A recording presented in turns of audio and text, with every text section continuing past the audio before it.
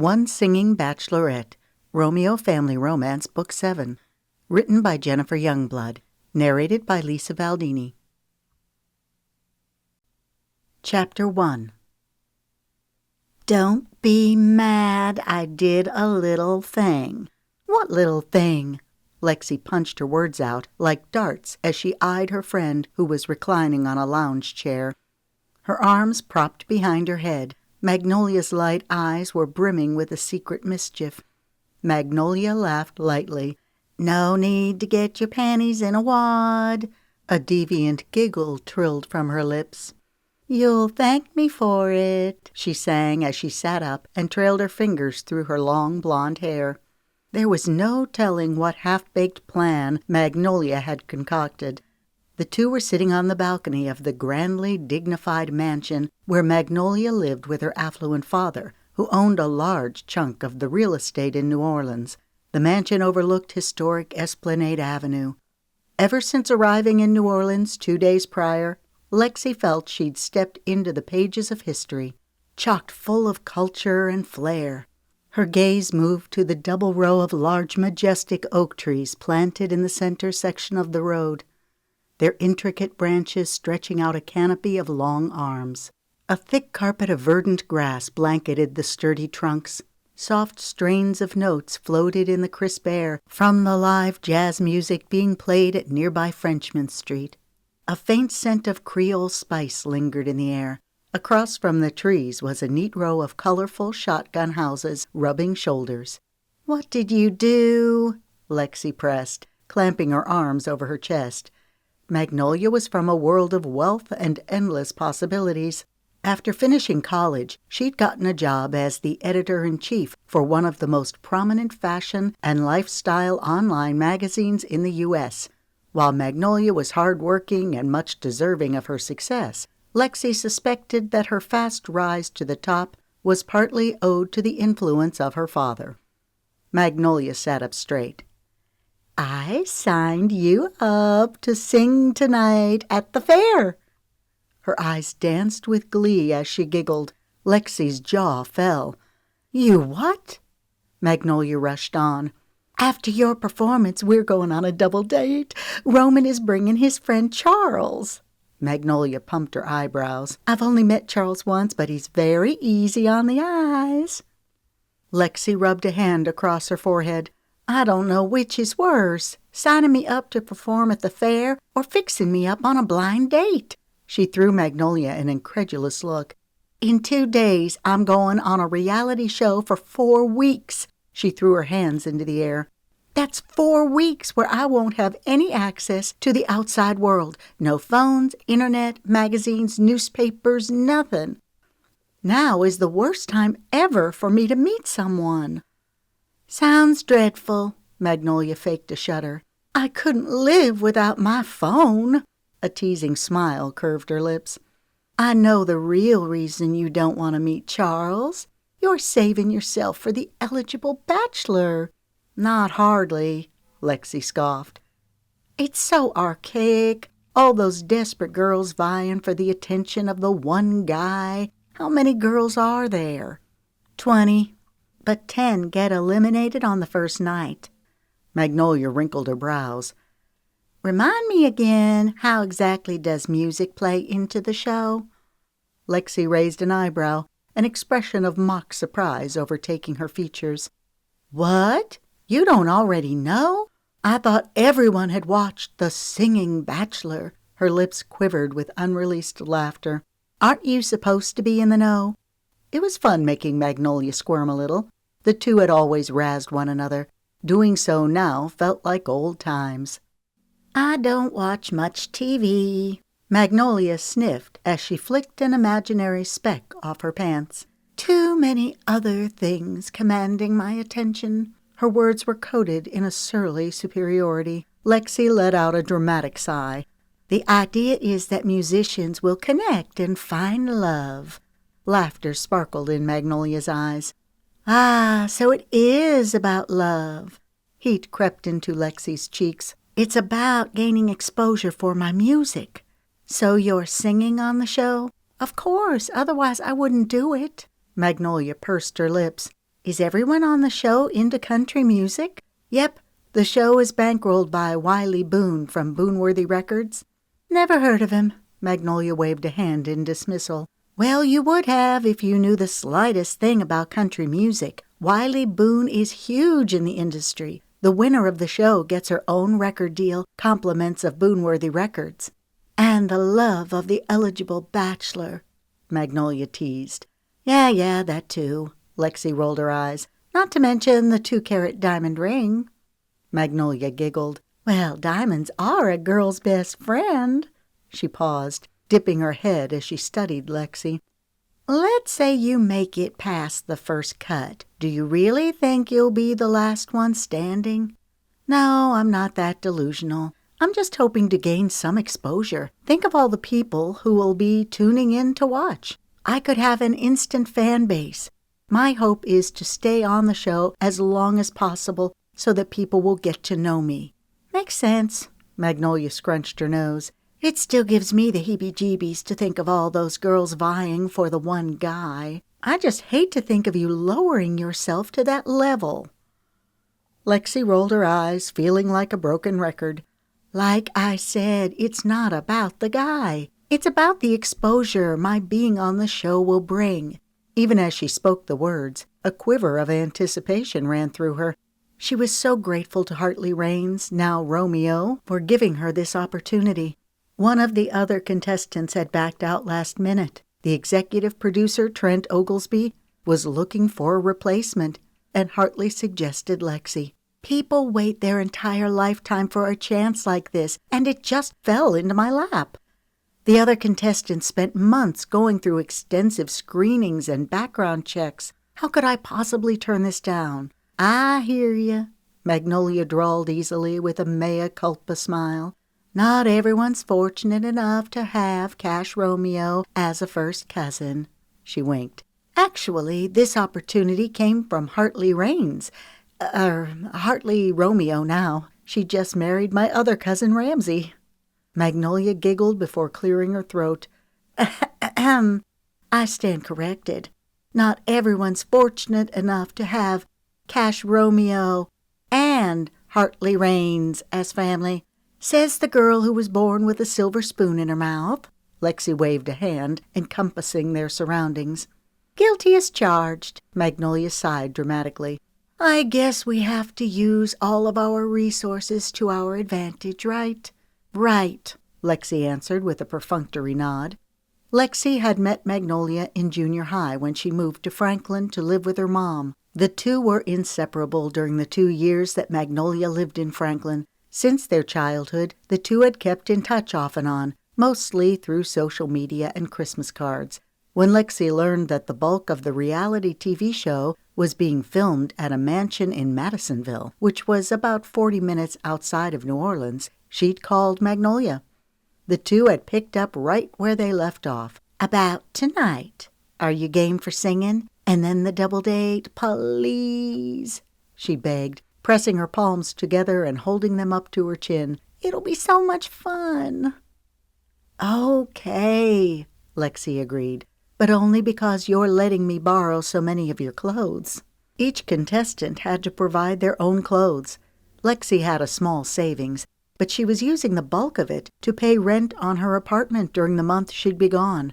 Also, she had to pay utilities and her car payment. Going on the show would cause Lexi to lose an entire month's worth of wages. Lexi could only hope that the exposure she gained from the show would be worth all of the hassle. Her boss wasn't happy about her taking a month off work. He told Lexi that he couldn't promise that her job would be waiting when she got back. Going on the show would either be the greatest decision Lexi had ever made or the dumbest. She had no idea which way the pendulum would swing. Magnolia stood. Let's go figure out what we're wearing tonight. Wait a minute. You haven't told me anything about the fair. What's the setup? Setup? Magnolia asked dubiously. What sort of sound equipment do they have? I don't know. It's outdoors. At an amphitheater. Does that help? A little. How many songs will I be singing? Probably 3 or 4. Magnolia shrugged her shoulders, offering an apologetic smile. I really don't know. How did you even find out about the venue? One of the photographers at the magazine was talking about it. I mentioned that you were coming to town and that you're going on the Singing Bachelor.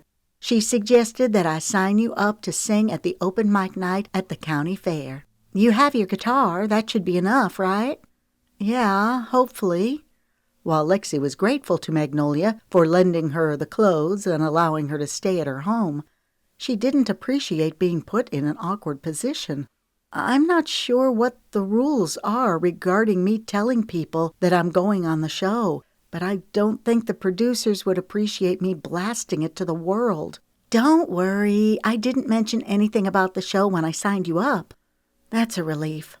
Magnolia smiled brightly. I figured that since we were already at the fair, then we could go on our double date afterward. She gave Lexi a pleading look. Please don't be mad. Oh, you'll love Charles. So, Charles is friends with your boyfriend Roman? Yep. A large grin spread over Magnolia's lips. How exactly did you meet Roman? At the country club. We play tennis together. Lexi frowned. Country club guys aren't really my type. Magnolia's hand went to her hip. I know you like the country bumpkin types. Hey, Lexi protested. Don't be knocking where I'm from. It stung that Magnolia was taking pot shots at her home. I'm not. I love Franklin and Nashville, you know that. Magnolia's voice held a hint of reproof. She pursed her lips as she assessed Lexi. But it can't hurt to broaden your horizons a little. Mark my word, you'll change your mind about those country club boys when you see Charles, Magnolia chimed. I doubt that, Lexi muttered. Trust me. I've heard that before. Lexi wagged a finger. The last time I listened to you and skipped chemistry to go shopping, I ended up spending a week in detention and getting grounded for a month. Oh, quit holding old grudges. Magnolia chuckled as she reached for Lexi's hand to pull her to her feet. Come on, party pooper. Let's go find us both something to wear. Her eyes danced as her voice dripped with drama. Something that will keep Charles Harrington pining away for you those 4 long, lonely weeks, while you're tucked away in some mansion, fighting off all those hopeful girls, so you can win the heart of the lone bachelor. Even though you've never laid eyes on him, you know in your heart that he's the only one for you. Magnolia batted her eyelashes. Lexi could have reiterated that it wasn't about finding love, but the effort would be wasted on Magnolia, who was determined to needle Lexi about it. Fine, Lexi said tonelessly as she allowed herself to be pulled to her feet. I'll go on the lousy date. Anything to shut Magnolia up. A blind date with a man named Charles Harrington? Lexi detested snooty prep school guys. This wasn't going to end well. Not well at all.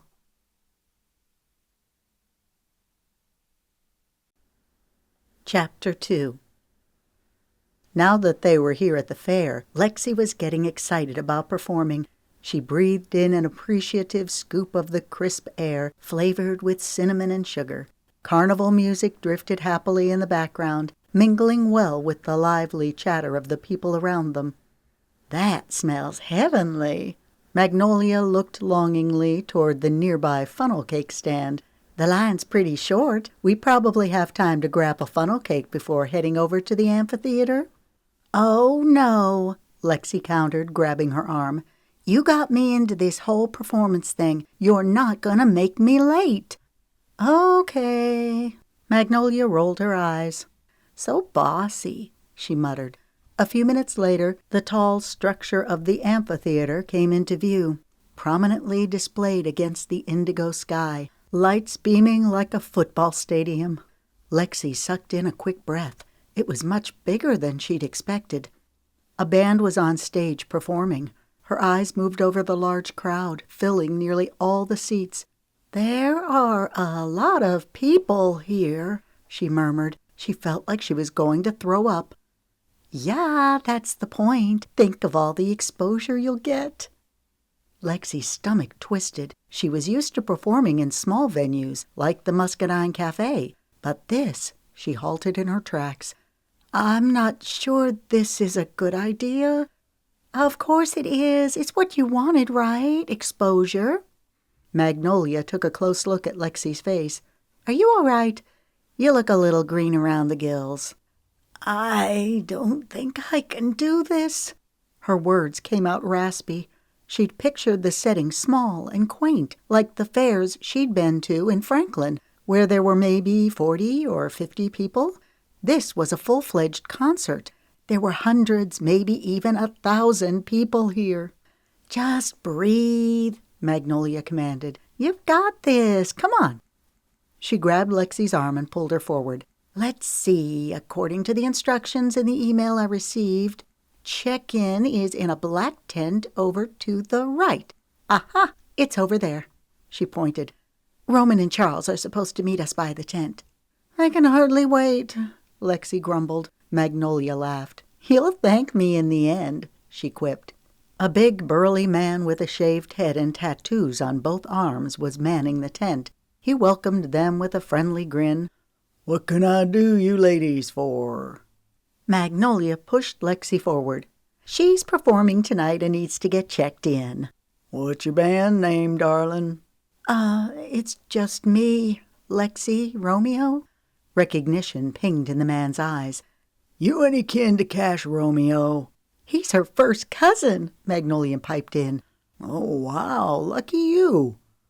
Lucky me, Lexi repeated mechanically. She dearly loved Cash, but it wasn't easy walking in his shadow. The man glanced down at his clipboard. Got you right here. He handed Lexi a badge. You'll need this to get to the boxed seats at the front of the stage. You wait your turn there.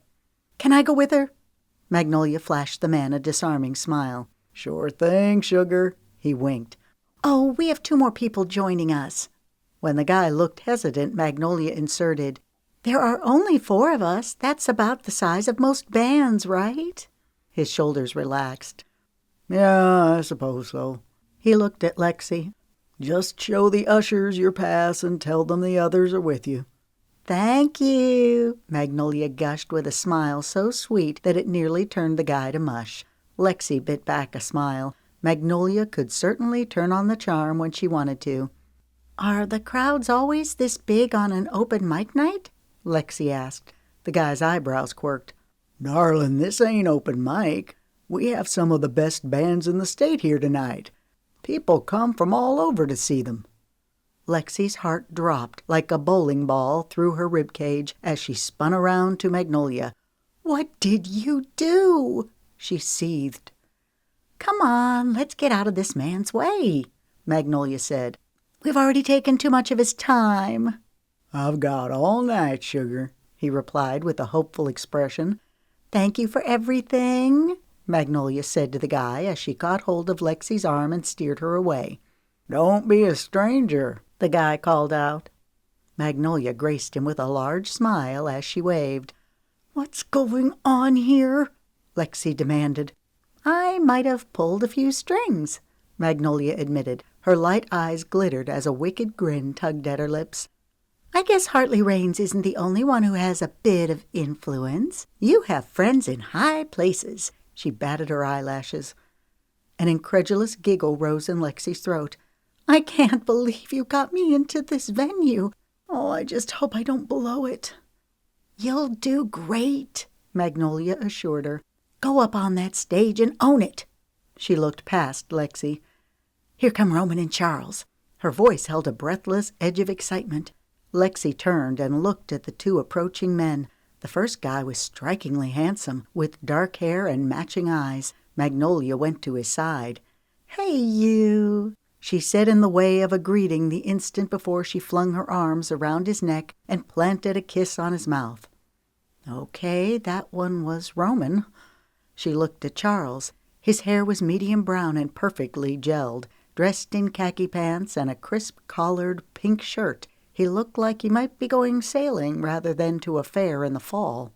As Magnolia said, he was very handsome in an over-the-top pretty boy way. Magnolia released her hold on Roman long enough to do the introductions. This is Lexi. Lexi, this is Roman. Hello, Lexi said as the 2 shook hands. Nice to meet you, Lexi. Her name hung a little soft on Roman's lips. Was that a flicker of interest she saw in his eyes as he looked her up and down? Oh, gross. Lexi hated guys with wandering eyes. "And this," Magnolia chirped like she was showing off a prize find, "is Charles."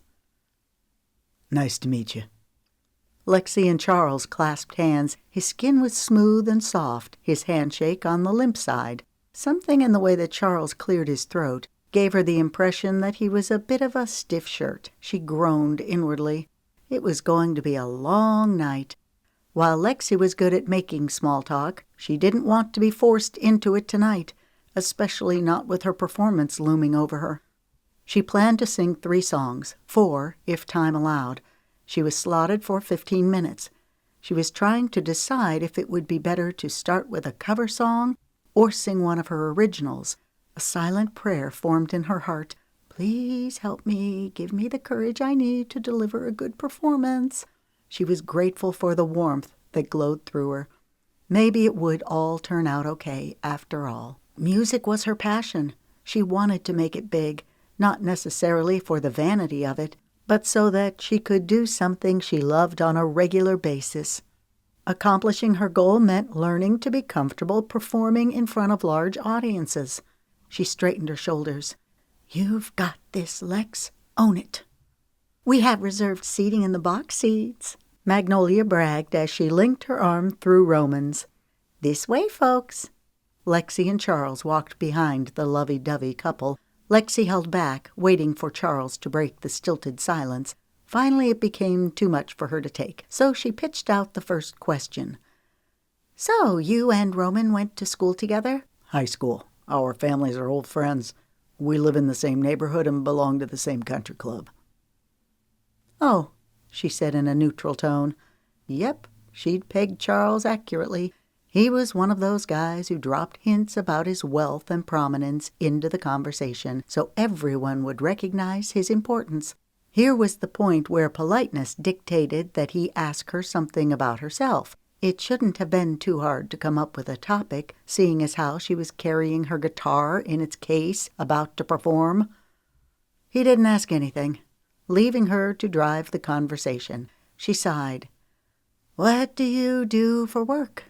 Surely he had a job, or maybe he just lived off his parents' money. Even as the catty thought flitted through her mind, she felt guilty for judging Charles so harshly. "I work for a capital investment firm called Rath Venture Partners." He thrust out his chest a little. "I'm a senior associate." Lexi had no idea what that meant, but she could tell that she was supposed to be impressed. She wasn't. She wrinkled her nose. "Rath Venture Partners sounds a bit ominous." "Rath is Irish for success, dwelling, or stronghold. The man who started the firm is Irish." "I see."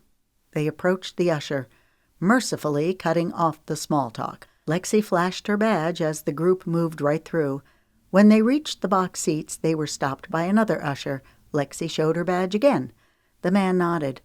"Glad you're here," he said in a brisk, no-nonsense tone. "There's one more band after this, and then y'all are up." He glanced at the group. Lexi started blinking a mile a minute, realizing what was happening. It's just me performing." His eyes widened. "Really?" "Yep," she responded, forcing a smile. Okay. I hope you're good. This is a tough crowd." "She can handle it," Magnolia said with an airy laugh that sounded a little forced. "Easy for you to say," Lexi mumbled. The usher looked confused. "I'm sorry, I didn't catch that." "Nothing," Lexi said easily, throwing Magnolia a death glare. "You've got this," Magnolia assured her with a smile so cheery that it could have lit up the Western Hemisphere. "Just own it." Lexi rolled her eyes. "That's the plan." This earned her a slight smile from Charles. Maybe he wasn't such a bad guy after all. They sat down. Lexi propped her guitar case against her legs and hugged it with her arms. She felt like she was in some sort of horrendous dream, the kind where you show up to your old high school and realize you don't have a stitch of clothes on. She swallowed the dryness in her throat, trying to bolster her courage. The only way out of this was to go up there and show him what she was made of. Hadn't she always wanted an opportunity to prove herself? She was so dang tired of living in Cash's shadow. Well, this time it was all about her. "You can lay that down flat if you want," Charles suggested, motioning at the guitar. "Thanks, but I'm good." The guitar was acting as a quasi-shield between her and Charles. Good thing, because she couldn't handle carrying the conversation any longer.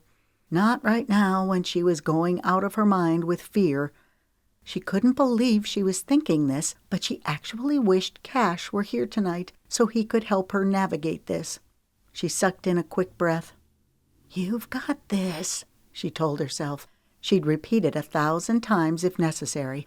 Lexi took a quick assessment of the band. They were good. The lead singer was picking a banjo. The song had the perfect combination of twang and pep. The longer Lexi watched the band, the more intimidated she became. A legion of butterflies swarmed in her stomach. Her throat was dry and scratchy. Why did she think she could be a performer? She was quaking in her shoes. She looked down the row of seats, her gaze moving to the aisle. Would it be terrible if she made a run for it? No one knew her here. She'd just be a no-show. It would serve Magnolia right to have to deal with the fallout, since she was the one who got Lexi into this mess. Lexi sank back into her seat. No, she couldn't run. She was a Romeo. She was born for this type of moment. Right? Right, her brain punched back. The band played their final song before the next band took the stage. This time the performers were all women. The lead singer had a full, rich voice that had a husky edge. The sound reminded Lexi a bit of Hartley. Her stomach churned. She felt like she might throw up any minute. She offered more silent prayers. Irritation rankled through her. Magnolia had gotten her into a huge jam this time. "You look petrified." She turned to Charles, realizing that he'd spoken. "I'm not petrified," she retorted in a knee-jerk reaction, her brows bunching. It ran through her mind that it was silly to dispute the obvious. Charles wore an expression of superiority, almost as if he were glad that she was terrified. Maybe he was one of those guys who liked seeing other people flounder because it made him feel better about himself. "I'm surprised you're going up there alone instead of with a band." She grunted. "It's not by choice, I can assure you of that." Charles lifted an eyebrow. "You don't want to go up there?" "Not really." "Then why are you doing it?" "It's a long story." The usher motioned with his fingers for Lexi to come. Her knees shook like jello as she stood, clutching her guitar to her chest. Her heart was pounding like a caged wildcat against her ribcage. "Wish me luck," she said to Magnolia. "I'll need it," she added through clenched teeth. Magnolia balled her fist and held it up. "You've got this." Lexi followed the usher to the side of the stage. He glanced at his watch. "They have 7 or 8 more minutes, and then you're up." Lexi nodded, her gaze moving to the sea of people in the audience. She just had to focus on the music. She'd performed countless other times. She could do it. Hopefully. 2 or 3 more minutes passed before the same guy returned. His expression was strained. "What?" Lexi asked. "I'm sorry," he winced. "We've had to make a last-minute schedule change. A local favorite band has agreed to perform. We're going to need to give them your slot." Lexi's jaw fell. "What?" Her mind raced to catch up to his words. "Why my slot?" It came to her in a flash. "It's because I'm only one person. It's easier for you to bump me than an entire band." She could tell from the guy's guilty expression that she was right on the mark. Forget that she was scared out of her mind to perform, or that Magnolia had practically dragged her here. The injustice of the situation overtook all else. Right now she was ticked. She glanced at the guy's name tag. "No, I'm not backing down." Her voice rose. "Dwight, I signed up on the docket, and I have just as much right as anyone else to perform." She looked past him at the band standing nearby. The blond guy who looked to be in charge was listening in on the conversation. "Is that them?" Dwight looked puzzled. "Who?" "My replacement." His face turned red. Yeah, that's them." She shot the blonde guy a scathing look. He met her glare full on. She was startled by the intensity of his sapphire eyes. To say that he was handsome would have been a misuse of the word. Charles Harrington was handsome. This man was striking, virile, the kind of guy who could command attention with the flick of his finger. Her nerve endings jumped to full attention. Time seemed to slow as her breath came faster. When a corner of his lip lifted in amusement, her anger rocketed to the sky. "Do you think this is funny?" She spun around to Dwight. "I have 15 minutes and I intend to use it." Dwight's voice was low and urging as he held up his hands. "Look, Miss Romeo, I'm sorry for the mix-up. Please don't make this any worse than it already is." She barked out a laugh. "Worse for who? For you or for Mr. Rebel without a cause over there?" She threw the blonde another look that could kill. He strolled over in lithe steps, his expression one of polite amusement. "What seems to be the problem?" Dwight's face was blistering red. Mr. O'Brien, we have a problem." He motioned at Lexi. "Miss Romeo was set to go on, but we're having to shift around the schedule." He scratched his head. Due to your last-minute arrival." "You mean boot me off?" Lexi hissed. She was mad enough to chew nails and spit out a barbed wire fence. The blonde guy's eyes rounded in what looked to be genuine surprise. "You're replacing her with us?" "He'd like to," Lexi retorted. "Over my dead body." The blonde chuckled. "I don't think it'll come to that," he said in an easy tone. "Nobody has to die." He graced Lexi with a smile so dazzling that for a split second it sent all rational thought flying right out of her head. He was even better looking up close, with his chiseled features and prominent cheekbones. His tawny gold hair was longer on top and tapered around the sides. A lock fell over his eye. He swiped it away with an unconscious gesture. "You're performing alone?" Lexi squared her jaw, her words flapping like a battle flag. "Yes, I am." The guy grinned. "That's impressive." She wasn't sure how to take the comment. Was he sincere or patronizing? In a flash, she took in his long, lean frame. Sheesh, he was cut. His black T-shirt hung nicely on well-modeled abs. Faded jeans, a silver square belt buckle, worn leather boots. All he needed to complete the picture was a cowboy hat. Then again, it would have been a shame to cover up that golden hair. Lexi had always been a sucker for blondes. Her blood ran faster, pings of awareness shooting through her. He tipped his head. "Romeo," he mused. "You any relation to Cash Romeo?" "He's my first cousin." She saw the startled look on Dwight's face and figured he was rethinking his decision to toss her aside like last week's leftovers. The blonde looked impressed. "Wow." He folded his arms over his chest, looking her up and down. "Are you any good?"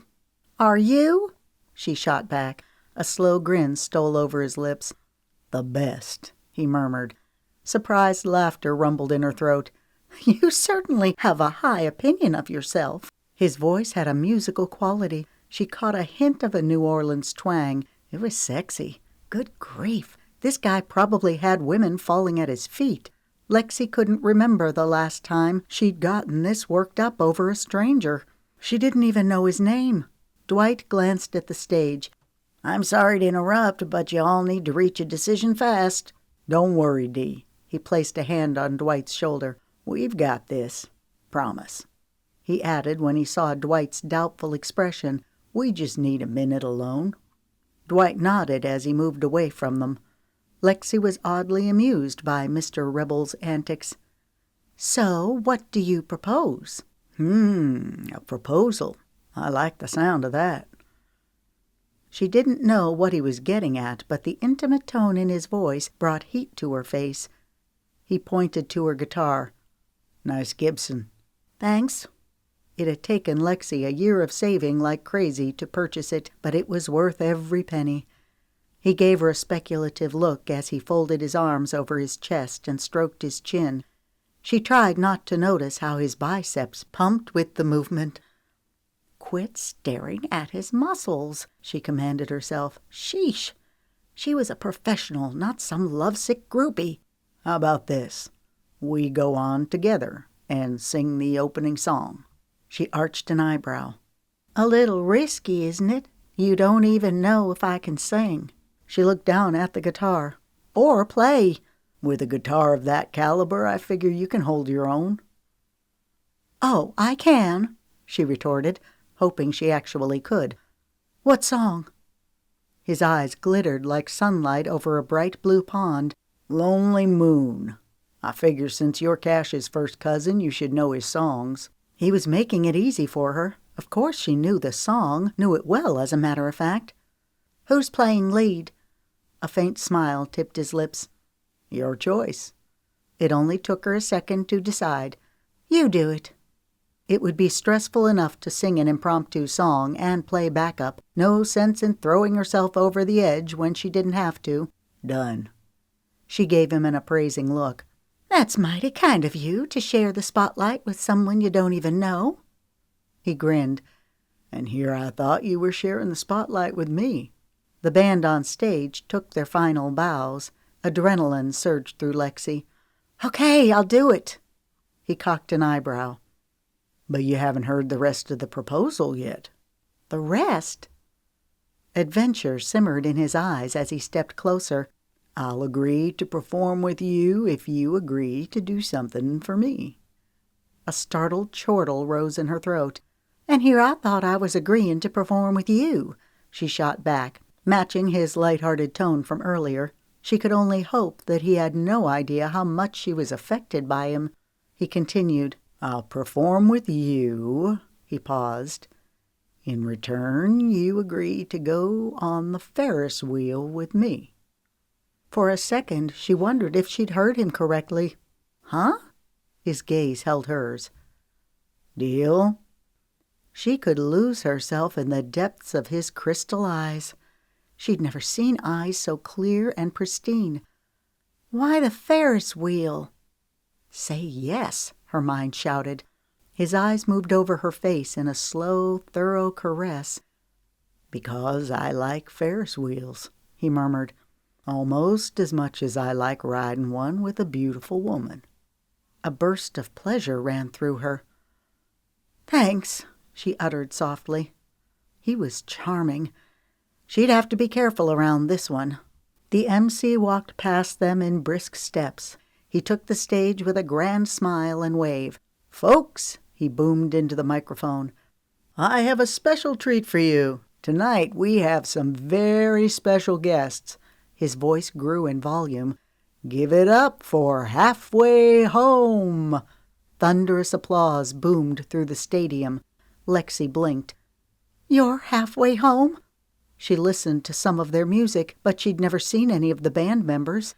They were super talented. No wonder Dwight had wanted to bump her in lieu of them. He bowed slightly, a boyish grin overtaking his features. Asher O'Brien, at your service. Lexi Romeo, she responded. Lexi, he uttered as if committing her name to memory. It suits you. Asher turned to his band members. Guys, we're going to do a little something different tonight. He looked at Lexi and winked. Y'all try and keep up.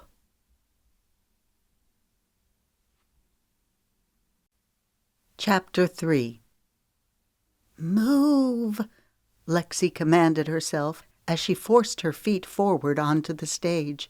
She made sure to hold her shoulders erect and plaster a bright smile over her face. She could at least pretend to have it all together. She moved to an open mic. Her hands were oozing perspiration to the point where it was a wonder she could keep hold of her guitar. Lexi was surprised when Asher reached for a microphone stand and placed it a foot from where she was. In addition to the band members taking their places, roadies did a mad dash run onto the stage, bringing all the equipment. A guy handed Asher his guitar. Thanks, he said casually as he slid the strap over his shoulder. Lexi noted that his guitar was a Gibson also, but it was a deluxe, top-of-the-line model that probably cost double what Lexi's had. He threw Lexi a fearless smile before turning his attention to the audience. How you doing tonight, New Orleans? He boomed. The crowd cheered with an excitement so intense that it was nearly palpable. "Let's start with a familiar favorite. 1, 2, 3, 4. He counted off before strumming the introduction. The band piped in seamlessly as if they'd practiced the entire thing. Lexi had no trouble playing backup. She was delighted at how well the impromptu performance was going. It helped that they were all seasoned musicians. Lexi felt a burst of confidence, grateful that she could hold her own up here. When Asher began singing, the crowd went wild, recognizing the song Lonely Moon. Asher's tenor voice had a clear, bell-like sound. It threw Lexi off momentarily because she was used to Cash's huskier baritone voice. The longer Asher sang, the more enthralled she became with his voice. When it was time for Lexi to join in on the chorus, she piped right in, harmonizing with him. Lonely moon, forever in my room, always there, always plays fair. My lonely moon, I won't leave you so soon. Lexi could tell from the look on Asher's face that he was impressed. A swell of confidence ran through her, bringing a zing of energy. Lexi put all her energy into the song as she joined Asher on the second verse. Tattered dreams and intermittent screams fill the chamber of my searching heart. You say you want a fresh start, but trusting you, well, that's just not smart. I see your lying smile and hope you'll stay for a while. My heart knows what my head will refuse. It's no use because there's always another excuse. Don't mind me because I'm free to go back to my lonely moon. For a second, the crowd disappeared and it was just her and Asher. Their eyes met as Lexi savored the moment. When the last strains of the song died away, Lexi felt a wave of exultation. Asher gave her a large, unencumbered smile, showcasing a dimple on his right side. He held up a fist. "Ladies and gentlemen, give it up for Lexi Romeo." This brought a round of applause. Lexi took a slight bow. "How about another song?" He gave Lexi a hopeful look. She rocked back. "Sure, that is if I know it." A boyish grin lit his features. "Halfway home." The song had put Asher's band on the map. Lexi was surprised Asher wanted to sing it now rather than waiting until the end of the performance. She wondered if he was intentionally picking the one song that she would have a better chance of knowing. "I'll do what I can," she answered with a grin. "Good enough," he drawled as he began playing the introduction. When the song ended, Lexi decided that she was quite pleased with her performance. She'd hung with Asher well. Waving to the crowd, she practically sailed off the stage, her feet hardly touching the ground. She watched from the wing, marveling at how adept Asher was at wielding the audience. Anticipation thrummed a fast beat through her veins as she wondered what would take place after the performance. Was Asher serious about the Ferris wheel ride? "Thank you," Asher said heartily as he gave the crowd a farewell wave before trotting off the stage. He spoke to his band members briefly, shaking hands and giving a couple of them high fives. Lexi shuffled her feet, tightening her hold on the handle of her guitar case. He turned to face her, a large smile breaking over his features. "You're a natural," he said as he bridged the distance with fast steps, and caught her in a hug, guitar case and all. Electricity zinged through her when she felt the tickle of his warm breath on her ear. "Great show." "Thanks," she said softly. "You too." He pulled back, studying her. "So how about our proposal?" Laughter gurgled in Lexi's throat. "I'm ready whenever you are." Her face fell as a sudden thought raced through her mind. "Dang it!" "What?" She pushed out a heavy sigh, feeling like she had a block of concrete chained to her leg. "I have a date waiting for me in the audience. My friend set me up on a blind date," she inserted quickly when his brows slanted down. She rolled her eyes. "It's been painful so far, but I'm kind of committed." A playful grin overtook his lips. "Sounds like you're in a bit of a pickle." His eyes danced. "You do owe me a Ferris wheel ride, after all." "Yes, I suppose I do. I guess my date will just have to wait until after our ride."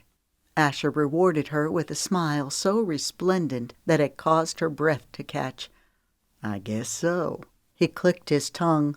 "You're a popular woman." "So it would seem," she laughed. He pressed his lips together as his head swiveled back and forth. He shoved his hands into his pockets, rocking forward on the balls of his feet. "Well, I guess it's settled. Let's go meet your date and break the news to him." He reached for her guitar case. "I'll take that," he chimed. "Thanks." Her cells were swirling with exhilaration at being near him.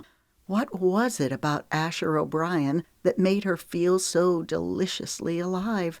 She couldn't pinpoint just one thing, but rather he was the whole package. It was the same with music. Sometimes all of the components were there, but the song just didn't gel. Kind of like her and Charles Harrington.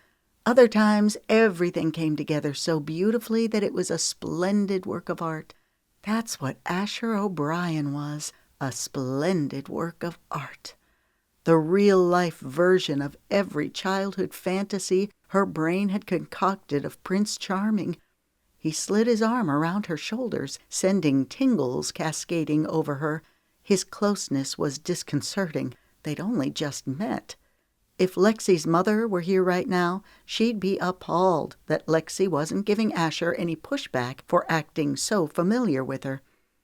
In her defense, Lexi was normally more guarded when it came to men. She was used to getting hit on at the restaurant by big spenders who felt like because they'd given her a nice tip, that it entitled them to more than the competent and friendly service that waiting on tables demanded. Somehow Asher was different.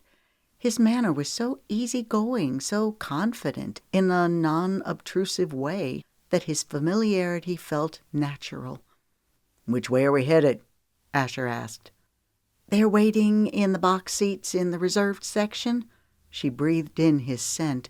It was decidedly masculine. A combination of musk, cologne, and mint. "You and your band are really good." "Thanks," he said offhandedly. "So are you." She smiled at the compliment. "We make a great team," he said appraisingly, squeezing her shoulders. "Yes, we do," she motioned. "Here we are." "Hey, guys," Lexi said in a way of greeting. Magnolia's eyes bulged when she saw Asher's arm perched around Lexi. She rose to her feet. "Hey, wow," she stammered with a shaky laugh. "That was some performance. Y'all were dynamite together." "I think so," Asher said pleasantly. How did this come about?"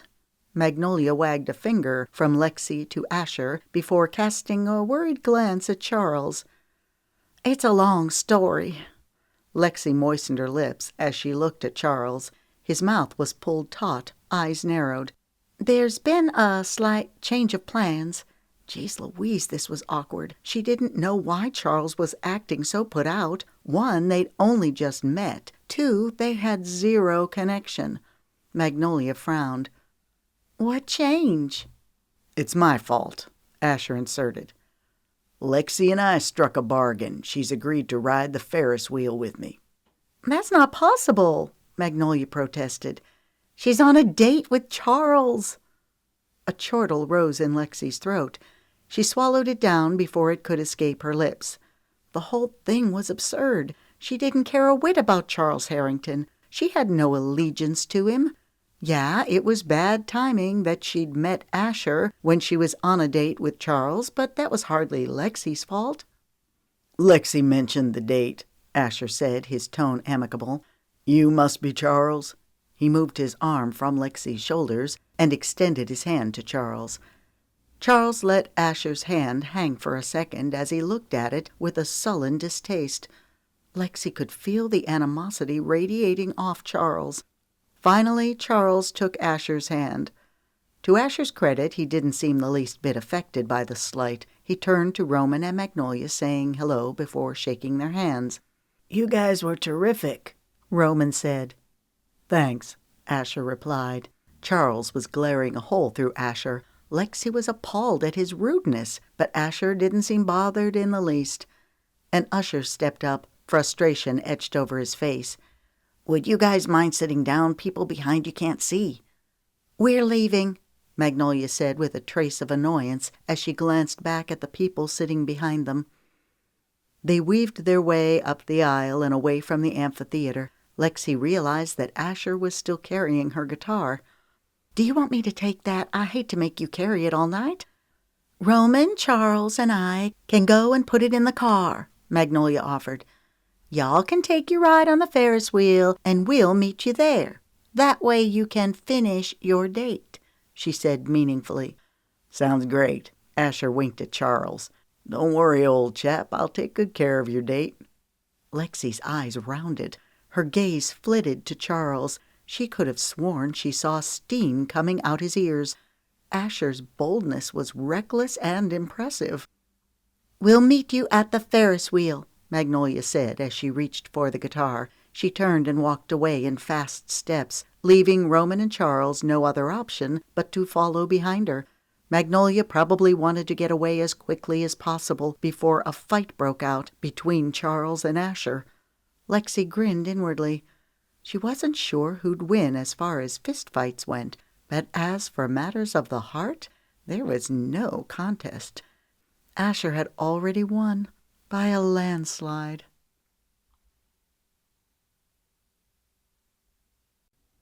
Chapter 4. When it was just the two of them, Lexi sniggered. "Old chap? That was a bit presumptuous." A boyish grin stole over Asher's lips, lighting his features. "All's fair in love and war," she chuckled. "Is this love or war?" Melodic laughter flowed from his lips. "Maybe a little of both." His eyes moved over her face, as if drinking her in with appreciation. Her skin warmed beneath his inspection. He slid his arm around her shoulders as he pumped his eyebrows. "So, Lexi Romeo, you ready to take the ride of your life?" A thrill shot through her. In that moment, she would have gone to the moon and back if he'd asked. Asher was so darn sexy, so in the moment alive, a thrill ride from the word go. Just the sort of guy that could turn her head and keep it that way for a long, long time. "You are presumptuous." "And you're beautiful." The compliment took her off guard, brushing her cheeks with heat. She clicked her tongue. "You are charming." Her hair ruffled lightly in the breeze. There was a taste of magic in the air, making her feel like anything was possible. Asher sucked in an exaggerated breath. When he spoke, his words came out fast and rushed. His sapphire eyes danced with playfulness. "Okay, Lex, we've only got a few minutes before Charles and his posse come back to drag you away. Tell me everything about yourself." A chortle gurgled in her throat. "What do you want to know?" "Where are you from?" She grinned at the eagerness in his voice. "Franklin, Tennessee." "Ah, same as Cash." "Yep. Do you know Cash?" "Only by reputation. Everyone knows Cash Romeo. He's one of the kings of country music." "Yes, he is," she said with a touch of sarcasm. He blinked. "You don't like Cash?" "I love Cash. He's my cousin, after all." She pressed her lips together, her brows knitting. "It's just hard walking in his shadow all the time, you know." Maybe that was too much information, but she wanted Asher to get to know the real her. He looked thoughtful. "I can see that, although it can't hurt you to have that connection." "One would think. Cash gave me my shot and introduced me to his label execs. I performed." She paused, her stomach tightening. It was humiliating to admit this out loud, especially to a musician of such high caliber. "What?" he prompted. She pushed out a breath. "Long story short, they weren't impressed." He guffawed. "How could they not be? You're an incredible performer." "Thank you," she murmured appreciatively. "How could they not like you? What did they say?" "That while my performance was technically sound, I wasn't what they were looking for. They said I was too ordinary." The words left a sour taste in her mouth. His eyes rounded to twin lassos. "Ouch." "Yeah, ouch," she mumbled as whispers of that dark time in her life picked at her. Lexi had been so hopeful going into the audition. But then all of her hopes were dashed to pieces. It had taken her several months after that before she could even pick up a guitar. She'd thrown herself into cooking instead, contemplating becoming a chef. And yet in the end, the music had still called to her. She couldn't let it go. "I'm sorry. I'm sure there was more at play than you realized. They were probably looking for a specific sound." "That's what Cash said, but I figured he was just trying to make me feel better." "He offered me a spot on his tour as a backup singer." Asher's voice lilted in surprise. "Why didn't you take it?" "I thought about it." She nibbled on her lower lip, trying to decide how much of her family's life she wanted to tell Asher. It was a little soon in the relationship to be revealing all of the deep, dark secrets. "My mom was having some health problems. I just didn't feel like I could break away at that time." "That's understandable. My mom has her fair share of health problems." "Oh, what kind?" "Fibromyalgia. I'm sorry." Her mom's problems were more emotional than physical, but Lexi didn't want to go into that right now. "She manages it pretty well most of the time, but sometimes it knocks her off her feet." "It wasn't just my mom's health that kept me from going on tour." "What else?" Lexi pushed out a dry laugh. "Part of it was my stubborn pride. I didn't want Cash giving me a handout. As time went on, I realized that I was reacting out of frustration. I was cutting off my nose to spite my face. That's why when Hartley offered me the chance to go on—" She stopped mid-sentence. Oops, she was telling too much. Asher was just so easy to talk to. She'd have to be more careful to keep her guard up and not spill out her entire life story. "Are you talking about Hartley Raines?" "Yeah." Lexi hoped Asher wouldn't ask her more, but he did. "Tell me the rest," he prompted. They'd arrived at the Ferris wheel. "Hartley Raines is married to my other cousin, Ramsey, Cash's brother." "Wow, you're doubly connected." "I guess so." Lexi's phone buzzed in her pocket. She pulled it out. Her best friend Lemon was calling. "Sorry, I need to take this." Considering all that Lemon had been through recently with her amnesia and then the harrowing experience with a crazy stalker, Lexi figured she'd better take Lemon's call to make sure she was okay. Asher touched the small of her back. The gesture was casual. Asher probably thought nothing of it, and yet it stirred delicious shivers down Lexi's spine. "No worries, you get in line and I'll meander over to the ticket guy and find out how much it costs to ride." Lexi nodded as she answered the call and moved to get in line. "Hey, how are you doing?" "Great," Lemon gushed. "Jackson and I have been hanging out at the ranch today. I keep trying to get him to slow down so his ankle will heal faster, but he's not having it." Hearing the happiness in Lemon's voice brought a swell of relief. She was so glad Lemon was doing so well. Lexi chuckled.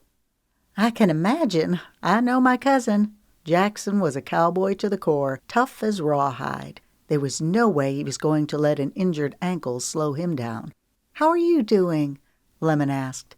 Lexi looked up to the front of the line to where Asher and the guy taking tickets were laughing and talking like old friends. It was impressive how comfortable Asher was in his own skin. It was no surprise that he got along so well with people. He had a quicksilver quality that was very charming. "I'm doing well," she smiled. "Great, actually." "You ready for the show?" "As ready as I'll ever be, I suppose."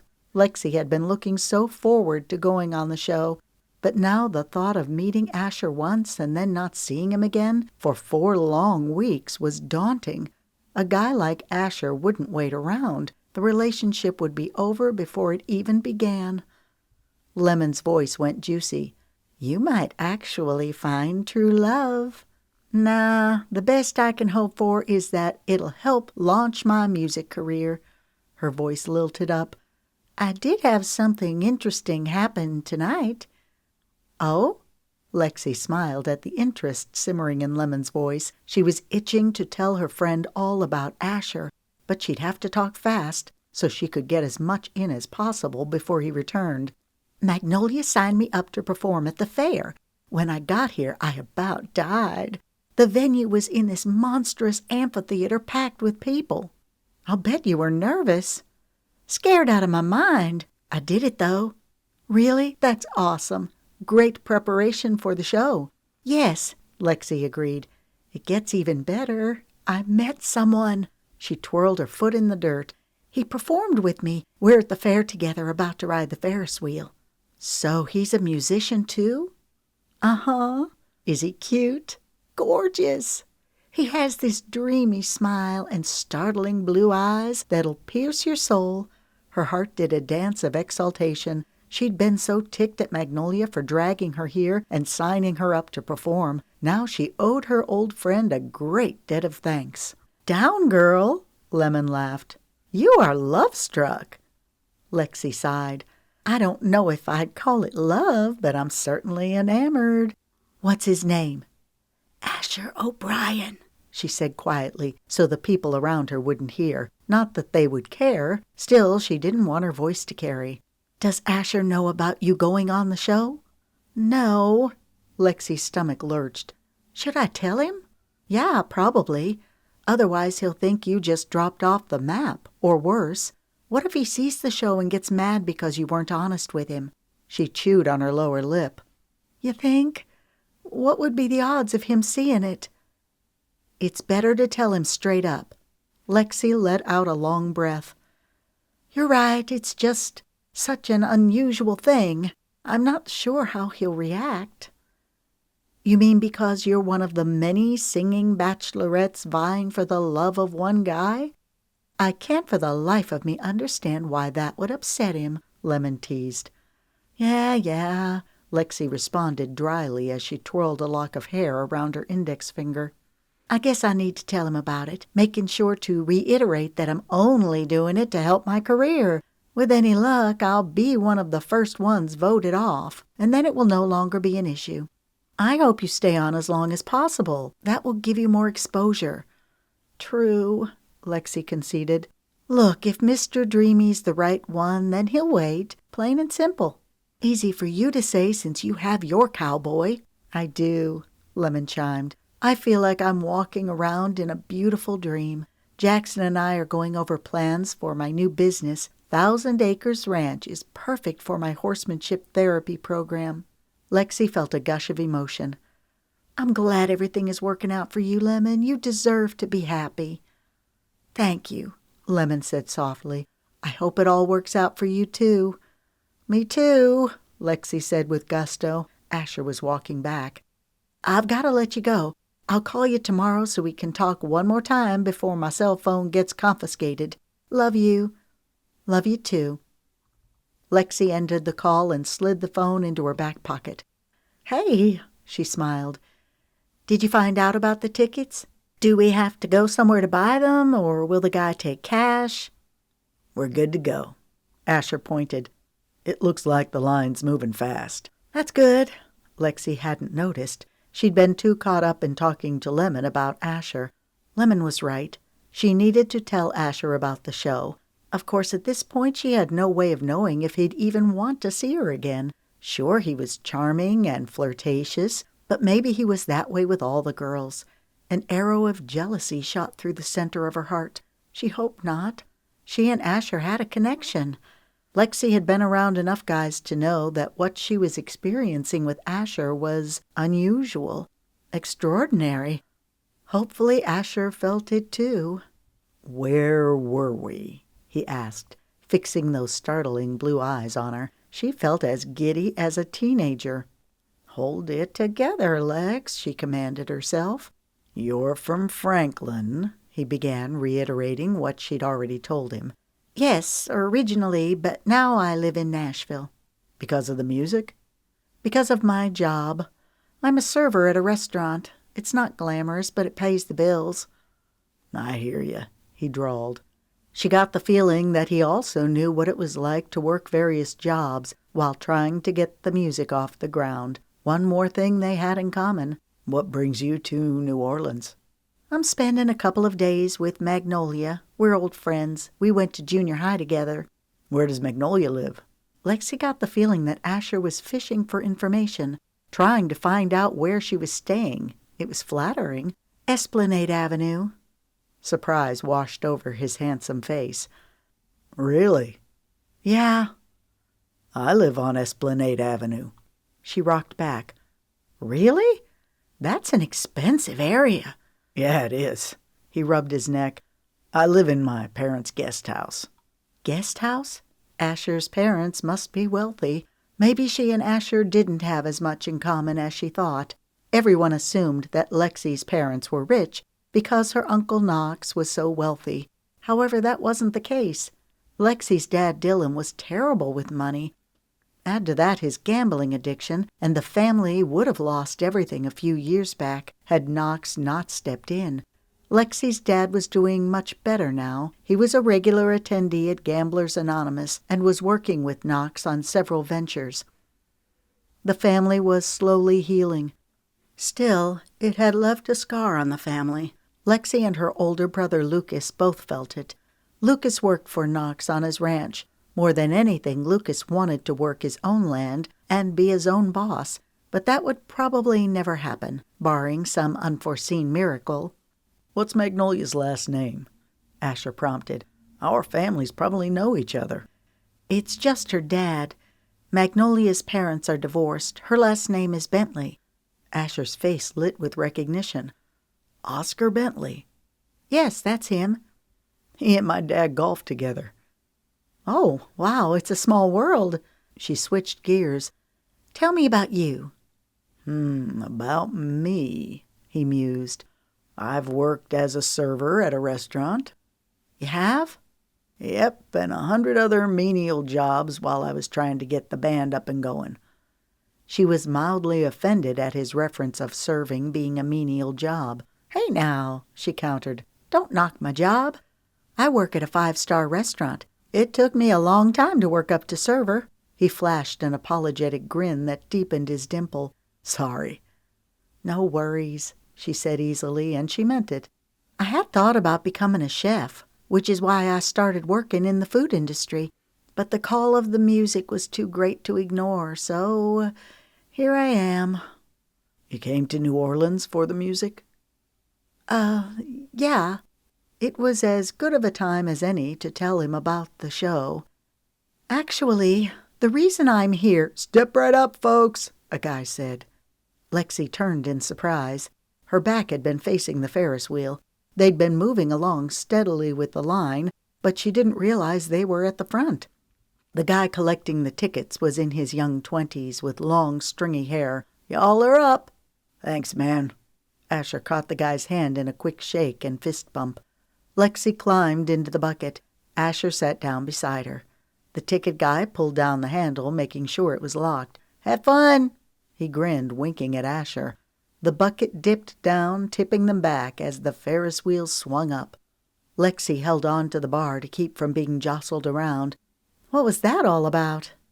Asher draped an arm around her and scooted close, sending a whoosh of energy spritzing through Lexi. What was what? He asked with an innocent smile. That exchange between you and the ticket guy.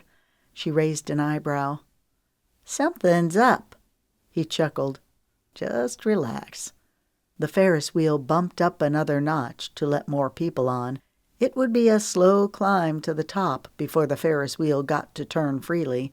You were just about to tell me why you're here in New Orleans.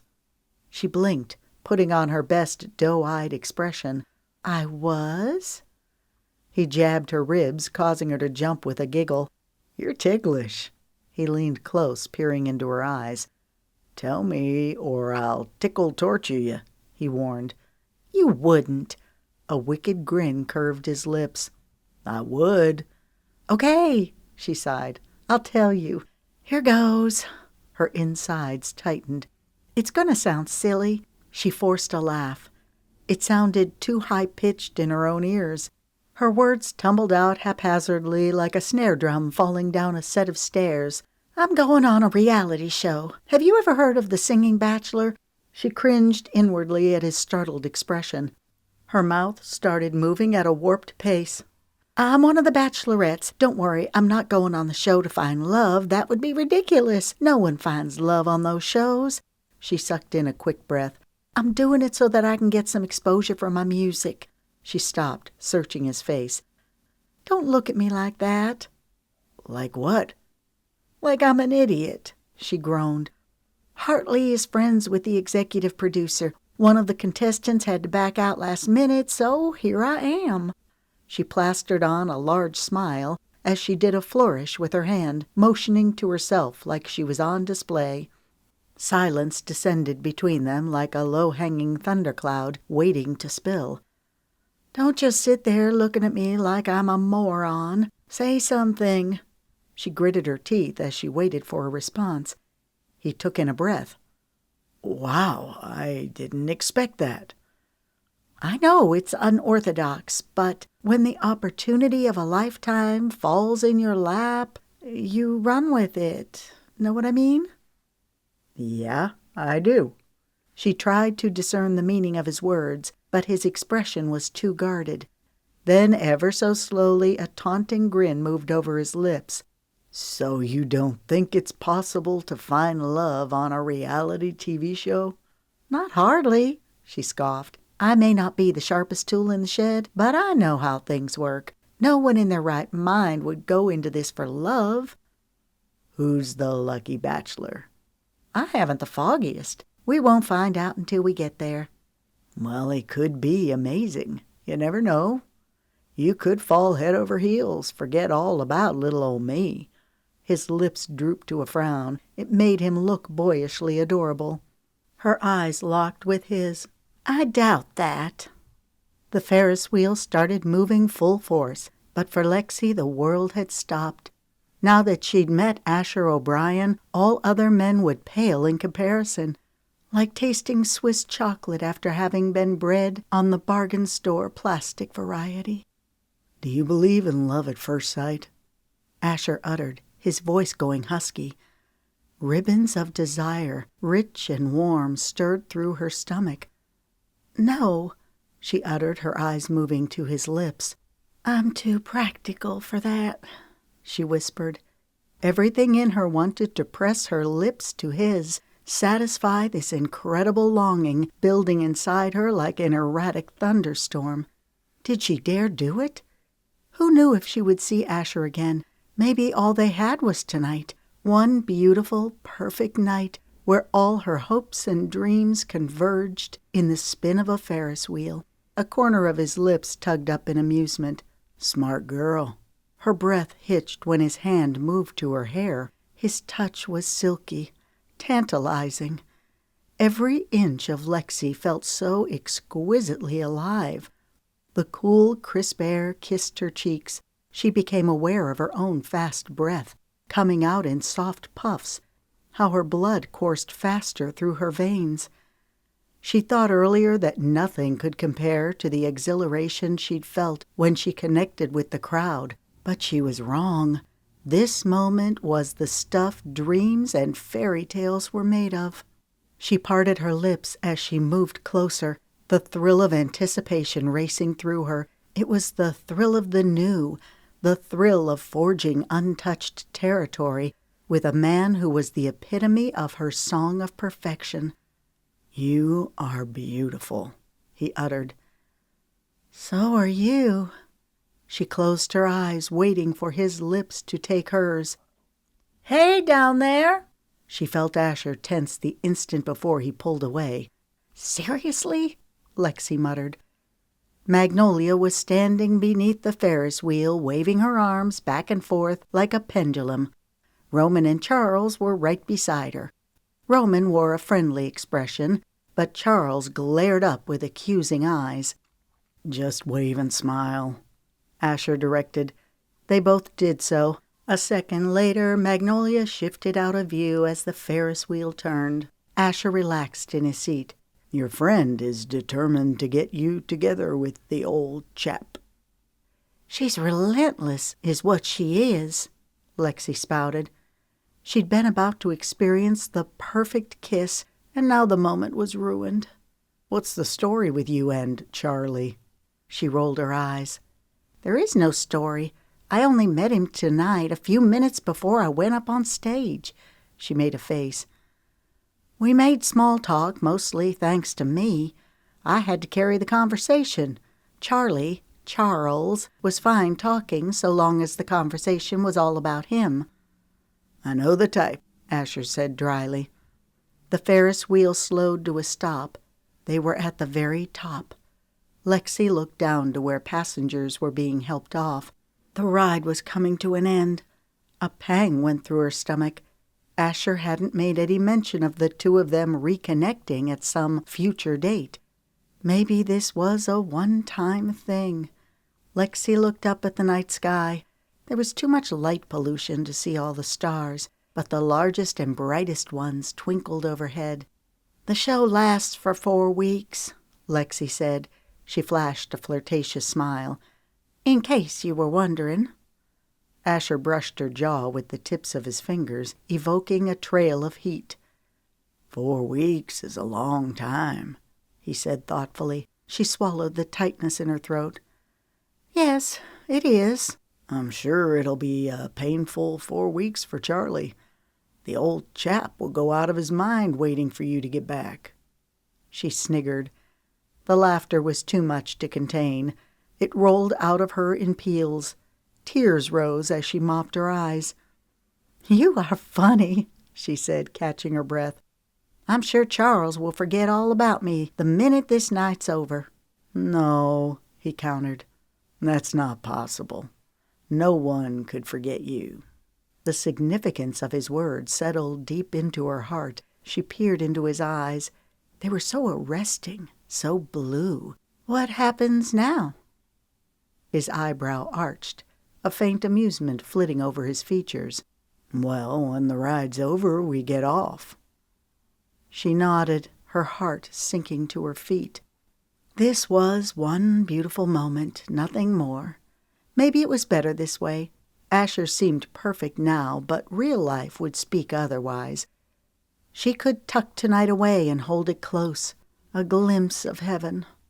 The people in the bucket just below them climbed out. Despondency washed over Lexi. "It's almost our turn to get off." The wheel pivoted. They were now at the very bottom. Lexi was surprised when the operator pressed the button, sending them swinging past him. "What?" She laughed. Asher didn't look the least bit surprised. Suddenly she understood the meaning of the earlier exchange between Asher and the guy. Lexi caught sight of Magnolia's distraught expression. "Uh-oh," Asher quipped. "What?" "The old chap's getting restless. He's starting to wear a trail in the gravel."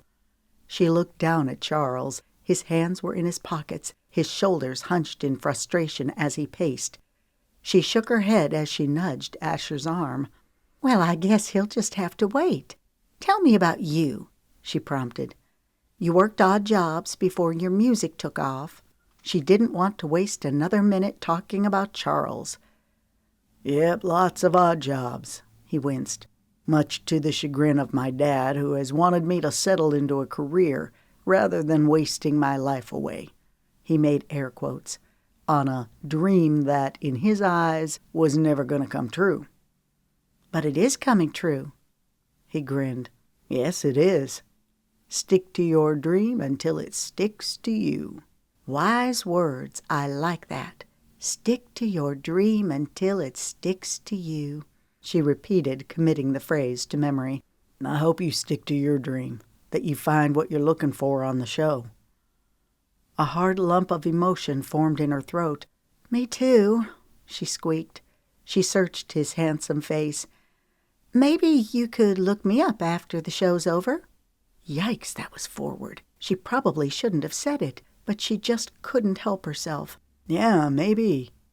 Several emotions pinged through his eyes. Her heart plummeted. "Or maybe not," she snipped, deflated by his non-committal tone. A glib grin broke over his face. "I guess we'll just have to leave it in the hands of fate and hope that our paths cross again." She grunted. "That's just the thing. I've never been a leave it in the hands of fate kind of girl. Sometimes fate needs a little push, you know." Her statement was met with silence. She shrugged. Well, at least we'll always have the Ferris wheel. She offered a wistful smile. Yes, he chuckled. We'll always have that. The wheel went around a few more times as they chatted about insignificant things. All the while, Lexi kept dreading the moment when the ride would be over. They came to a stop at the bottom. The operator lifted the bar and helped them off. They walked in silence over to Magnolia and her group. I didn't think they were ever going to let y'all off, Magnolia huffed. Are you ready? Yep, Lexi said mechanically as she turned to Asher. She had the curious feeling of her heart being ripped in two. It was ridiculous feeling such a loss over a guy she'd just met. Asher caught hold of her hand. He lifted it to his mouth, his lips brushing a tender whisper against her skin. Thanks for everything. An inexplicable longing swelled inside of Lexi. With that longing came an acute sense of loss. You're welcome, her voice hitched. Thanks to you, too, for everything. Until fate brings us together again. She forced a smile. Until then. Asher released her hand and offered a jaunty salute to the group before turning on his heel and striding away in a fluid gait. Lexi had the unreasonable urge to charge after him. She watched until he disappeared into the crowd. Charles cleared his throat, prompting Lexi to turn around to face him. The light and magic had gone out of the evening, leaving a dull hollowness. What ride should we go on first? Magnolia asked. Not the Ferris wheel, Charles muttered darkly. How about the roller coaster? Magnolia stepped closer to Roman and slipped her arm through his, giving him a coquettish look. You game? Let's do it, Roman asserted. The happy couple trotted in that direction with Lexi and Charles trailing behind him. The nerve of that guy astounds me. Charles seethed. Lexi blinked. Excuse me? Surely he wasn't talking about Asher. Charles smirked. Do you have any idea who Asher O'Brien is? A musician. The most amazing guy I've ever had the pleasure to meet, she added to herself. He'd gone out of her life as quickly as he'd come into it. You know the capital investment firm that I work for? Yeah. She had to fight the urge to roll her eyes. Not the capital investment firm again. Asher's father started it. The air left Lexi's lungs. Really? No wonder his dad wasn't keen on Asher being a musician. Yep, the guy's a flake, Charles muttered. He can't hold down a steady job to save his life. Asher O'Brien has been given every opportunity for success, and he threw it all away for some ridiculous band. Lexi's spine went ramrod straight. Asher is a talented musician, she countered. You can't fault a guy for following his dreams. He groaned. Don't tell me he's gotten to you, too. He shook his head in disgust. Come on, you're smarter than that. What do you mean? Charles Harrington was tromping on her last nerve. I'll have you know that music is a respectable career. Look at my cousin Cash and Hartley Raines. They're accomplishing great things with their lives. He held up his hand. It's not just Asher's music that I have a problem with. Asher O'Brien is a notorious player. He runs through girls faster than a duck through water. Lexi went stone cold as her heart thudded like a lead ball in her chest. She'd known from first glance that Asher was the type women swooned over. He was charming with a silver tongue. She'd warned herself from the get-go that she needed to be careful, and yet she had let her guard down. It was just that she'd felt such a strong connection to him, and she thought he'd felt it too, right up until he started talking nonsense about fate bringing them back together. That was Asher's way of letting her down easily so he could traipse on to the next conquest. It would have been so easy for them to exchange numbers and reconnect after the show. But no, Asher was looking for a way out. Humiliation burned through her veins. She shouldn't have opened her big, fat mouth about them getting together. It made her look desperate for his affection. Lexi lifted her chin, hugging her arms. You don't have to worry about me falling for Asher O'Brien. I've got his number. She felt like a complete idiot. She should have been listening to her head instead of her heart. She'd been around long enough to know how guys like Asher O'Brien operated. All that drivel about love at first sight was just so he could get a kiss. When Magnolia spoiled that with her interruption, Asher was done. Lexi meant nothing to him. Good, Charles sighed in relief. I'm glad you can see through his charade. Yeah, me too. Lexi's words dribbled off to silence as her heart locked away the vision of perfection that was never meant to be.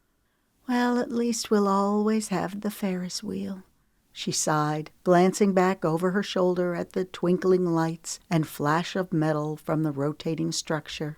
Charles dipped his head. I'm sorry, I didn't catch that. Nothing important, she replied, forcing her voice to sound nonchalant.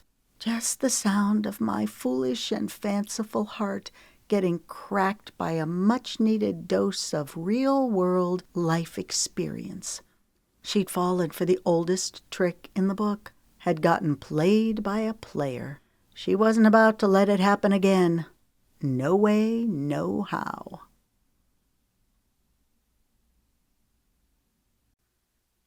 Chapter 5.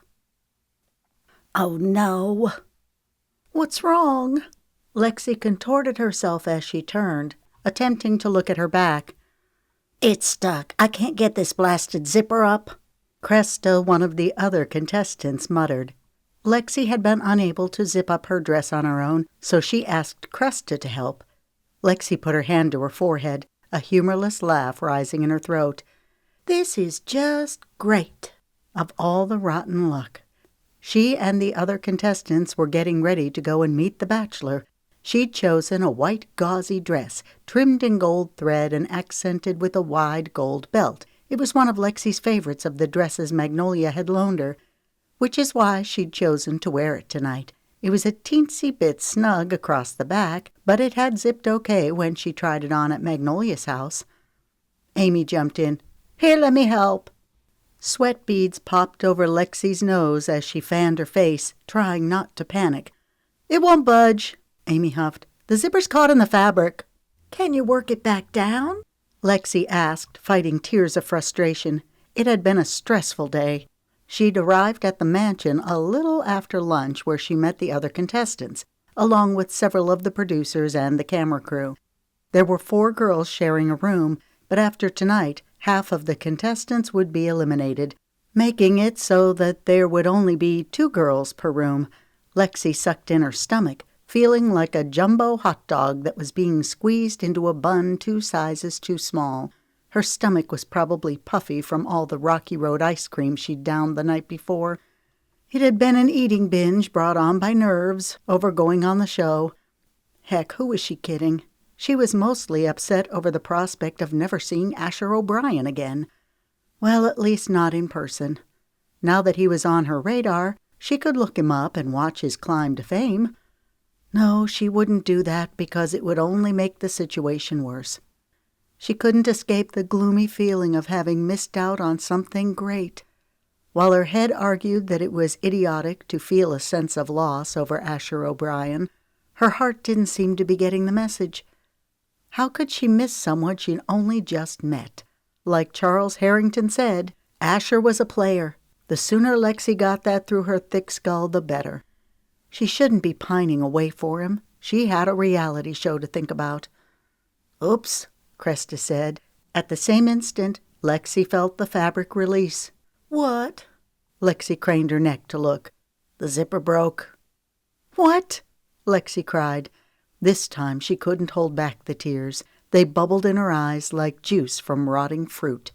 I'm sorry, Cresta said. Just change into something else, Amy suggested. Lexi nodded as she took in a resolute breath, quickly wiping her eyes so the girls wouldn't realize that she was so emotional. Thanks for trying to help, she swallowed, willing herself to get a grip. It was a silly dress. She had plenty more of them in her suitcase. You bet, Cresta smiled. Petite with brown curly hair, long lashes, and hazel eyes, Cresta was a first-grade teacher from Arkansas. Amy was thin-faced with poker-straight honey-brown hair that shimmered with blonde highlights. She was a nail tech from Fort Worth, Texas. The contestants were from all over the U.S. Interesting, considering that the reality TV show was based around country music. A handful of contestants had jobs involving music. One taught piano lessons, another was a high school music teacher. All of the women were accomplished and beautiful, making Lexi feel like she was way out of her league. She just needed to be her own sound of beautiful. She'd repeat that 1,000 times if necessary, anything to make herself actually believe it. After getting checked in and settled into their rooms, the women had congregated around the enormous pool at the back of the mansion, lounging on chairs. The chatter had been about the Bachelor, with everyone speculating what he would be like. To hear the women talk, they'd come on the show hoping to find Mr. Right. However, that was to be expected, considering that there were cameras rolling 24/7 in every part of the mansion, with the exception of the bedrooms and bathrooms. It wasn't hard to pick out the divas. There were lots of them.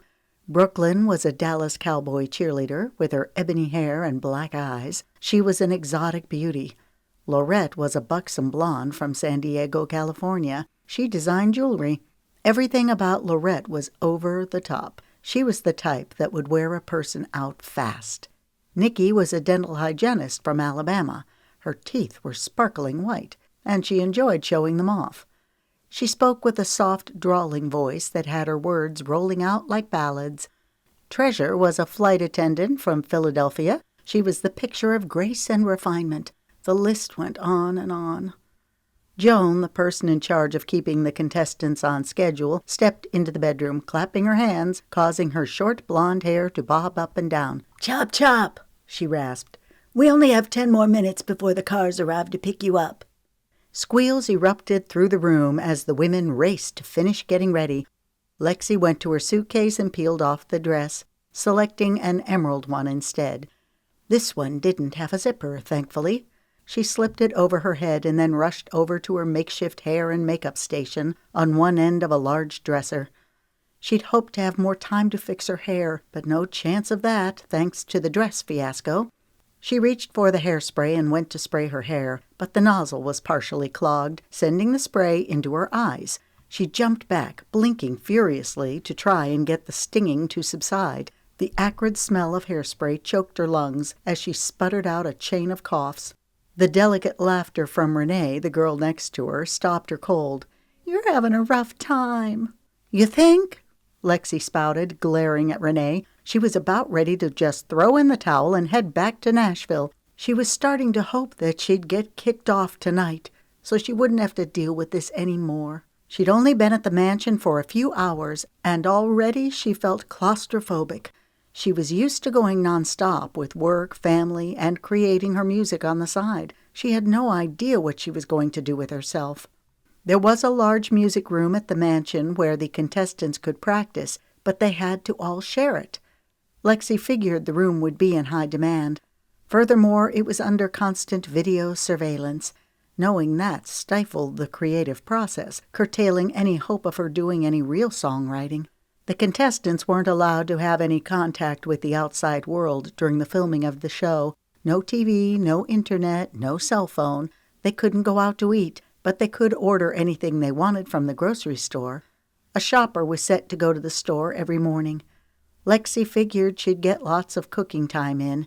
That wasn't necessarily good for her figure. But oh well, she had to do something to keep from losing her mind from boredom. There was a gym with a few machines. At least she could work out. Renee clicked her tongue.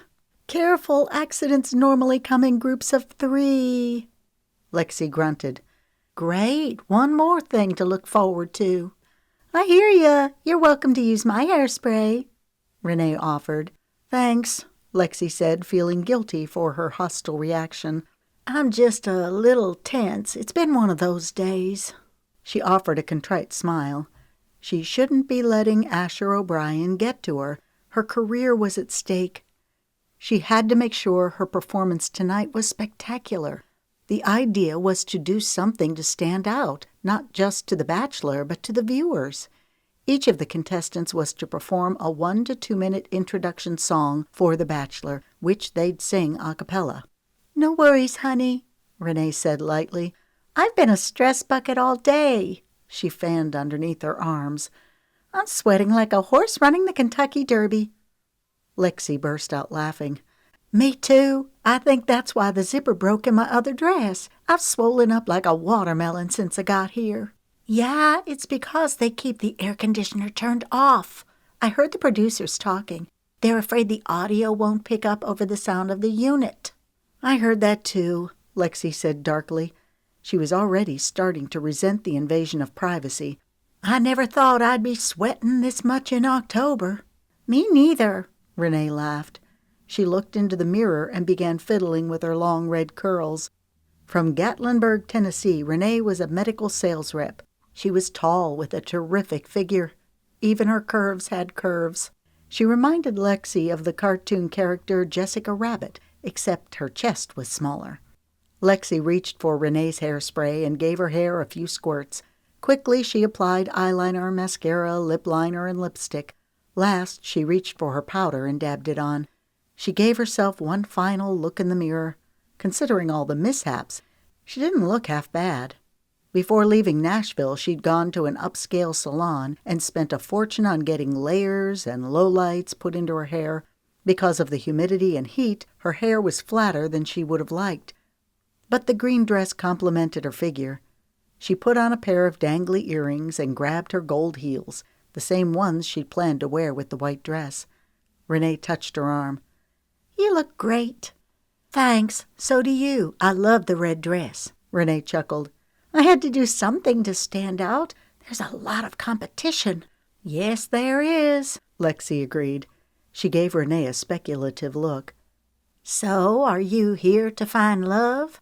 Lexi was already sick of hearing all the gooey drivel about the Bachelor being the dreamboat they'd all been waiting for. Renee laughed. Of course, darling, aren't we all? That's what they say, Lexi muttered. Love, fame, is there a difference? She gave Lexi an astute look. I'm here for the same reason as you. Lexi appreciated Renee's candor. It was refreshing. Renee lowered her voice. The first step is to make it past tonight. It'll be the first time the viewers get a look at us. First impressions are everything. She perched a hand on her tiny waist as she looked Lexi up and down. How are you at singing? Lexi straightened her shoulders, looking Renee in the eye. I can hold my own. She held no illusions of her and the red-headed bombshell ever becoming close friends, but she appreciated Renee calling things as they were. An amused grin slid over Renee's lips. I'm sure you can, she winked. Now let's go snag us a bachelor. Chapter 6. Lexi gave Renee a sidelong glance. Speaking of the Kentucky Derby, I feel like I'm in it right now. Her body was moving up and down in sync with the clopping horses in the carriage, making her stomach queasy. Yeah, me too, Renee agreed. My hair's going to be blown to kingdom come before we get there. Well, you'll be in good company, Lexi muttered. She'd been worried about not having time to fix her hair, but as it turned out, it wouldn't have mattered. I think it's romantic, Lorette proclaimed grandly as she threw a cherubic smile to the black sedan moving beside them. A cameraman was hanging out the window filming. You won't think it's so romantic when your bosoms fly out of your dress and smack you in the chin, Renee countered. Lexi's eyes widened to saucers as she looked at Lorette, who was seated across from her and Renee. Her large bust was on prominent display by her obscenely low-cut dress. With every jolt of the carriage, it looked like she might burst out of her dress any minute. A snigger rose in Lexi's throat. She immediately squelched it when she saw Lorette's murderous expression. At least I have something at the top, Lorette seethed, giving Renee a superior look. Renee's face turned redder than her hair.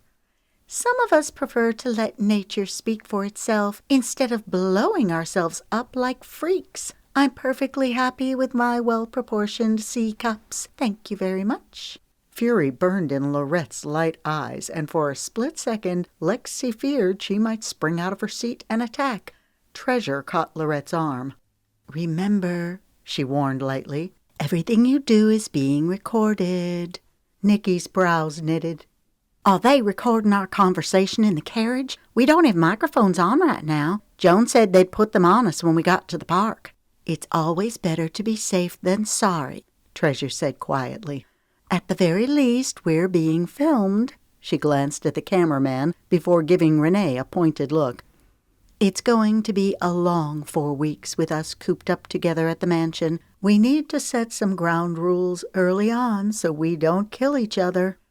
It's a bit premature to assume that you'll even be around after tonight, Renee sniffed. Lexi's jaw dropped. Had Renee really just said that? Wow, talk about the claws coming out. Renee was cattier than Lexi realized. She needed to keep her distance from the redhead. Treasure's face turned a shade darker, but her voice remained neutral. You're probably right. It was also premature of me to assume that you'll be around after tonight. Score 1 for the flight attendant. Lexi didn't have to look at Renee to know that she was fuming. It served her right. Lexi gave Treasure a tiny smile of admiration, which Treasure returned with a surreptitious nod. It seemed that grace and refinement had trumped Renee's impudence. Tonight's gonna change my life, Lorette sighed dreamily. I wonder what he'll be like. I made him a pair of cufflinks shaped like guitars.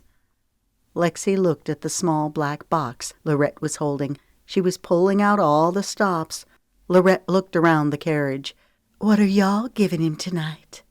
A big fat kiss right on the lips, Renee retorted with a lusty chuckle. Lorette blinked. You don't waste any time, do you? I've never been accused of letting any grass grow under my feet, Renee drawled. Lorette pinned her eyes on Lexi. What are you giving him? Nothing, she shrugged. I'm just singing my intro song. Me too, Treasure said, giving Lexi an appraising look. I don't think it's wise to overdo it. Do you think the cufflinks are too much? Lorette asked, her voice laced with panic.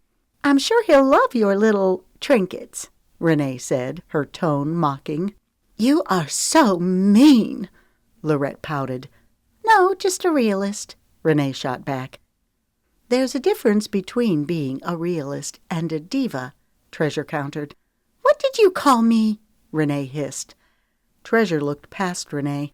We're here, she announced as the carriage pulled up to the large white metal arch that marked the entrance to Armstrong Park. Treasure's gaze moved to Renee. She gave the redhead a look of utter disdain, like she was lower than the dust on the carriage wheels. It was obvious that lines were being drawn. Sheesh. It was emotionally taxing being around these women and their squabbles. Lexi was ready to get out of the carriage and away from these cheetahs. She'd had an older sister once, but she died when Lexi was only 2 years old, leaving only her and Lucas, who was 5 years older. Lexi wasn't used to so much estrogen flying around. Joan stepped up to the carriage, holding a clipboard. You'll go one by one into the park where the bachelor will be waiting. Lexi climbed out of the carriage and began adjusting her dress back into place. The wind had blown her hair to pieces. She smoothed it down, moistening her lips as she peered through iron gates and into the park. It was impressive with its clusters of palm trees. Her hands were oozing perspiration. She rubbed them on her dress as she sucked in a breath, trying to calm her beating heart. Cresta stepped up to her. Are you as nervous as I am? Probably more so, Lexi laughed as some of her tension ebbed. Renee, you'll go first, Joan said. A pleased smile spread over Renee's ruby lips. I knew it, she uttered, shooting Treasure a triumphant look. Cresta leaned close to Lexi and whispered, They always let the top contender go first. Lexi wrinkled her nose. Really? Cresta nodded. It's a power play thing. The producers take a straw poll of the girl they think has the best shot of winning, and they get her to go first. Lexi made a face. Seriously? I've never heard that. Renee was the girl the producers thought would win? That catty diva? Yeah, she was beautiful, but what about decency and honor? Weren't those factors? Does the bachelor actually pick the girl he wants? Or do the producers pick her? Cresta shrugged. I'm not sure, but I would venture to say that public opinion plays into it. The audience gets to vote on our performance tonight. They text in and pick their winner. A crowd favorite will be announced tonight, just before the Bachelor picks the 10 who will stay. The public votes? Really? Would Asher be watching? Cresta gave Lexi a funny look. Didn't you read all the information in the packet? Everything had happened so quickly, Lexi had glanced at the packet, but there had been so much information that it made her head swim. In the end, she decided to just go with the flow. I guess I must have missed that part, she said evasively as she forced herself to concentrate on what Cresta was jabbering about. The show producers wanted the first meeting to be held at a landmark for music. Louis Armstrong Park, named for the iconic jazz musician, is the perfect fit. Where are we meeting the Bachelor? From what Lexi could tell, the park was enormous. On a curved bridge. Overhearing their conversation, Joan piped in, speaking loudly to all the contestants. After you meet the Bachelor, you'll be directed to a grassy area near the water where an outdoor reception will be held. You'll then sing your introduction song. Afterwards, the Bachelor will mingle, getting to know you. How long will the reception last? A contestant asked. Several hours. Last season's meet and greet lasted for 6 hours.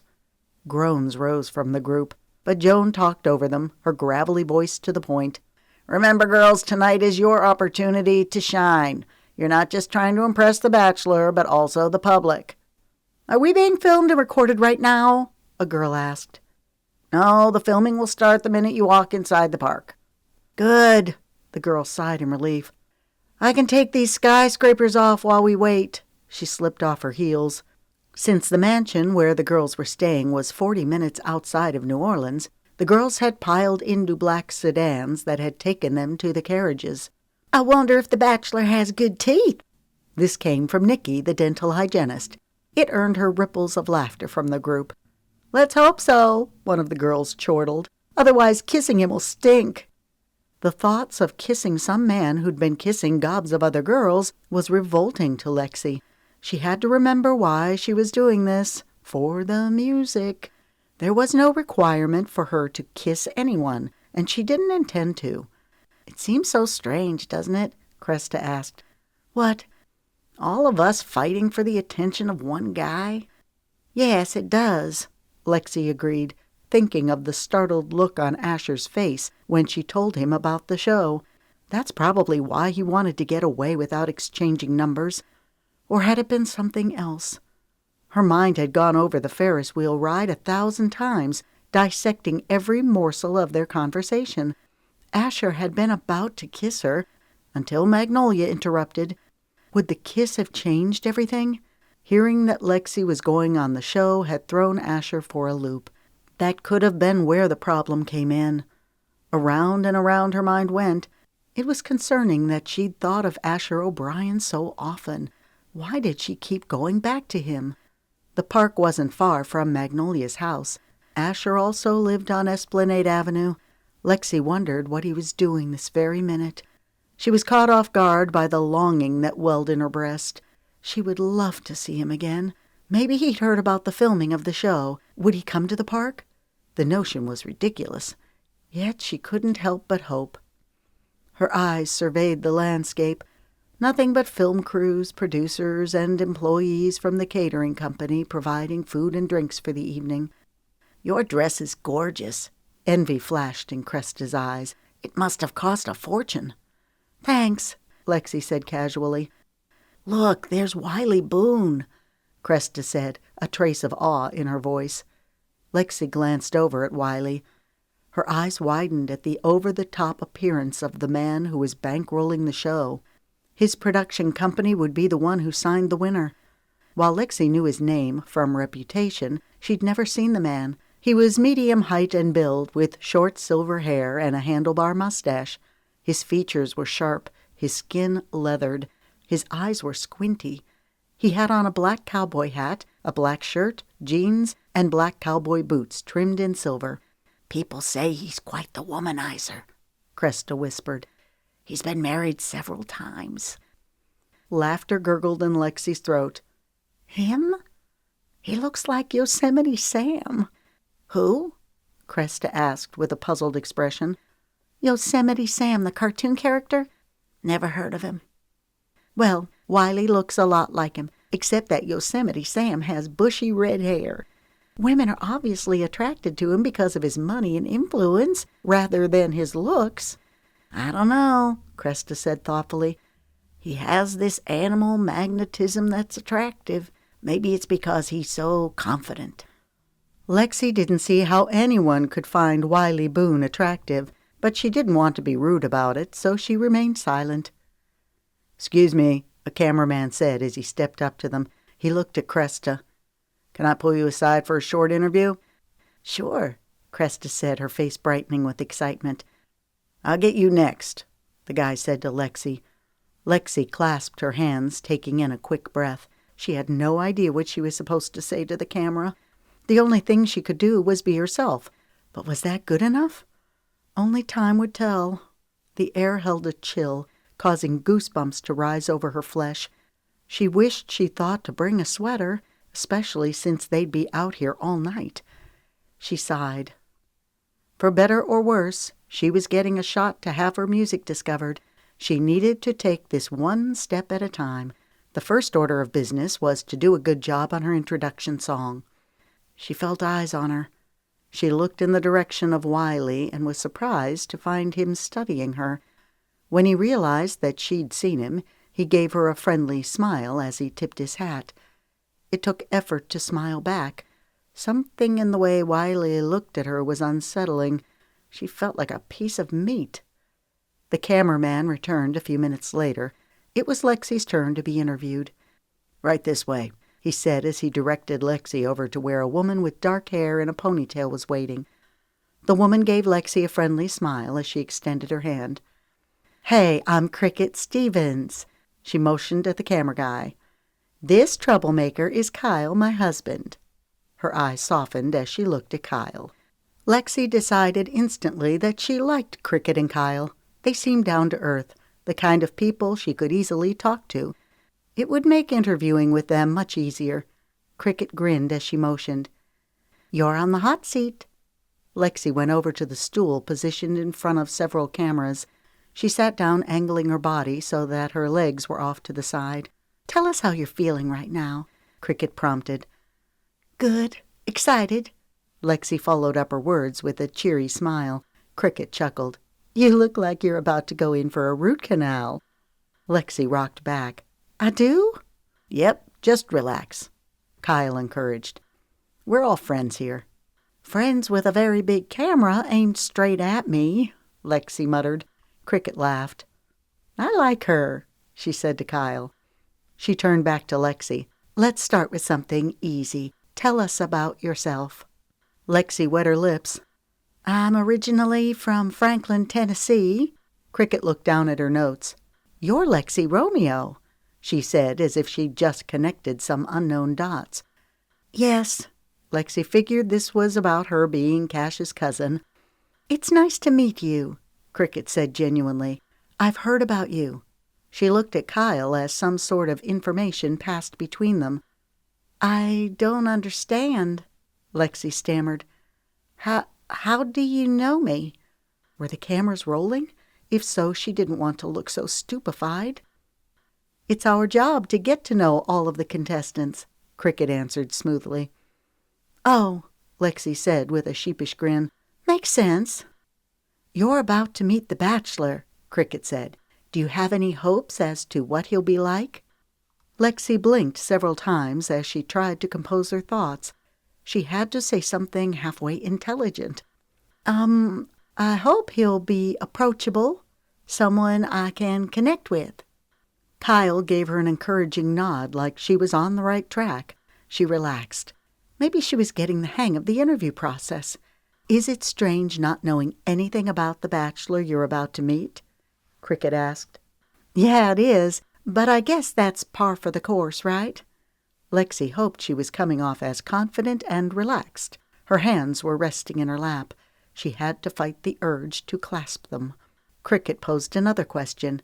"Have you given any thought to how the Bachelor will look?" A smile tugged at Lexi's lips. "This is a trick question, isn't it? If I say I like brown-haired men and the Bachelor's blonde, I'll have shot myself in the foot." Cricket laughed. Yeah, I suppose you're right. But surely you can give us some indicator of what you like. The Bachelor isn't privy to any of the filming. But the viewers will know, Lexi's mind argued. She felt like she was being pushed into a corner. Do I really have to answer this? Cricket gave her an apologetic look. I'm afraid so. It's part of the process. Part of the journey, Kyle corrected. Huh? Cricket shot her husband an annoyed look. We're supposed to use the word journey, hon, not process. A giggle bubbled in Lexi's throat. Journey does sound a lot less painful than process. We all need that spoonful of sugar to get the medicine down. Cricket chuckled. You're right about that. Lexi gave Cricket a conspiratorial look. I'm just so glad I'm not the only one learning the ropes. Cricket smiled. No, you're not. We're all new at this. It's part of the journey. She shot Kyle an annoyed look. He just laughed and shook his head. See what I have to put up with? He said to Lexi. Oops, Joan is motioning, Cricket said. It's time for us to move on to the next contestant. Her voice picked up its pace, taking on a brisk edge.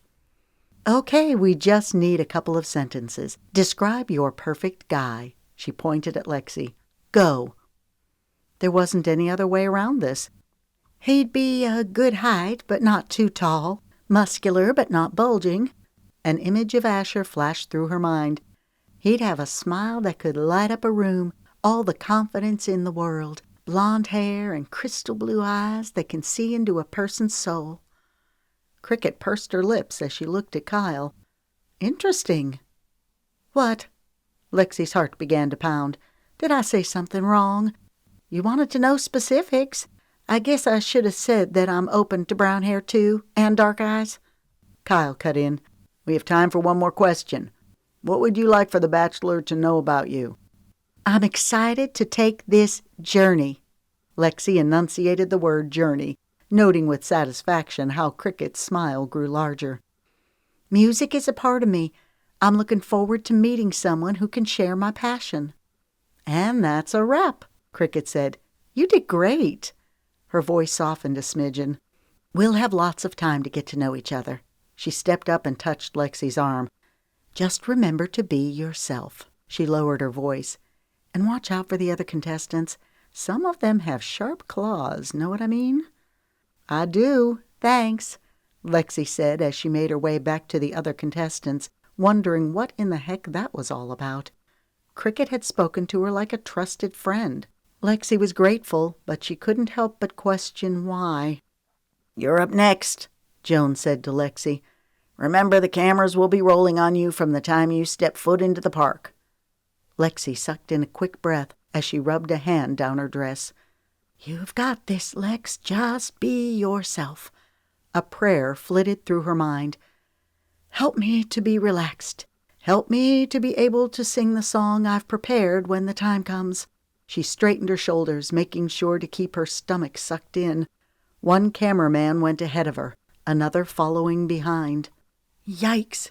It was hard to get used to this. Her heels clipped noisily against the stone walkway. She didn't know whether to smile at the camera or just pretend like it wasn't there. She chose the latter option. In the distance, she saw a lone figure standing on the bridge. His back was facing her. He was blonde. She pushed out a sigh of relief, grateful that she said she liked blondes. His shoulders were broad, his posture erect. What would he be like? He'd be handsome, of course, but looks were only a small part of the picture. Would he be grounded, amicable? Perhaps Lexi could come out of this having met a new friend. When she reached the bridge, she expected him to turn around to face her, but he didn't. Irritation simmered in her stomach.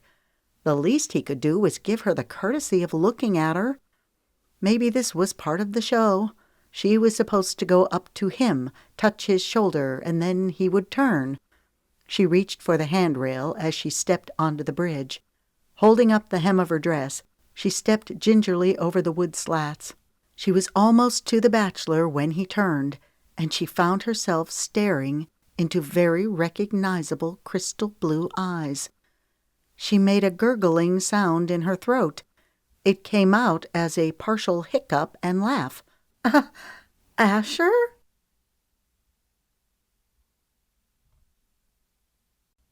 Chapter 7. Hey, Asher said softly.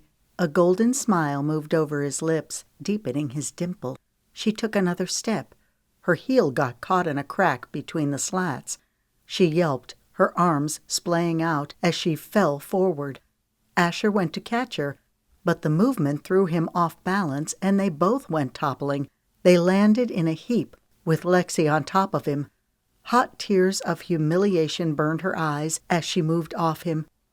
Quickly she pushed them back, swallowing the lump of emotion in her throat. Asher rose to his feet and helped her up. He searched her face. Are you okay? Yeah, I'm so sorry. My shoe got caught. Concern touched his handsome features. Your knee's bleeding. It's just a flesh wound, she joked in a shaky voice. We need to get you some help. He looked past her to the camera guys. Can you get a medic? For sure, a guy said as he jogged back toward the entrance. Lexi's mind was reeling. She couldn't believe Asher was the Bachelor. Part of her wanted to burst into hysterical laughter. The other part wanted to break into tears. All of those things she'd said about the show, about not finding love, about going on the show for her career, it was all true. And yet, the Bachelor was Asher. That changed everything. No wonder he'd looked so startled when she mentioned that she was going on the show. A feeling of joy burst over her. I can't believe you're here, she said exuberantly. He cleared his throat, his features tightening. It's nice to meet you. I didn't get your name. Lexi Romeo. Confusion tumbled through her. The cameraman was behind them. That's right, this was a reality TV show. She and Asher weren't supposed to have met. She did remember reading that in the rules. It's nice to meet you, too, she said stiffly. He caught hold of her hand, sending tingles rushing through her. I look forward to getting to know you. He brought her hand to his mouth. His lips brushed warmth against her skin. She caught a flicker of something in Asher's eyes. What was he trying to convey? She forced the words from her mouth. I look forward to getting to know you, too. Hopefully, next time I won't maul you. So much for making a good impression on the viewers. A low chuckle rumbled in his throat.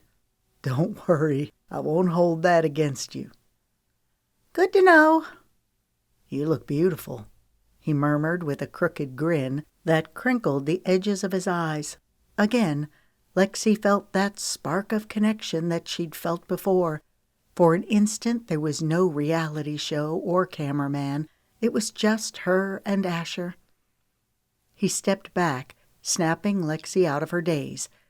She realized with some embarrassment that it was time for her to move past him. She did so, trying her best to walk gracefully, even though her knee was stinging. It wasn't until she got past that she looked down and realized, to her horror, that her dress was ripped along the slit, clear up to her thigh. It was hard not to hobble, especially with the heels. She hoped the camera was already focused on the next Bachelorette instead of her. A medic was waiting for Lexi when she got to the reception area. Let's get you patched up, the man said as he reached for her arm, helping her walk. Asher was the Bachelor. It was like she had to keep running it through her mind to make herself believe it. The medic helped Lexi get seated and then inspected her knee. It doesn't look too bad, he said pleasantly. Can you bend it? Wincing, she did so. It felt tight where the scrape was, but she could move it. Cresta rushed over. Oh no, what happened? I fell on the bridge. My shoe got caught. Cresta's jaw dropped. What did Asher say? Nothing. I took him down with me. Cresta giggled. Are you serious? Unfortunately, yes. What's up? Renee asked as she sashayed up. Cresta spoke first. Lexi fell on the bridge and took Asher with her. Renee's eyes bugged the second before they narrowed. Her hand went to her hip. You just did that to get attention, didn't you? The hair on the back of Lexi's neck rose. "Of course not. I'd never do something like that for attention." She motioned. "Look, my dress is all ripped."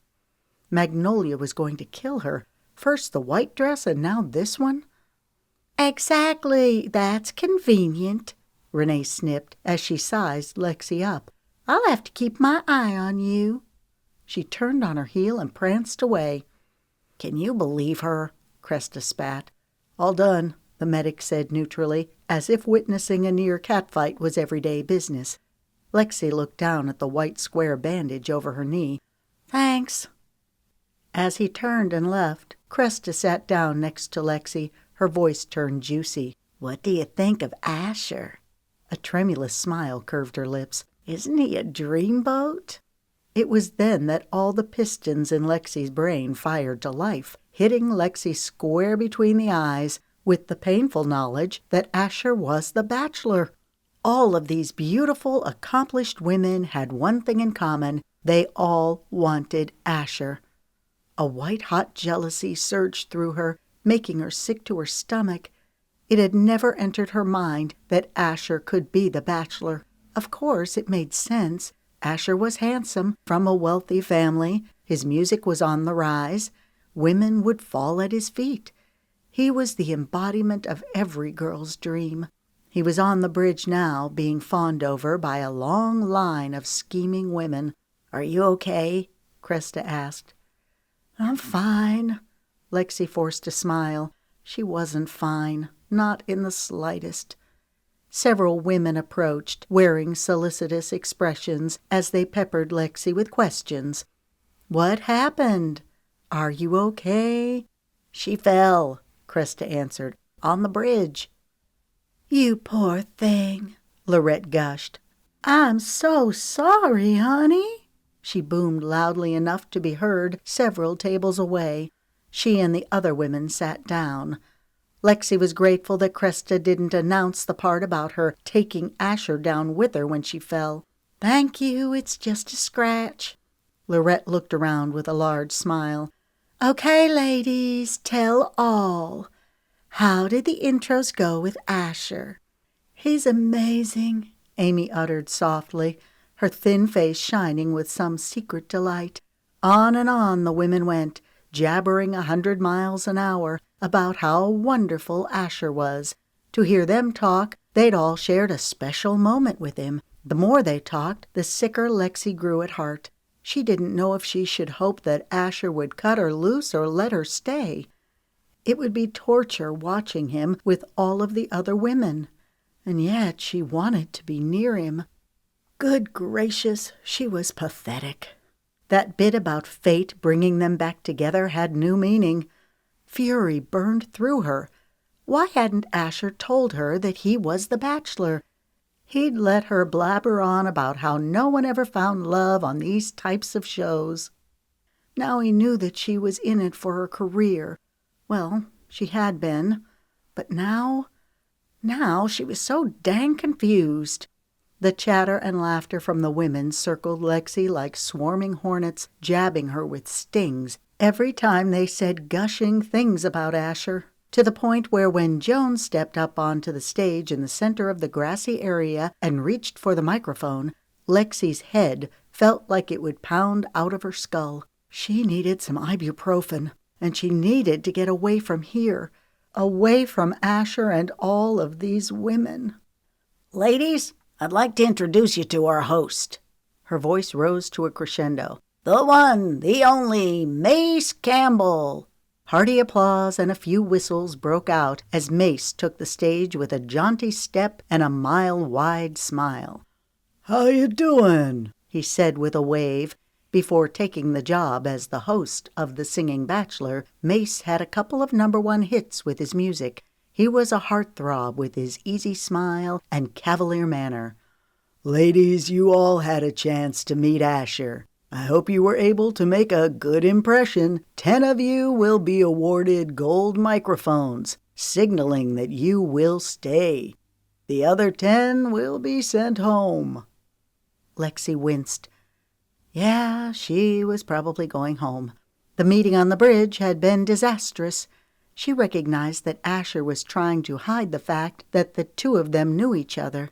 Still, it cut that he'd not openly acknowledged her. This whole thing was so twisted. Of all the guys for her to meet at the fair, and like an idiot, she'd fallen for him. She jerked, realizing the direction her thoughts were taking. She hadn't fallen for Asher. That was impossible, as she'd only spent one Ferris wheel ride with him. Lexi had dated enough guys to know that one didn't just fall in love at first sight. She needed to get a grip here. Mace cut into her thoughts. "You'll now have the opportunity to sing to him."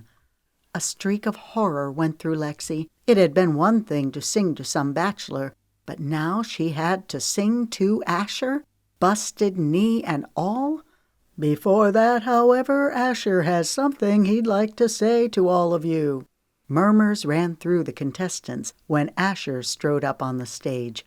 Lexi's traitorous cells swirled with awareness.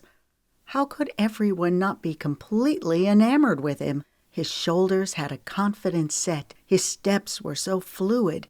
His disarming smile softened his chiseled features as he reached for the microphone. Lexi looked at the glow on Cresta's face. It seemed so genuine. One could almost believe that she'd instantly fallen for Asher. Lorette was smiling from ear to ear, as if hanging on Asher's every word. Lexi looked across the way at Renee, who was watching Asher speculatively, the way a predator watched its prey before moving in for the kill. A sense of fierce protectiveness rose inside of Lexi. If she did nothing else, she had to keep Asher away from the likes of Renee, or any other woman here who would use Asher to get to the top. Forget that she'd planned to do the same thing. Asher being the bachelor changed everything. "It was so wonderful to meet all of you," Asher began with a gracious smile.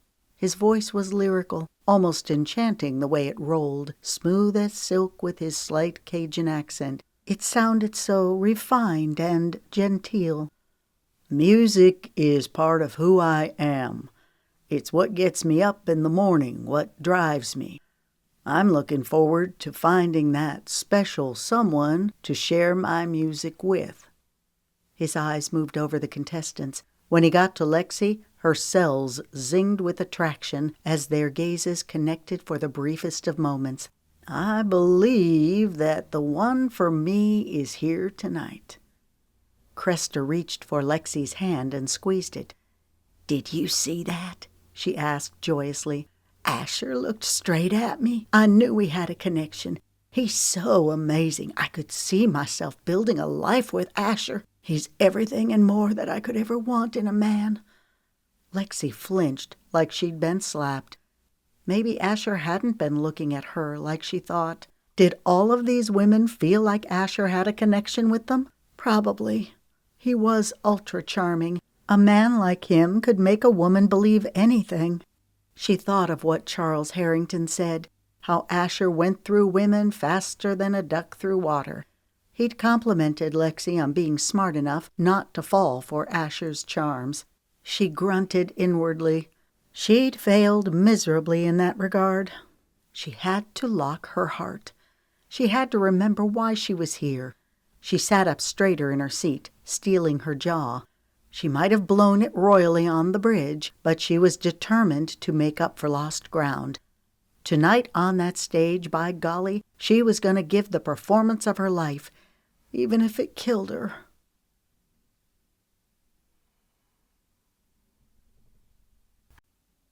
Chapter 8. "Don't limp," Lexi commanded herself as she took the stage. She stepped up to the microphone and looked out at Asher, who was sitting on the front row. She graced him with what she hoped was her queenliest of smiles. "Asher, when I say that I'm falling hard for you, you'll know it's true." She pointed to her patched knee as laughter rippled through the group. Even Asher was amused by her joke. He flashed her a large boyish smile that caused her heart to skip a beat. "Focus," she commanded herself. "I'm from Franklin, Tennessee, a little place just outside of Nashville. She winked, playing up her southern accent, making sure to deliver lots of sass. "Y'all might have heard of it. We're famous for country music." This brought a round of applause and more chuckles. "I thought I'd sing a little song about my first love, the place where I grew up." She took in a large scoop of air as she cleared her mind from all distractions. Her voice was steady and smooth as she began. "There's a place in my mind's eye, if I think about it long enough, I always break down and cry. If I were a bird, I'd fly high to where those pastures keep on rolling, bringing me those blessed dewy mornings. A place where the blue skies meet the swell of pride in my mama's eye.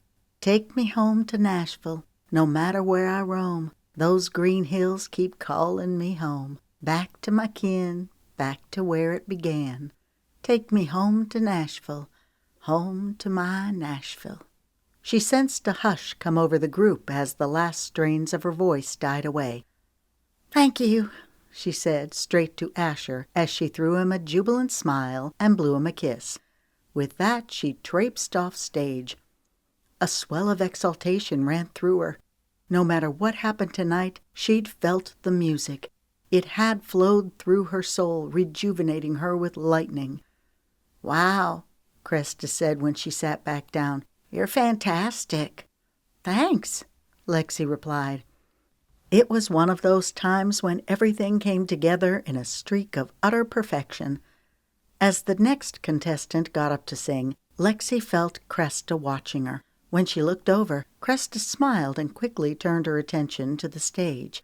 Lexi could sense that Cresta was worried about her. Interesting. Lexi felt more eyes on her and was surprised to see Renee glancing her direction. When Lexi met Renee's eyes, Renee only scowled and looked away. Lexi sat up a little taller in her seat, feeling a swell of pride. It seemed that she'd done well enough now so that the other women were starting to view her as competition. What did Asher think of her? Would he cut her loose tonight, or let her stay? Did she want to go or stay? She was so torn right now. Her best course of action was to do her best and see where the road took her. No surprise, there were many talented singers in the group. They each had their own style. Most sang sappy love songs and looked at Asher with dreamy, hopeful eyes. That part of the journey got old quick. From where she was sitting, Lexi could only see the back of Asher's thick blonde hair. She wondered what he thought about all of these women throwing themselves at him. As the thought ran through her mind, Lexi squelched a snigger. To her knowledge, she'd been the only one who literally threw herself at him, taking him down in the process. She wondered how it looked on camera. Viewers would think she was a klutz. Ugh. She'd really done it this time. If Hartley were watching, she'd probably regret inviting Lexi to take part in the show. Hopefully Lexi had redeemed herself enough with her joke and performance so that she could have a fighting chance of staying on the show. Lexi was no dummy. While Asher had a say in who he wanted to be with, the stakes were high here. Public opinion counted for something. Otherwise, they wouldn't be taking a popularity poll. Also, the producers had their say. There were so many factors that it was impossible to forecast the outcome.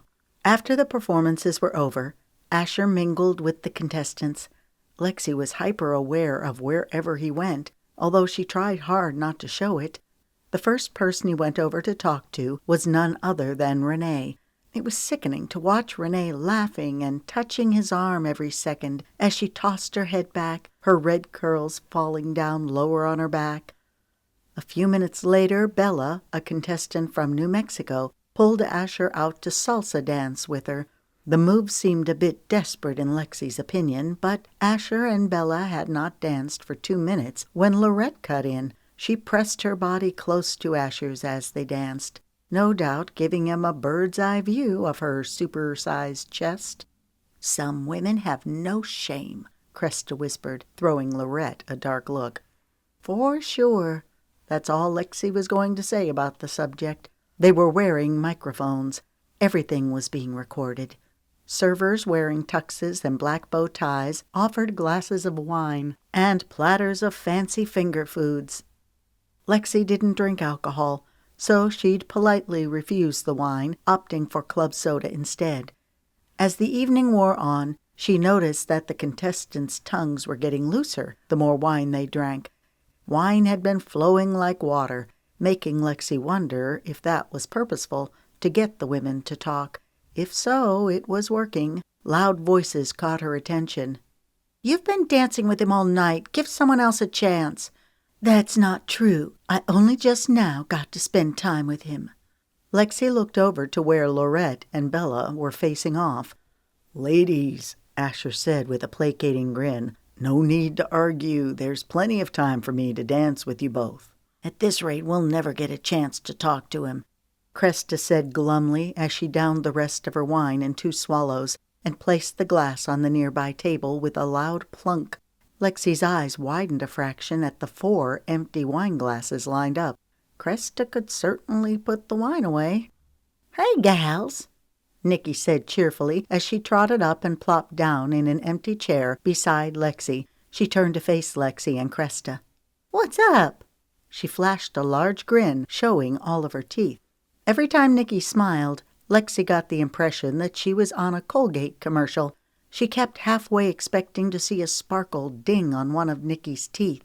Nikki was certainly proud of her teeth and her job as a dental hygienist. Lexi admired a person taking pride in her career, but this was a little much. Nikki gave Lexi a playful nudge. "You brought the house down with that song about Nashville. Girl, you've got a set of pipes on you." "Thank you," Lexi said, surprised and flattered by the compliment. Cresta grunted. "You can't bring the house down when you're outdoors." Nikki laughed as she made a flourish with her hand. "You know what I mean." She sat back and stretched out her legs as she laced her fingers together, resting them in her lap. "So, which girl will make the best impression on Asher tonight?" "Probably not me," Cresta sulked. "I haven't been able to get near him." Nikki raised an eyebrow. "Really? That's too bad. I had a great conversation with him," she bragged. Lexi must have missed that. Maybe she wasn't as hyper-aware of Asher as she thought. Then again, her brain was probably trying to block everything out. It was too painful to watch Asher with all of these women. "What did Asher say to you?" Cresta asked Nikki, her voice coated with a new interest. "We talked about Alabama and how it compared to New Orleans. Asher's the youngest of his siblings, so am I," she said proudly. "Asher asked me about my profession and my music. He's a good listener."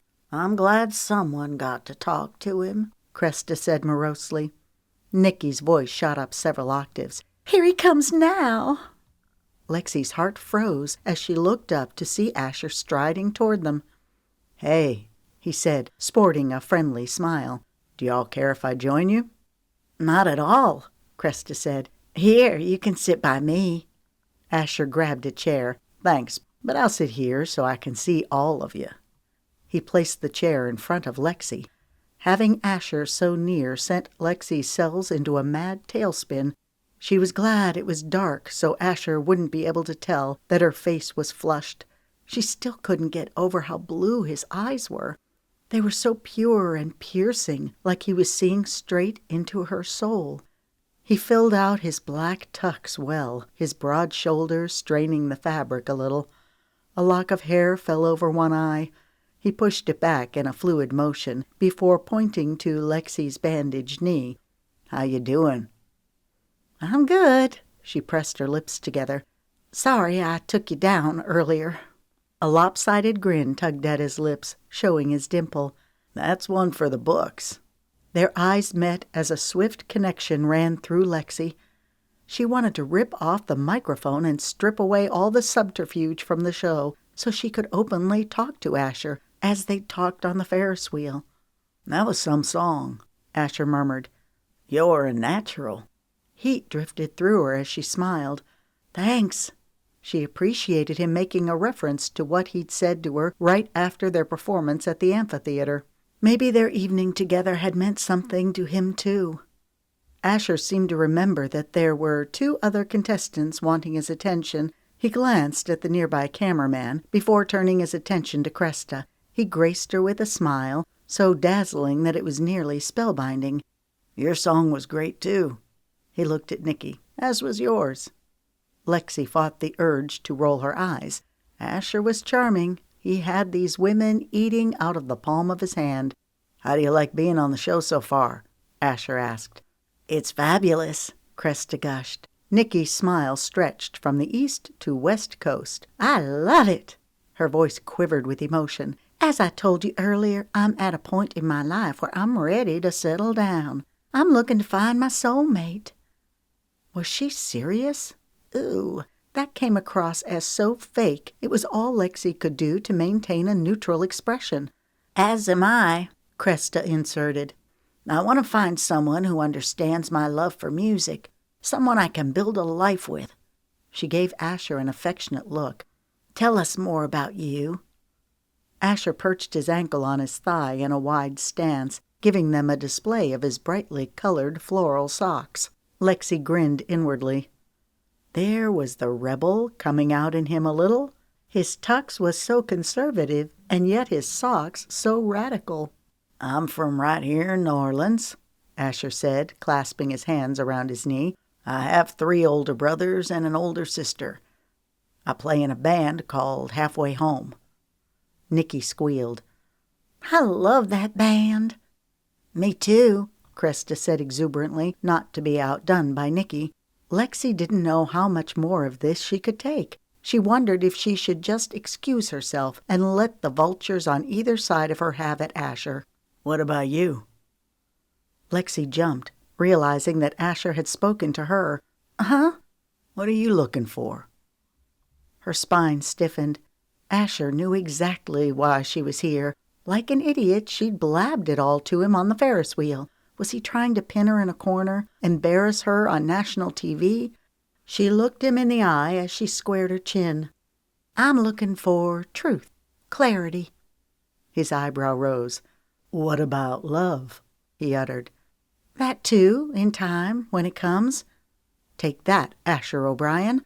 She'd spoken the absolute truth, in a way that wouldn't incriminate her. A ghost of a smile drifted over his lips. I can appreciate someone who's not afraid to speak the truth. That's what I meant too, Cresta stammered with a shaky laugh. That I hope I'll find love when the right time comes. What about you? Lexi challenged, her gaze fixed on Asher. What are you looking for? He looked thoughtful. When he spoke, his voice was soft and musing. Truth, clarity. He looked Lexi in the eye. And of course, love, in time, when it comes. Laughter rose in Lexi's throat. You're good, she drawled, forgetting for a moment about the other women and the cameras. What was it about Asher that made her feel so comfortable, like she'd known him forever? And yet, she felt so exquisitely alive around him. What's your favorite thing to do? Nicky asked, breaking into the conversation. Asher grinned. Other than playing music? Uh-huh, she answered. I like riding Ferris wheels. He looked at Lexi as he spoke. A grin stole over Lexi's lips. Let me guess. You like pulling favors so you can ride for several turns. Sounds like you know me pretty good, he quipped. Am I missing something here? Nicky asked with a suspicious frown. Y'all talk like you already know each other. A blip of panic raced through Lexi. She wasn't sure how to answer. Excuse me, a syrupy voice interrupted. Can I steal you away for a minute? Renee placed a hand on Asher's arm. I need to talk to you about something. We're talking to him, Cresta countered. Renee offered a contrite smile. It'll just take a minute, I promise. It was astounding how quickly hot darts of jealousy shot through Lexi. She didn't want to think of Asher spending a minute with any of these other women, especially not Renee. Sure. He uncrossed his legs and stood. It was nice talking to y'all, he said with a friendly smile. I can't stand that woman, Cresta seethed. The nerve of her taking Asher away from us. I don't think it's Renee that we need to be worried about. Nicky gave Lexi a pointed look. Heat fanned Lexi's cheeks. I'm not sure what you mean. Of course you do, Nikki chirped. A woman can tell when a man's into her. Cresta's face fell. You think Asher likes Lexi? That's not fair. He's just now getting to know all of us. He'll eventually have to pick one. Nikki turned to Lexi. All of these other women have had to practically chase Asher to talk to him, but he came to you. It's because you knocked him down earlier, Cresta blustered. Lexi frowned. I tripped and fell. How many times was she going to have to keep reiterating that? Nikki flashed a coy smile. Right on top of Asher. Lexi made a face. How did you know? Because I was the next contestant. I had to wait until they helped Asher up and dusted him off before I could meet him. Lexi balled her fist. It was an accident, for Pete's sake. I tripped. I wish I would have tripped, Cresta said. This time Lexi succumbed to the urge to roll her eyes. Cresta's insistence on playing the martyr was getting old. Nikki yawned. I'll be glad when this night's over. Shh, Cresta hissed. Remember, you're being recorded. She pointed to the microphone attached to the neck of Nikki's evening gown. Look, as long as we're here on the show, they're gonna record us. I can't walk on eggshells the entire time. I'll go stark raving mad. Do y'all want something to eat or not? Nikki spouted. I could eat, Lexi said as she rose to her feet. Her knee was stiff and sore. She glanced over to where Asher was still talking to Renee. It wasn't just the fact that Renee was talking to Asher that bothered her, although it did immensely. But even more than that was the way Renee acted. Like she had some claim or inside track to Asher, and that all of the other contestants were insignificant. I hope he votes Renee off tonight, Cresta scowled. She has much too high of an opinion of herself. Don't count on it, Nikki said sagely. If I were a betting girl, I'd say Renee's here for the long haul. Lexi's stomach twisted with the sickening knowledge that Nikki was right. Renee was determined to get her claws into Asher and had no intention of letting go.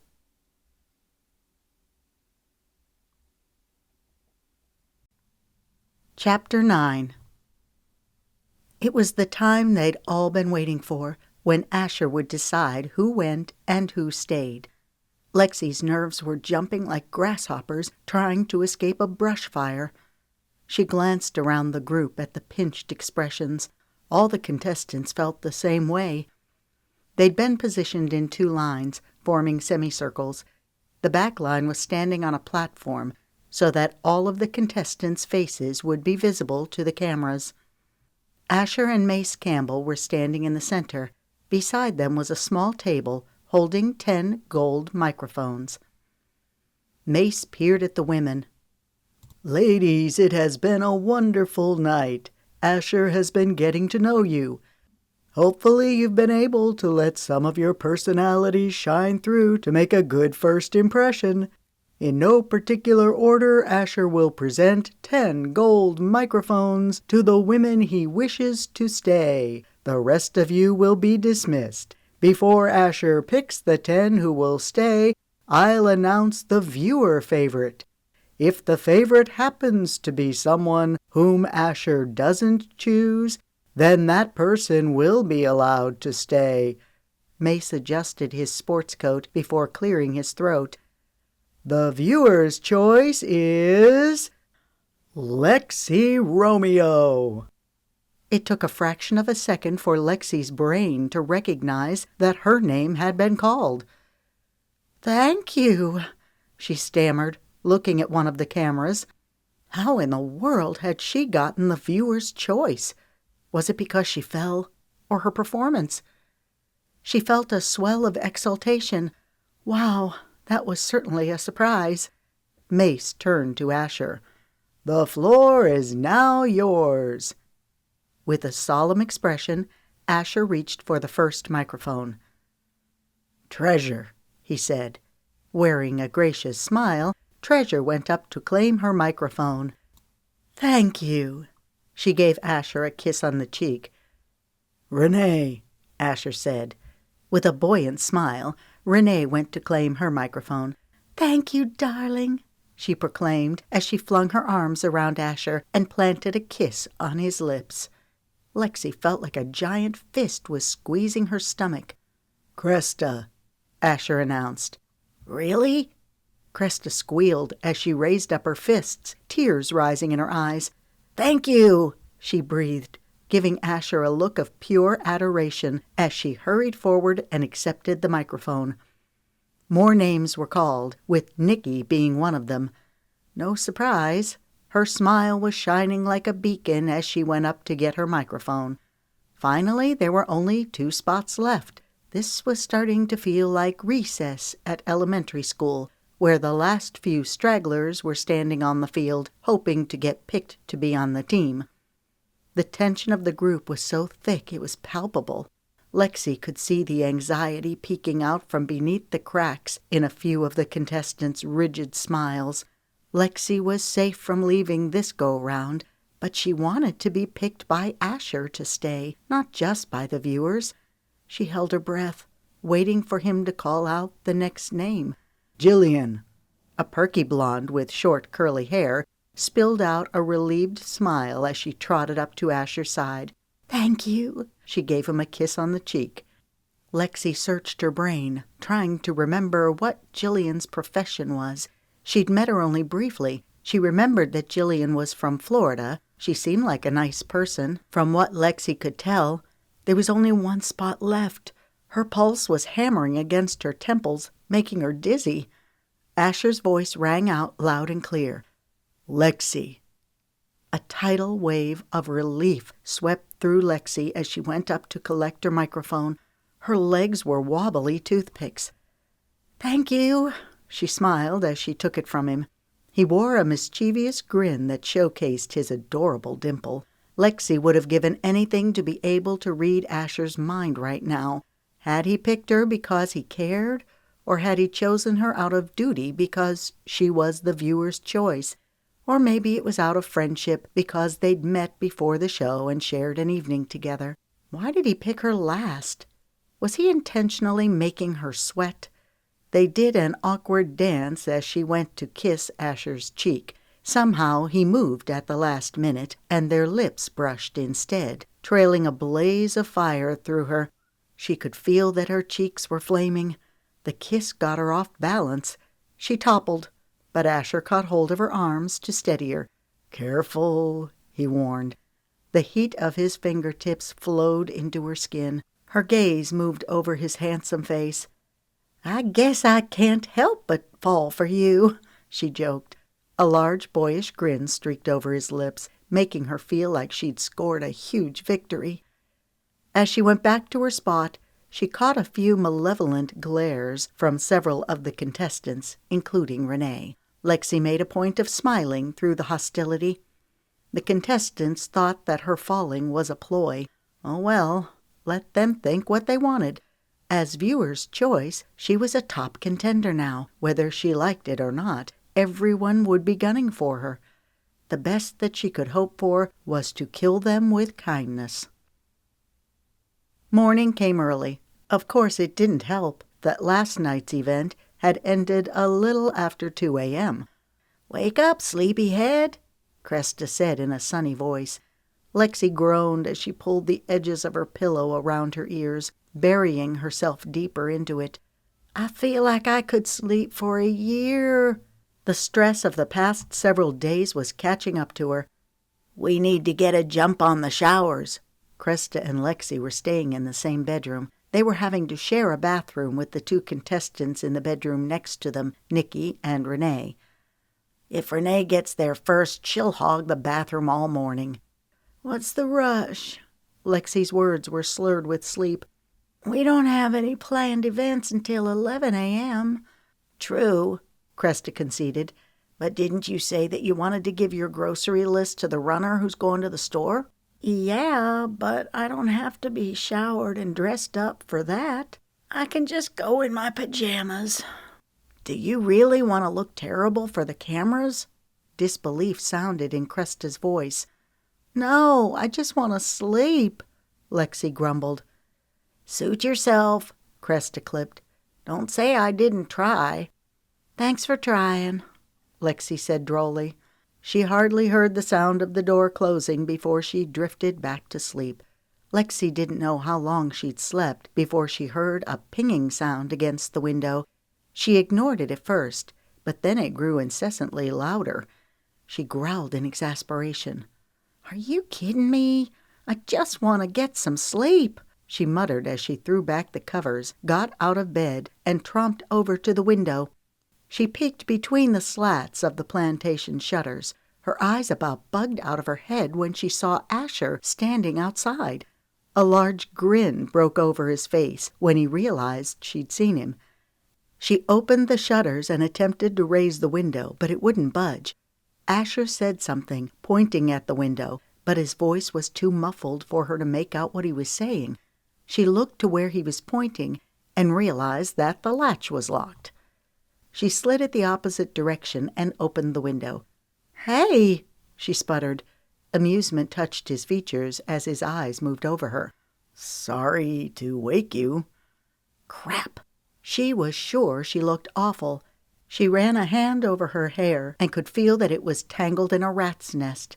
She smoothed her hand over her long T-shirt, grateful that she'd thrown on a pair of shorts last night before conking out. "What are you doing here?" He perched his arms on the windowsill as he leaned in. His stance boasted of a casual confidence that was very disarming. "I figured that we needed to talk." How did you know which room was mine?" "Kyle and Cricket told me." Her mind raced to put the pieces together.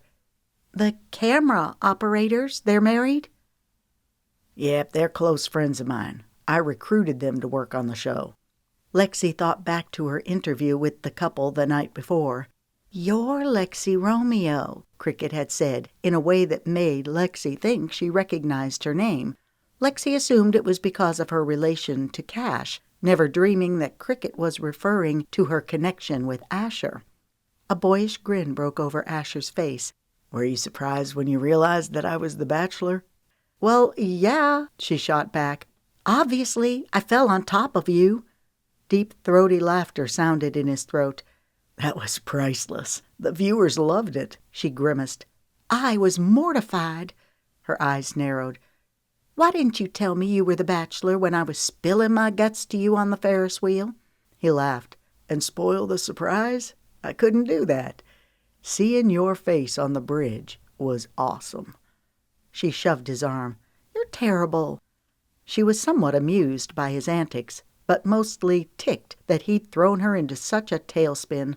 "All that hogwash about fate bringing us back together. I figured that you were just trying to get out of seeing me again." If only he knew how many times she'd rewound their conversation, trying to figure out when things had gone wrong. No, it was good that he didn't know how discombobulated she was because of him. "Never," he uttered. Something flashed in his eyes, making her think for one wild moment that he cared, truly cared for her. Then the expression was gone, making her wonder if she'd only imagined it. He gave her an appraising look. "You're off to a great start." He clicked his tongue. "Viewer's Choice Award. That's nothing to sneer at. The public loves you already. I guess you're getting what you came here for." Heat crawled up her neck. "About that, I'm sorry about all of those things I said on the Ferris wheel." She caught hold of her T-shirt, twisting it into a knot.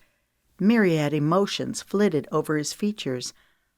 "You mean how that no one finds love on these shows?" "Yeah," she sighed, giving him a sheepish grin. "I guess I'm now an open book. I've shown you all of my cards."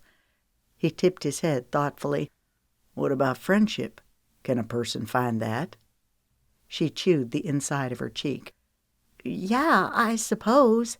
Her throat thickened with disappointment. Was that all she was to Asher?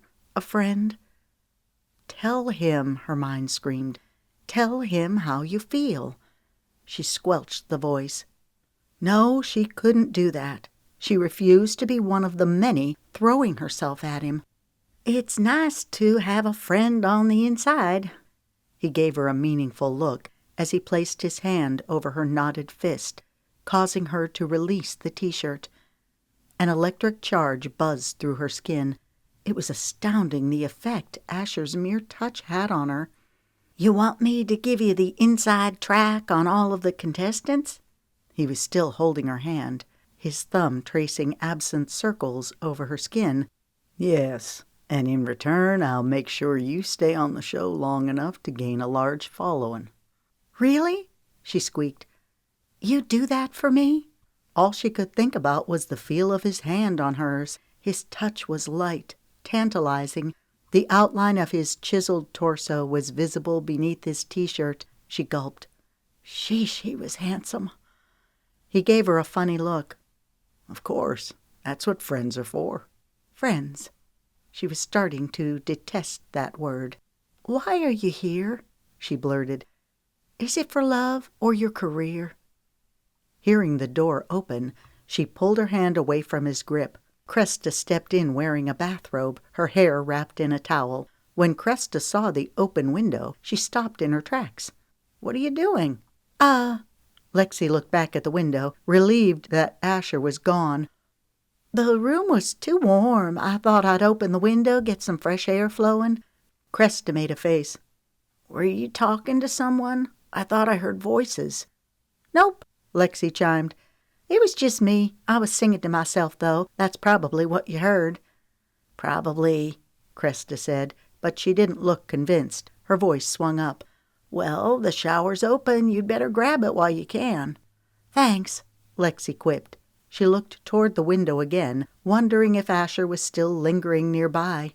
There was no way she could look without arousing Cresta's suspicions. Instead, she went to grab her clothes, mulling over everything that Asher had just said. On a good note, Asher was putting her in the driver's seat with her career.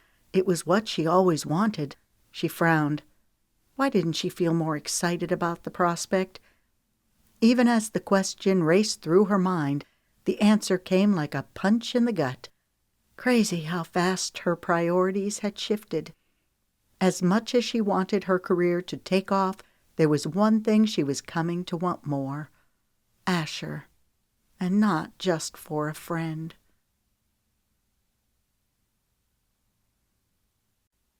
Chapter 10.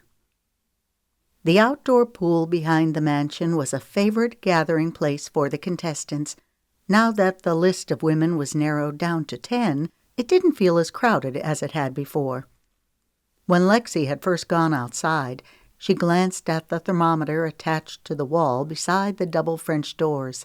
The temperature was 78. That was way too cold for swimming, in Lexi's opinion. However, the producers had encouraged the girls to wear swimsuits as they lounged by the pool. Lexi had begrudgingly complied with their wishes, but she'd put on a cover-up over her two-piece. There were a few other girls wearing cover-ups as well, but then there were those who took this as an opportunity to show off their bodies. Renee had on a red bikini that would have been hard-pressed to cover up a gnat's rear end. She was reclined on a lounge chair, her movements leopard-like, as she sipped on a glass of wine. Nikki and Bella, the salsa dancer, were sitting on either side of Renee. Bella's bikini was almost as scandalous as Renee's. All three women were drinking wine. The past half hour, their laughter had become louder and more brash. Lexi had chosen to sit by Cresta and Treasure. Treasure wore a tasteful aqua-colored one-piece, and Cresta had on a cover-up over her suit. Lexi had learned that Treasure had been married before and had a 2-year-old son. Lexi could tell by the tender way in which Treasure spoke of her son, Trey, that it was hard for her to be away from him. Treasure looked at Lexi. "That was quite the list you gave the grocery girl this morning. You must enjoy cooking." "I do," she motioned. "I figure there's only so much sitting around the pool and exercising a girl can take." "I hear ya," Treasure said dryly. "What are you going to cook?" "I figured that I'd start off with a bang. Chicken fingers, mashed potatoes, gravy, and cornbread." "That sounds delish," Cresta said. "I hope you're making enough to share." "Yes, ma'am," Lexi quipped. She planned on making dinner that evening to help fill the time. Asher would be choosing one of the girls to take on a date, but no one knew who it would be yet. Everyone was waiting on pins and needles to see who he'd take out first. "Here comes Asher," Cresta whispered, her voice sugared with anticipation. Lexi's breath hitched as he strode out wearing sunglasses, plaid board shorts, and the same gray T-shirt he had on earlier at Lexi's window. A towel was slung over his shoulder. "He's the most gorgeous man I've ever seen," Cresta said with a trace of awe. "He is something," Treasure agreed. "Mr. Movie Star." Murmurs of excitement rippled through the girls as several of them jumped up and surrounded him. "This is worse than hens on a June bug," Lexi muttered. Treasure laughed. A what on what? Lexi's cheeks went hot. She needed to learn to think before spouting things out. After all, she was wearing the infernal microphone. June bugs are green beetles. Hens like to peck at them. They all gather around fighting to get their piece. "Sounds about right," Treasure quipped. "I almost feel sorry for Asher." "He seems to be able to handle it," Lexi said, her mouth going sour. It was disgusting to watch Asher's interactions with the women. He was so charming and debonair, reveling in their attention like a contented cat lapping up cream. "Go swimming with me," Lucy urged with a petulant inflection as she reached for Asher's hand. Her straight red hair bounced on her freckled shoulders as she pulled him toward the water. Lexi couldn't remember where Lucy was from, but she recalled that she taught junior high. Bella jumped up and got in on the action. She stepped up behind Asher and slid her hands around his arms. "Let's go swimming." A few minutes later, Asher dove in with 4 women going in after him. They came up, giggling and squealing. "It's so cold." This came from Brooklyn, the Dallas Cowboy cheerleader. "Keep me warm," she pouted, grabbing Asher and pulling him close. That did it. A molten hot anger seared through Lexi, bringing a gut-wrenching nausea. She rose to her feet. "Well, I've had about enough of this." She reached for her towel and slid on her sandals. "What's wrong?" Cresta asked loudly, as if she wanted everyone to know that Lexi had a problem. "Why are you leaving?" "No reason in particular," Lexi replied, forcing her tone to sound light and carefree. It was all she could do to paste on a smile. "I just thought a change of scenery might do me some good." She cast Asher a look that could kill. She could tell from his startled expression that he got the message. Good. She hoped he got it loud and clear. With that, she turned on her heel and strode back into the house. It was too early for lunch. She didn't want to go back to her room, so she decided to explore the mansion instead. The music room. All of the contestants were outside at the moment, fighting for their 2 seconds with Asher. That meant she could have the room all to herself. Herself was a loose term these days, as she was still wearing her microphone and cameras were rolling 24/7 in all of the common areas. Still, it would be nice to get away from the commotion so she could clear her head. How was Lexi supposed to pretend to be Asher's friend and give him advice about the other contestants when he was driving her nuts? She needed to lock away her feelings for him and throw away the key. Maybe if she'd met Asher in another place and time, they might stand a chance. But here, well, it wasn't going to happen. The sooner she got that into her brain, the better. She was here for her career. Asher had given her a golden pass. She needed to be grateful for the chance she was being offered and not get greedy, longing for more. Excitement trickled down her spine as she went to the stairwell. The music room was on the 3rd floor. The door was open. Lexi stood in awe for a moment, admiring the handsome room. It was more of a recording studio with its cushioned walls and high-tech sound equipment. Joan had mentioned that all of the instruments were there for the contestants' use. She went over to the piano and sat down. It was an interesting feeling to know that she was on camera, even though she was alone in the room. Lexi ran her fingers over the smooth ivory keys. Had no one been watching, she might have tried to dive into one of her own songs that she'd been working on.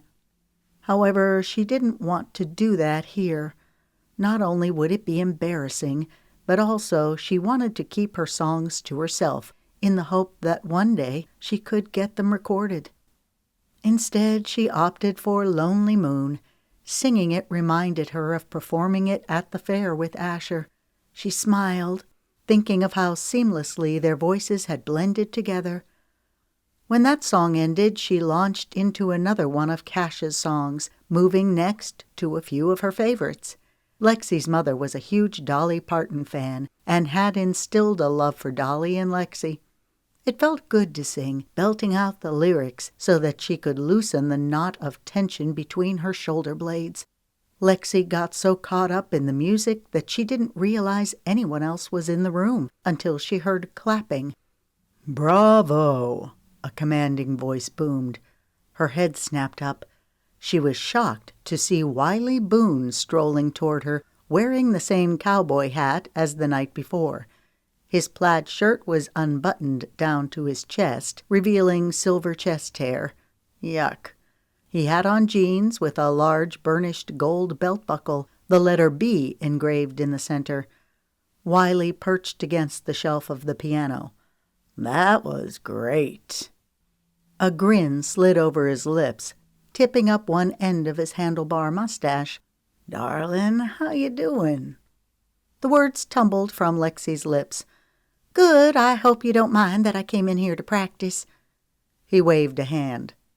"Nah, that's what the room's for. I'm just glad that one of you had enough sense to put it to good use." "Thanks." His black eyes glittered with curiosity and some other emotion Lexi couldn't detect. "What's your name, darling?" Darling seemed to be Wiley's favorite word. Up close, his skin looked even more leathery and mottled than from far away. Deep lines etched the perimeter of his eyes. His features were sharp, imposing. He reminded her of a gunslinger from the Wild West. "I'm Lexi Romeo." A smile stretched over his lips, showcasing a pearly row of teeth, so white they could have given Nicky's toothy smile a run for its money. "That's right," he mused. Something about the way he said it made her suspect that he'd known her name before he even asked. His head swung back and forth. "That was some performance last night." "Thank you." Being complimented by Wiley Boone was no small thing. His gaze moved over her. The bold appreciation in his eyes made her uncomfortable. She glanced at the door, wishing she could jump up and flee. "You're beautiful." She rocked back. "Thanks. I should be going." He waved a hand. "Don't leave on my account." He flashed a contrite smile. "Sorry, I didn't mean to make you uncomfortable. I tend to come on strong when I see something I want." His words were spoken so softly that she wondered if she misunderstood. She must have had a look of horror on her face because he chuckled. "What I meant was that I'd love to hear you sing something." "Oh," she said, relieved. Well, she was sort of relieved. She didn't want to have to sing for him. He straightened to his full height and stepped back from the piano. His hands were still resting on the top shelf, but he wasn't as much in her personal space. "Do you know any songs by Reba McEntire? You sound a little like her." Wow, talk about a high compliment. "Yes, Till You Love Me is one of my mom's favorites." He motioned. "Let's hear it." She hiccuped a laugh. "Now?" An expression her Uncle Knox always said flashed through her mind. Good gravy. This was awkward. She should have just stayed out by the pool. She glanced behind Wiley, wishing that someone else would come into the room. "Of course, that's what you're here for, isn't it? To get discovered?" He folded his arms over his chest, a self-important look on his face. "This is your shot to show me what you've got."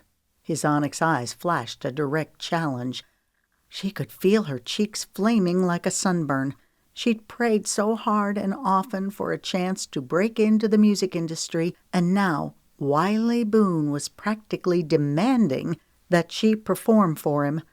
Still, it felt slimy. The way he looked at her bordered on leering. For the first time since coming to the mansion, Lexi was glad the cameras were rolling so that she wouldn't be completely alone. Okay. Her fingers moved over the keys with practiced precision as she played the intro. A couple seconds later, she began singing. His eyes moved over her in open admiration. The longer she sang, the more uncomfortable she grew. She felt a whoosh of relief when voices floated in from the hall. A second later, Joan and Trent Oglesby, the executive producer, stepped into the room. They stopped when they saw Wiley and Lexi. Trent's eyebrows bunched as he motioned. "What's going on here?" An easy smile slid over Wiley's lips. "Lexi was just showing me a few of her songs." "I see." Trent eyed Lexi with such frosty disapproval that it made her insides shrivel. "This isn't what you think," her mind shouted. Lexi wasn't sure what Trent thought exactly, but whatever it was couldn't be good. "Harvey's looking for you," Trent said to Wiley. Harvey was the head camera operator. While Lexi had never been personally introduced to the brusque, no-nonsense man, she'd seen him pacing around and barking orders. Wiley stuck his thumbs in his belt. "I'll go see what he needs. See you around." He winked to Lexi as he strutted out of the room. Trent leveled a scorching gaze at Lexi. "In the packet of information you received, it specifically states that you are not supposed to have any direct contact with Wiley." He jutted out his chin, his words charging out like assassins homing in for the kill. "Do you consider yourself above the rules, Miss Romeo?" Trent was a small-boned man with dusty blonde hair, his pale, translucent skin filled with a ruddy color going clear up into his receding hairline. Lexi rose to her feet, her defense falling from her lips like plaster off an old wall. I was just practicing when Wiley came in." A polite smile wobbled over her lips.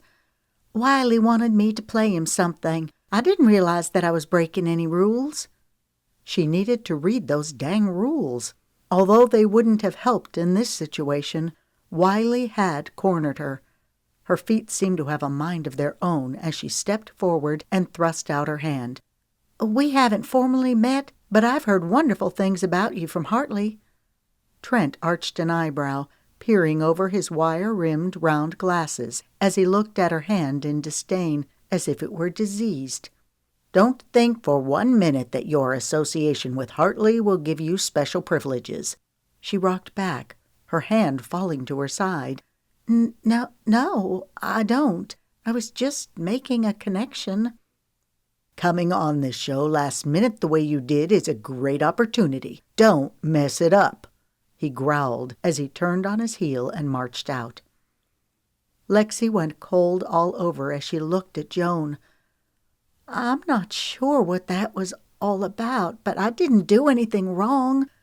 I was simply practicing when Wiley came in. Had I known it was against the rules to have direct contact with him, I would have—" "Save it," Joan cut in, holding up her hand. The rest of the sentence died in Lexi's throat. Joan continued, "I know it can be intoxicating to have the attention of someone like Wiley Boone." A disbelieving laugh gurgled in Lexi's throat. Intoxicating? Seriously? Creepy was more like it.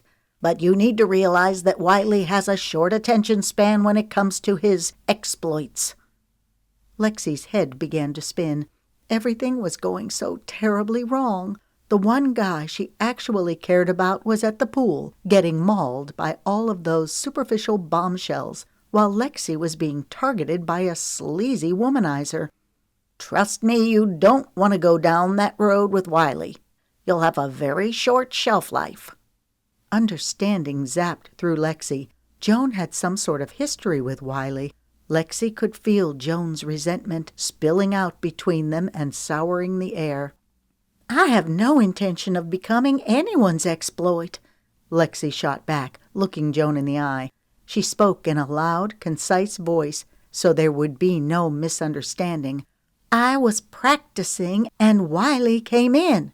He insisted that I play something for him. If you don't believe me, you can check the camera footage. Joan settled down. That won't be necessary. Just don't let it happen again. Don't worry, I don't intend to. Excuse me, she said with a nod as she walked past Joan. Lexi, she turned back around. You should know that some of the girls are frustrated about your little fall on the bridge. No more shenanigans, she warned. Lexi grunted softly, her hand going to her hip. My heel got caught in the slat. It was an accident. Were all of these people crazy? I wouldn't fall on purpose. Joan pinned her with steely eyes.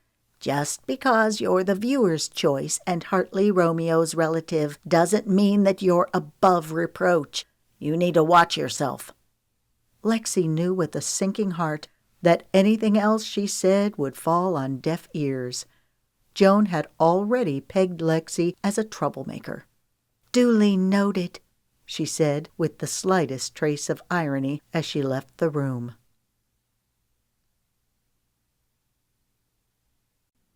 Chapter 11. It had been a long, draining day. Lexi couldn't wait to get a shower and go to bed. After her encounter in the music room, she'd gone back down to the pool and watched Asher fraternize more with the eager women. Several times she'd caught him looking her direction, but he never came over to talk to her. It was just as well. While her rational side recognized that Asher had to spend time with the contestants, showering them with attention. After all, that was the object of the show. The other part of her couldn't stand to see him with all those women. Lexi would bide her time on the show, watch her P's and Q's long enough to develop a following, then all of this turmoil wouldn't be in vain. This evening Asher had gone out on not one but 2 dates, one with Treasure and the other with Renee. Lexi had parked herself in the kitchen where she cooked up a storm. She made chicken fingers, piping hot cornbread, country green beans, fluffy mashed potatoes, and creamy gravy. The other women meandered into the kitchen, and before long they were all eating and laughing together. Lexi hoped the food would help mend fences between her and the other contestants. Tomorrow night she intended to make lasagna, a tangy Italian salad, and a chocolate cream pie. She was almost to her room when Cricket stopped her. "Hey, how you holding up?" "Okay," Lexi responded. "Kyle and I covered Asher's dates. I heard we missed a feast." "There are plenty of leftovers in the fridge. You're welcome to any of them." Lexi had offered the camera guys food. They declined at first, but eventually broke down and ate some chicken fingers and cornbread. "Thanks. Hey, I know it's getting late and you're probably exhausted." "Yeah, I am." Cricket scrunched her nose in apology. "I'm sorry to ask you this, but would you have time for one more interview?" "Tonight?" Lexi squeaked. "Yeah." Thinking back, Lexi remembered camera operators and producers taking contestants off to the side to be interviewed throughout the day. It had not occurred to her until now that she'd missed being interviewed. "Sure," she heard herself say as every sore muscle in her body shouted in protest. Cricket motioned. "We've got the cameras set up by the pool." Numbly, Lexi went in that direction. "What's going on?" Cresta asked, her voice coated with suspicion as they met her coming the opposite way. "I ran out of time and didn't have a chance to interview Lexi earlier," Cricket explained. "Oh," Cresta mumbled. Cresta was one of those who thought that everyone else besides her was getting special privileges. It was becoming taxing having to put up with Cresta's perpetual moodiness. Cresta was 1,000 times worse when Asher was on his dates. When they stepped outside, the cool air splashed Lexi's face as she hugged her arms. She was wearing short sleeves. "I should have put on a jacket," she said mostly to herself. "This won't take long," Cricket assured her. Lexi assumed the cameras would be set up somewhere on the patio, but they weren't.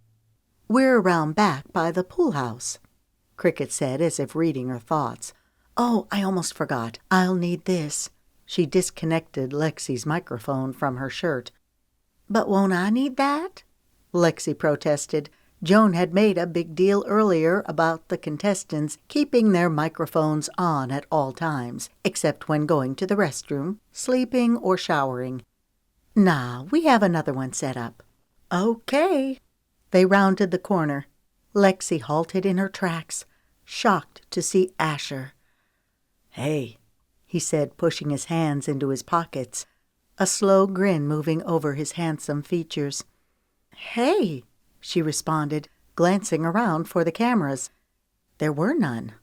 "What's going on?" she asked, looking between Asher and Cricket.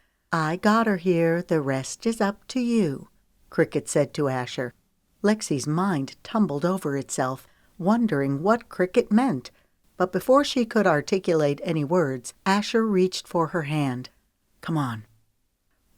"What's going on?" she laughed. He looked up.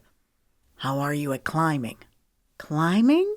She sputtered, still trying to come to grips with what was happening. She'd been so weary before, but now her senses were fully alive. Asher's warmth seeped into her skin, rejuvenating her with a feverish energy. "We're going on the roof by way of the trellis." "Seriously?" "You go first and I'll go behind you. That way I can act as a buffer if you fall." Her eyes rounded. "Fall? I don't intend on falling again." Her skinned knee was still a fraction sore, but it seemed to be healing fast. She looked up at the trellis.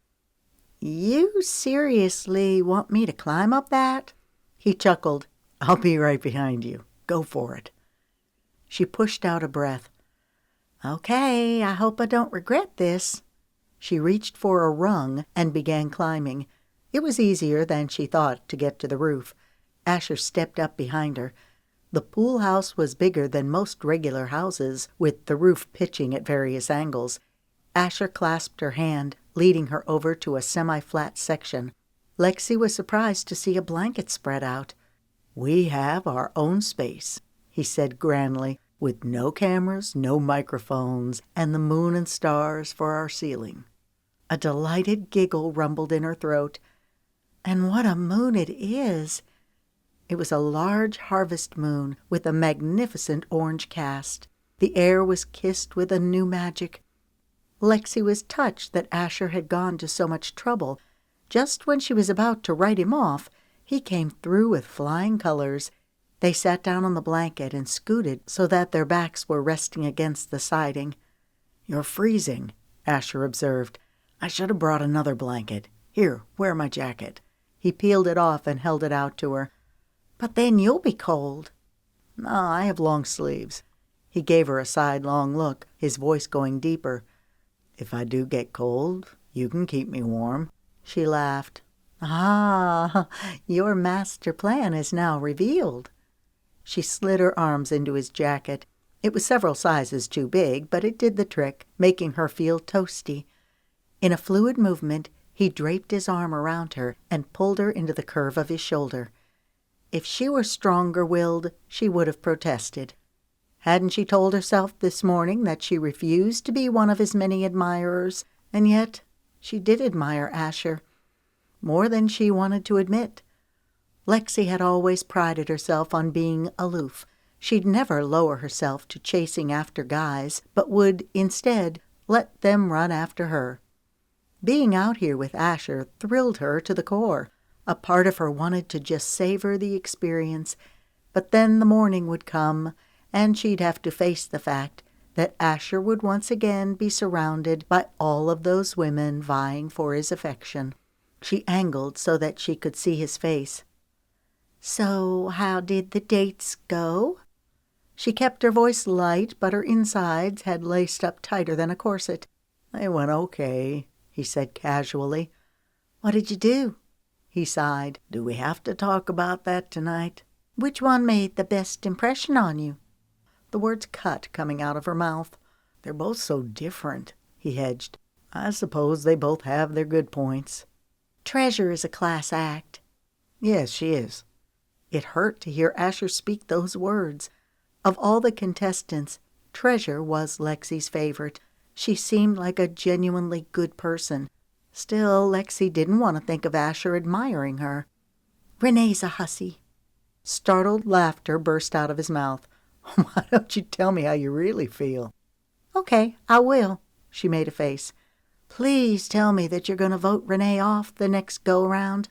When he tensed, she began blinking fast. "You're not?" Irritation stirred a hot trail inside her gut. "Surely you're not taken in by her wiles?" He grunted. "No, not in the slightest." Relief spilled over her, bringing a wave of dizziness. "Good." "Renee is beautiful and charming." Her stomach nodded as she waited for the rest. "But I could never end up with a redhead." "Why not?" "It would remind me too much of my sister." "Huh?" Not what she'd expected him to say. "Renee looks a lot like my sister McKenna. I could never marry her." Lexi ran that through her brain a few times before searching his face. "Are you saying that you actually came on the show to find a wife?" She heard the incredulous tone in her own voice. "Would that be so bad?" Her lungs squeezed, and she felt more than heard her pulse hammering in her ears. "I guess not. I'm just so surprised that you think you can find a wife under these circumstances." "That's right," he taunted. "No one in their right mind would go into this for love." She winced, her words coming back to her. She'd said them so flippantly to Asher on the Ferris wheel, mainly because she was trying so hard to convince him that she had no intention of falling for the bachelor, because she wanted him to realize that she was available to date him. Oh, the cruel irony of the situation. "Just because you came on the show to further your career doesn't mean that everyone else did." His accusing eyes burned into her. "I never should have told you that. Had I known who you were—" Her voice trailed off, dissipating into the humid night air. She felt an invisible noose tightening around her neck. He took in a resolute breath. "No, it's good that I know where you stand. Like I said this morning, I need a friend on the inside to help me navigate this." The practical tone of his voice shot daggers through her heart. Had she been braver, she might have told him the truth. That she'd started falling for him the first moment she saw him. But now, even if she did admit her feelings, he'd think she was only doing so to get ahead on the show. It was better to be relegated to the friend zone than to lose him altogether. She switched gears. "So you're voting Renee off?" "Nope, not going to happen anytime soon. She's a favorite amongst the producers. They say she adds drama to the show." Lexi rolled her eyes in disgust. "Yeah, she does add that." She tipped her head. "How is this supposed to work?" "What do you mean?" She moistened her lips before rushing on. "You're trying to find love, and yet the producers are dictating who will go and who will stay. That hardly seems fair." "It's a sticky situation, for sure. There are lots of moving parts. In the end, there can only be one girl. I just have to make sure that she's the last one standing. In the meantime, I don't mind appeasing the producers by keeping the ones on that they like." Her words issued out of their own accord. "Who's your top pick?" She caught the startled look in his eyes. Tonight, in the thin light of the moon, they were deep pools of indigo. He chuckled, a veil coming over his eyes, shielding her from getting a read on him. "I'm not sure," he said offhandedly. "I guess I'll just have to stay the course until the end becomes clear." He let out a long breath. "You know what? I don't want to talk about the show or the other contestants." "You don't?" No, I want to get to know you better.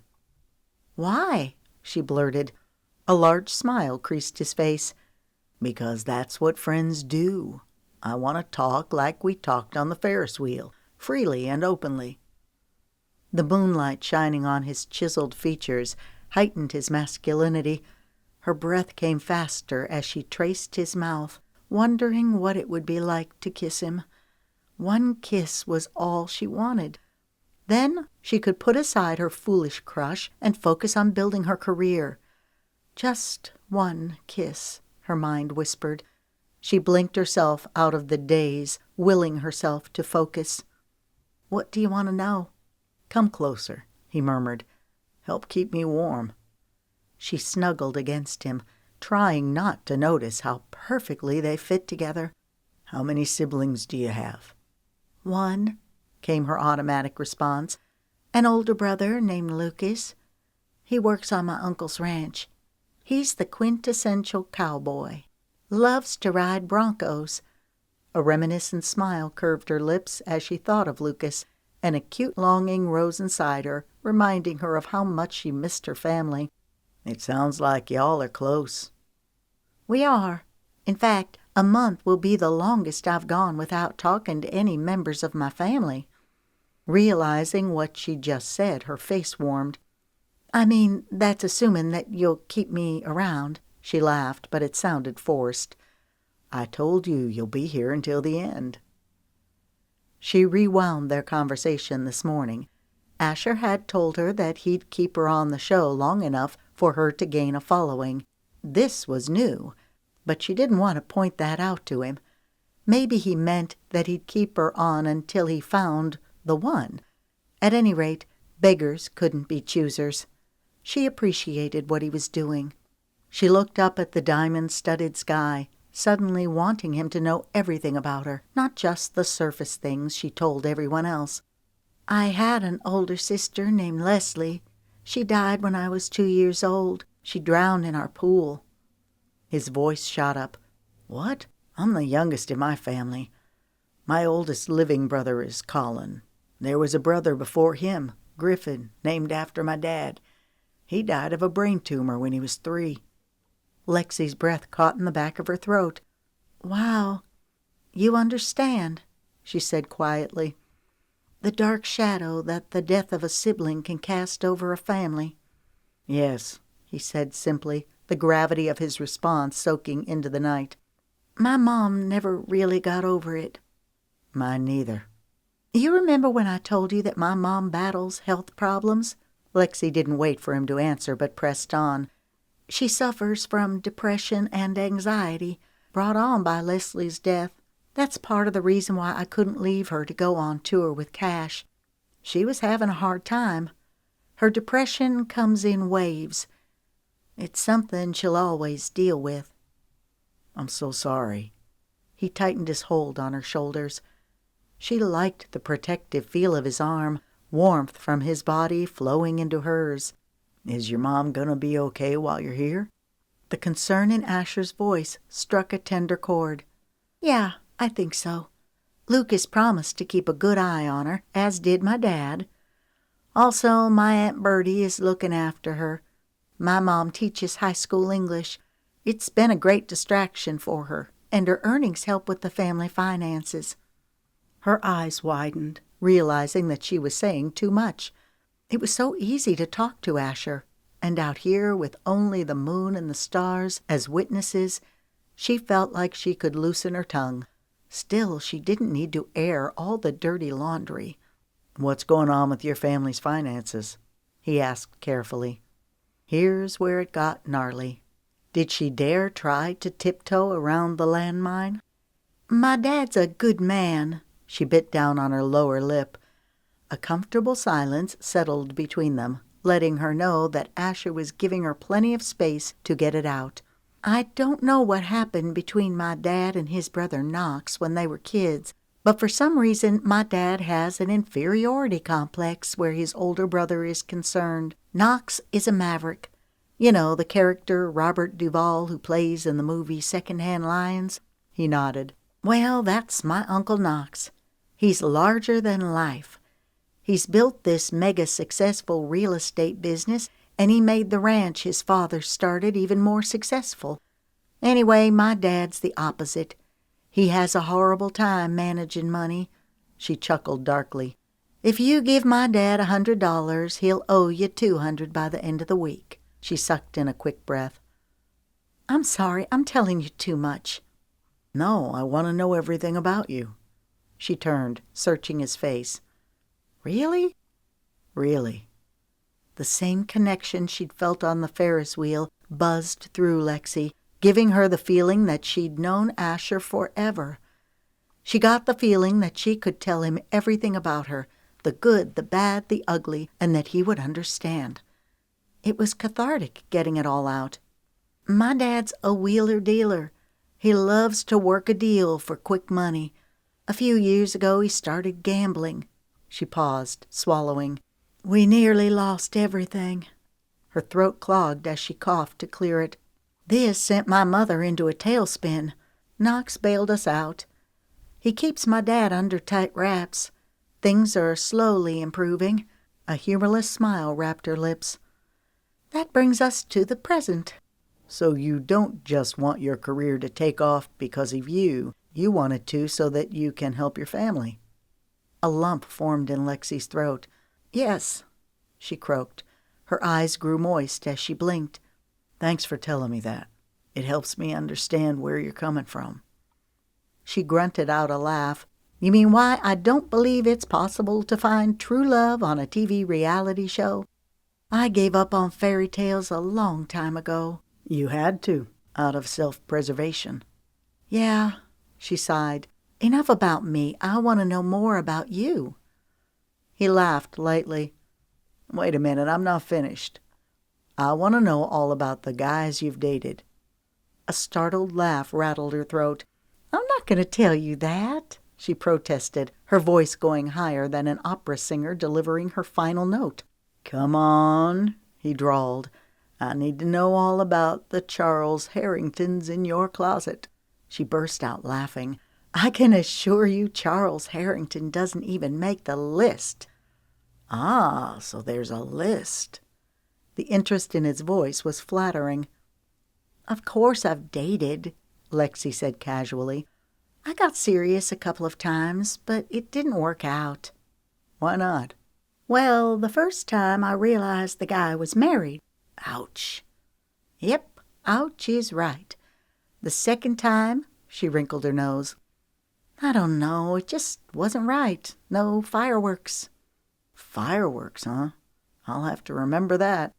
"You're such a kind friend." She gave him a side look, pleased to note that the corners of his lips had turned down. "That's me," he replied. "The best friend ever." She laughed. "I guess that remains to be seen." She shrugged. "Okay, that's my life in a nutshell." "I have a bone to pick with you." "What?" A grin broke over his face. "You didn't save me any of those chicken fingers everyone was raving about." Her jaw dropped. "How did you know about the chicken fingers?" "Cricket and Kyle were going on about them, complaining that they missed out. We had to wolf down fast food before filming the dates." "Yeah, it kind of stinks that they won't let us eat on dates." "Tell me about it. Treasure and I had to sit and look at our food all night at the restaurant while they filmed the segment. The steak looked fantastic, but by the time I got to actually take a bite, it was cold as ice." "It's so awkward having so much of our lives on camera. I don't know how you expect to get to know the real person." "You make a good point. I guess I didn't think that part through before coming on the show." She turned to him, her eyes drinking in his rugged features. "Why would someone like you need to go on a reality TV show to find love?" She caught the flicker of surprise in his eyes before pleasure washed through them. "Are my ears deceiving me, or did you actually give me a compliment?" "Ha ha," she said dryly. "You don't need me to give you a compliment to know you're good looking. All you have to do is look in the mirror."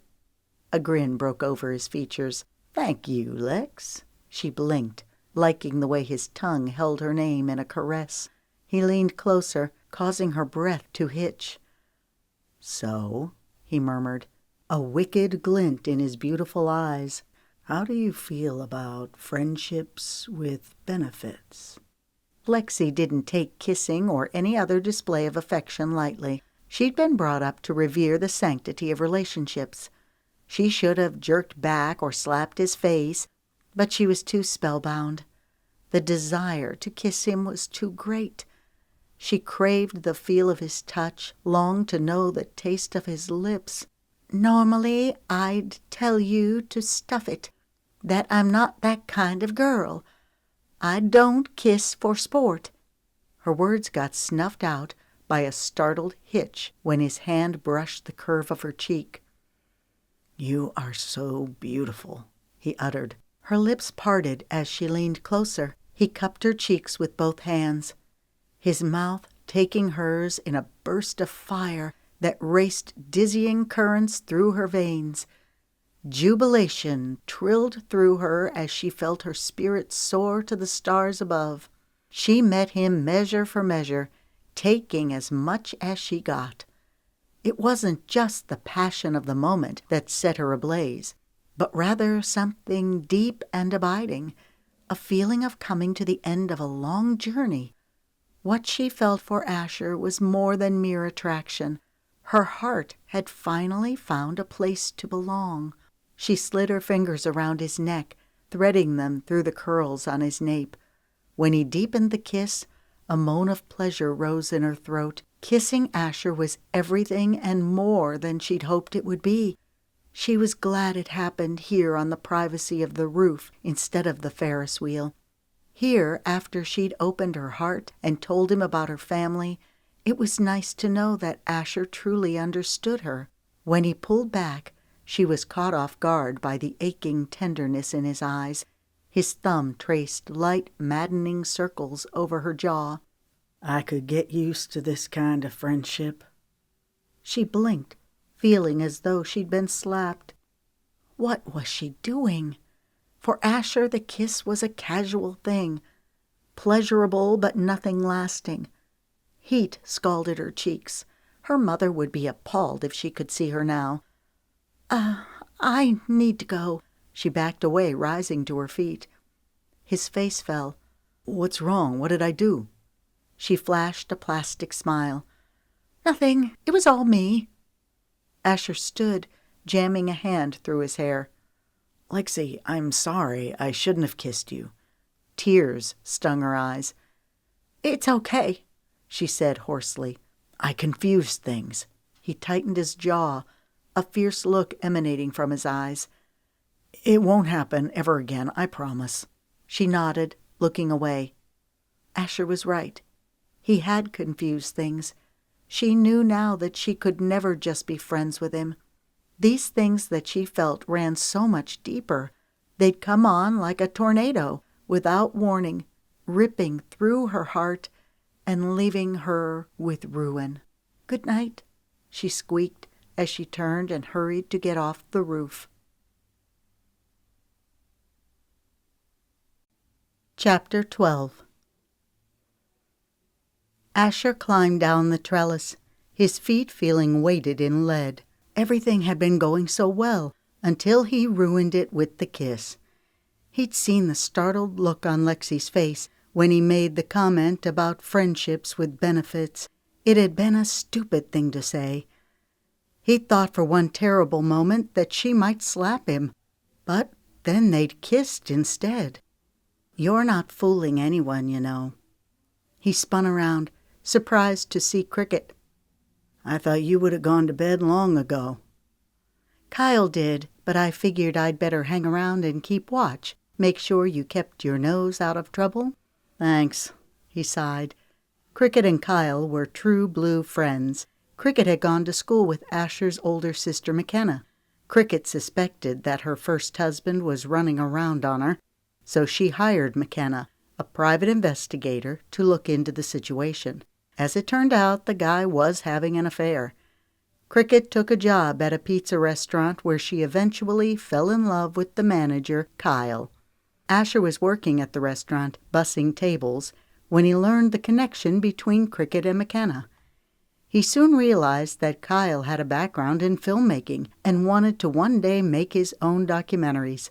When Asher got picked to go on The Singing Bachelor, he insisted on bringing Kyle and Cricket with him. "Like I said, you're not fooling anyone. Everyone can see that you're crazy about Lexi." "Everyone but Lexi," he muttered. "She just wants to be friends. She's here for her career, remember?" Cricket folded her arms over her chest. "Don't let all of these doe-eyed women fool you. They're all here for their careers. At least Lexi had the torque to admit it." "Yeah, because she didn't realize I was the bachelor." "Lexi cares about you." An ember of hope flickered in his chest. "You think so?" "I know so." "How?" Oh, how Asher hoped Cricket was right. "Did you see the way she looked at you at the pool when you were with those other women? Then she stormed off. That's a huge indicator. Also, I've seen the way she watches you." He furrowed his brows. "Why doesn't she just admit how she feels?" Cricket raised an eyebrow. "Why don't you tell her how you feel? You can't keep carrying around old hurts forever. You've got to eventually let it go. I had to learn that the hard way with Rodney. It wasn't until I forgave him that I could open up my heart to find my true love." "I have let it go," Asher fired back. "Look, just because Brielle dumped you for the first music exec that came along doesn't mean that Lexi will. She seems like the real deal to me." Cricket lifted her chin. "And trust me, I know the real deal when I see it." Asher grunted. "I'm batting 1,000 here. Lexi flat out told me that she was going on the show to further her career, and like a sucker, I'm into her anyway." "You're into her because she's the right one for you." "Yeah, well, I thought Brielle was that person, but I was wrong." He cocked his head. "Do you really think Lexi cares?" "Yes, I do." The certainty in Cricket's tone was immensely reassuring. A smile stole over his lips. "That's good." Cricket held up a finger. "Yeah, it is. But you're walking a fine line." "What do you mean?" Cricket's hand went to her hip. "Well, if I saw Kyle laughing and flirting with all of those uppity women, I'd sock him in the kisser and ask questions later. You can't blame Lexi for being upset." "I'm on a TV reality show where I'm supposed to be trying to find love." "Wonderful.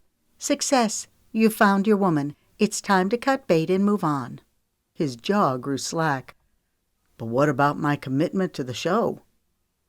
Cricket gave him a sage look. "So, is this about finding love, or is it about bolstering your career?" "I'm tied into a contract. I can't just walk away, even if I wanted to. I don't want to end up in a legal firestorm over this. Also, I've made commitments to my band, to you and Kyle. It's not just my future at stake here." "I hear you," Cricket conceded. "In that case, you need to come clean and tell Lexi how you feel about her. Tell her what you told me, that you were a goner from the first moment you saw her." The corners of her lips twitched. "That you've been bitten by what Kyle calls the O'Brien curse." Asher made a face. "What curse?" "Didn't you tell us that your dad knew from the minute he met your mom that she was the one?" "Yeah." Asher rubbed his neck. "I'd hardly call that a curse." "Me neither." Cricket's eyes softened. "It sounds rather romantic.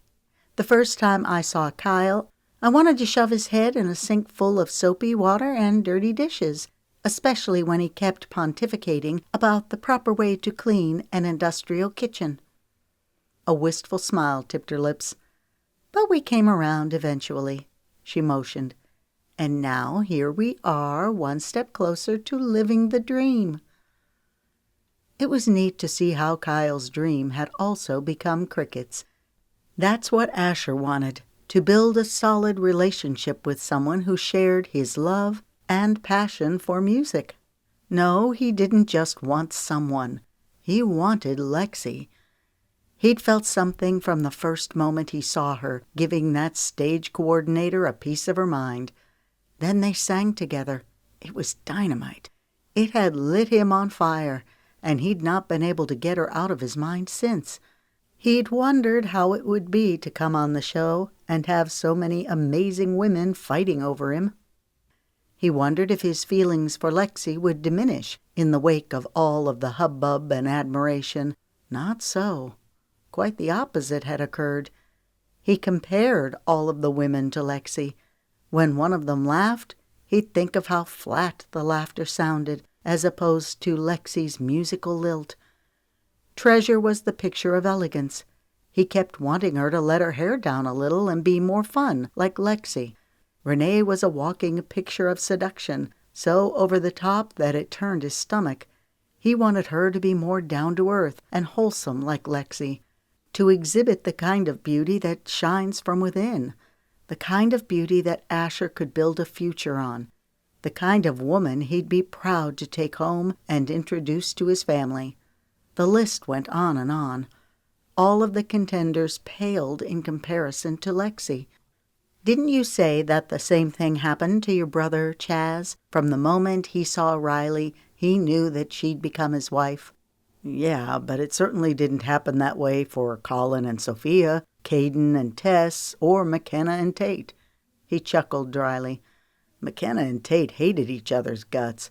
Colin and Sophia didn't start off so well either.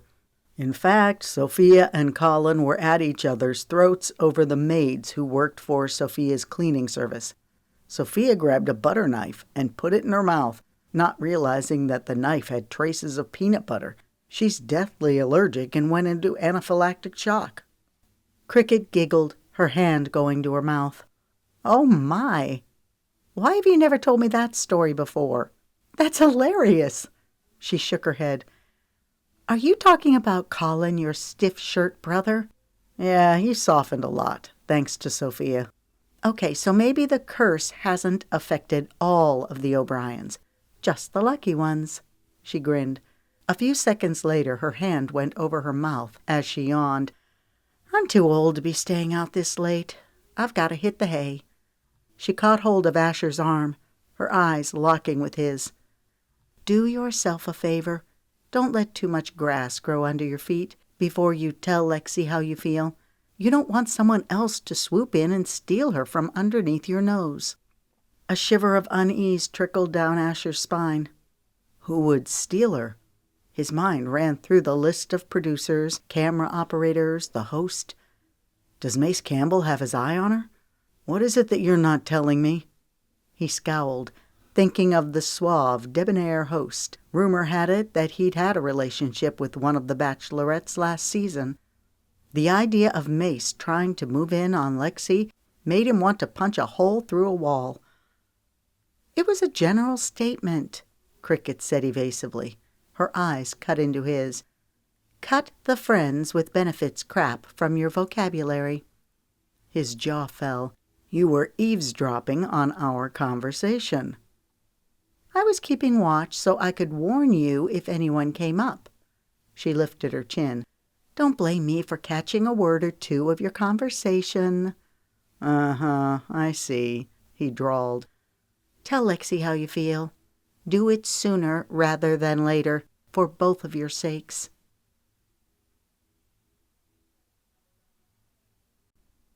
Chapter 13. The next week rolled by painfully slow as Lexi settled into a routine. She'd get up early and work out before eating breakfast, then make her way out to the pool and sit with the other women. The talk was always which one of them had held hands with or kissed Asher. Renee, Nikki, and Bella all claimed to have kissed him, which made Lexi sick to her stomach. Asher would make his appearance as all the women fawned over him. All the while, Lexi would replay their kiss on the rooftop. With each passing day, the exquisiteness of the kiss diminished as she became painfully aware that their kiss had meant nothing to Asher, a pleasurable way to pass the time. Friends with benefits, as he'd said. She was just one of his many admirers. She could kick herself for letting her guard down and kissing him. Some days after lounging by the pool, Lexi would go to the music room, making sure to sign up for times when other contestants were present. Several times when segments were being filmed, Wiley lurked nearby, watching her. Lexi was repulsed by Wiley's brazenness. Although it was tempting to shoot him a scornful glare, she avoided making eye contact. The more Lexi thought about the debacle in the music room, the more furious she became. It was as astonishing as it was exasperating that Trent and Joan blamed Lexi for Wiley coming into the room and demanding that she perform a song for him. The only thing worse than being reprimanded for something that she had no fault in was knowing that 100% of it was caught on video. For all she knew, it could already be streamed online. No, surely the editors would cut out that section. They wouldn't want to incriminate Wiley Boone or the show's executives. In the evenings, when Asher was out on dates, Lexi cooked. It was her respite from the chaos. The other women were starting to count on her cooking, asking each day what elaborate meal she was whipping up that night. Her thoughts went to Asher, as they'd been doing far too often. Protocol dictated that he eventually go on a date with her, especially if she were to stay on the show.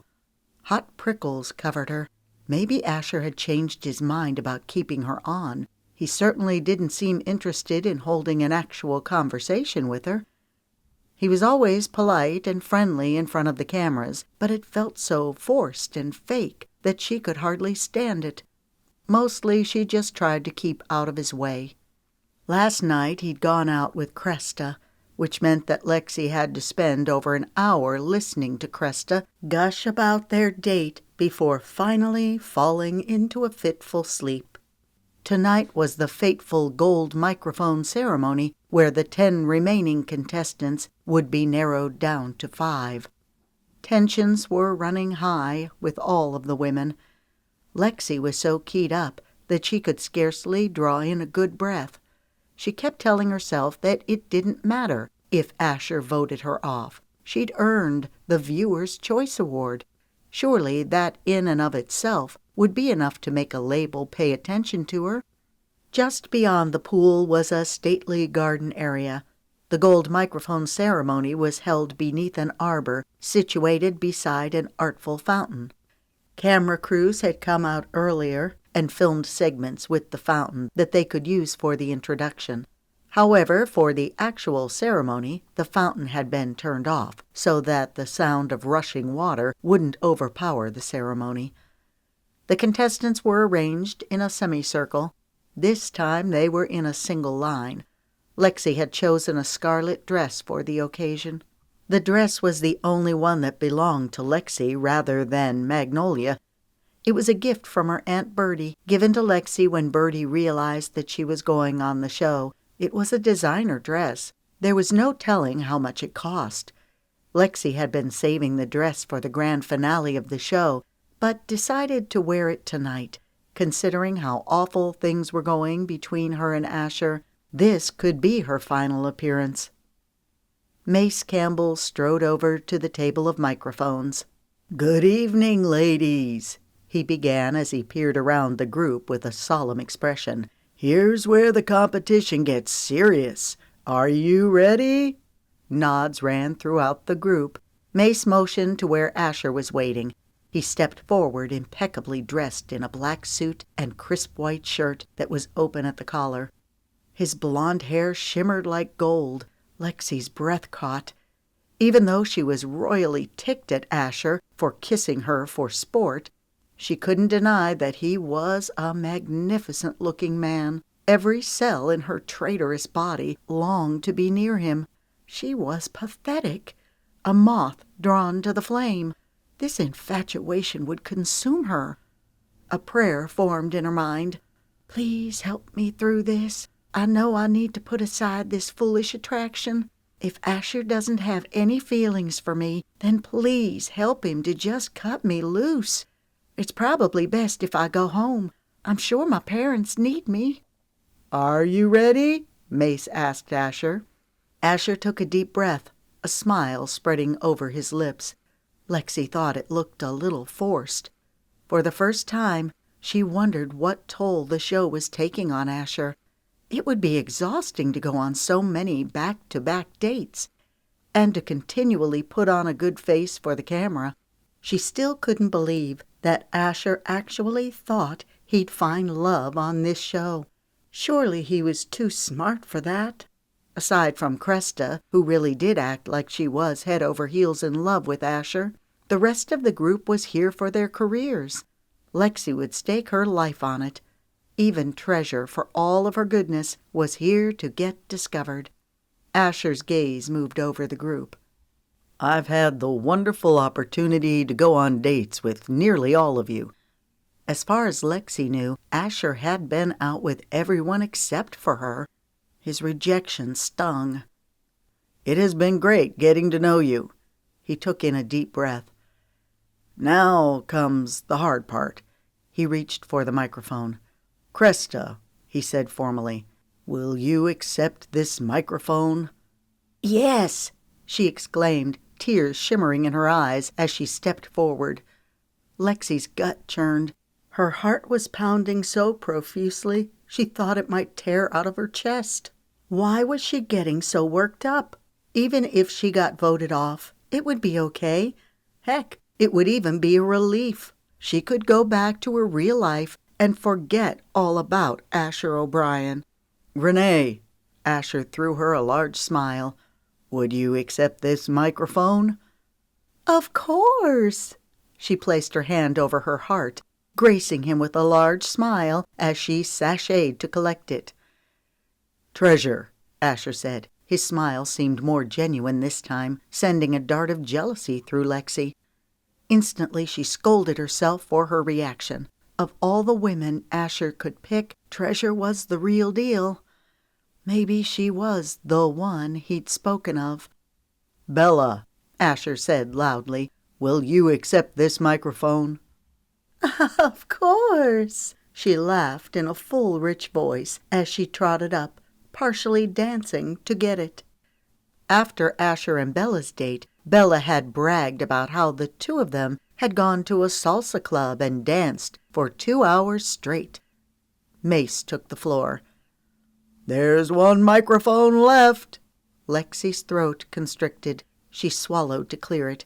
Asher had picked her last before. Would he do so again? She glanced around at the tight expressions on the women he'd not yet called. The suspense was nail-biting. All of the golden microphone segments were live-streamed. The world was watching tonight's events in real time. Asher reached for the microphone. He looked at the remaining women. It was all Lexi could do to keep her smile hitched up. Lexi!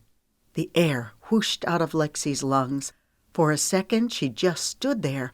Asher gave her a questioning look. Lexi, will you accept this microphone? Somehow Lexi managed to find her voice. Of course. She propelled her feet forward to get to him. Thank you, she said, reaching for it. He handed it over, brushing her hand in the process.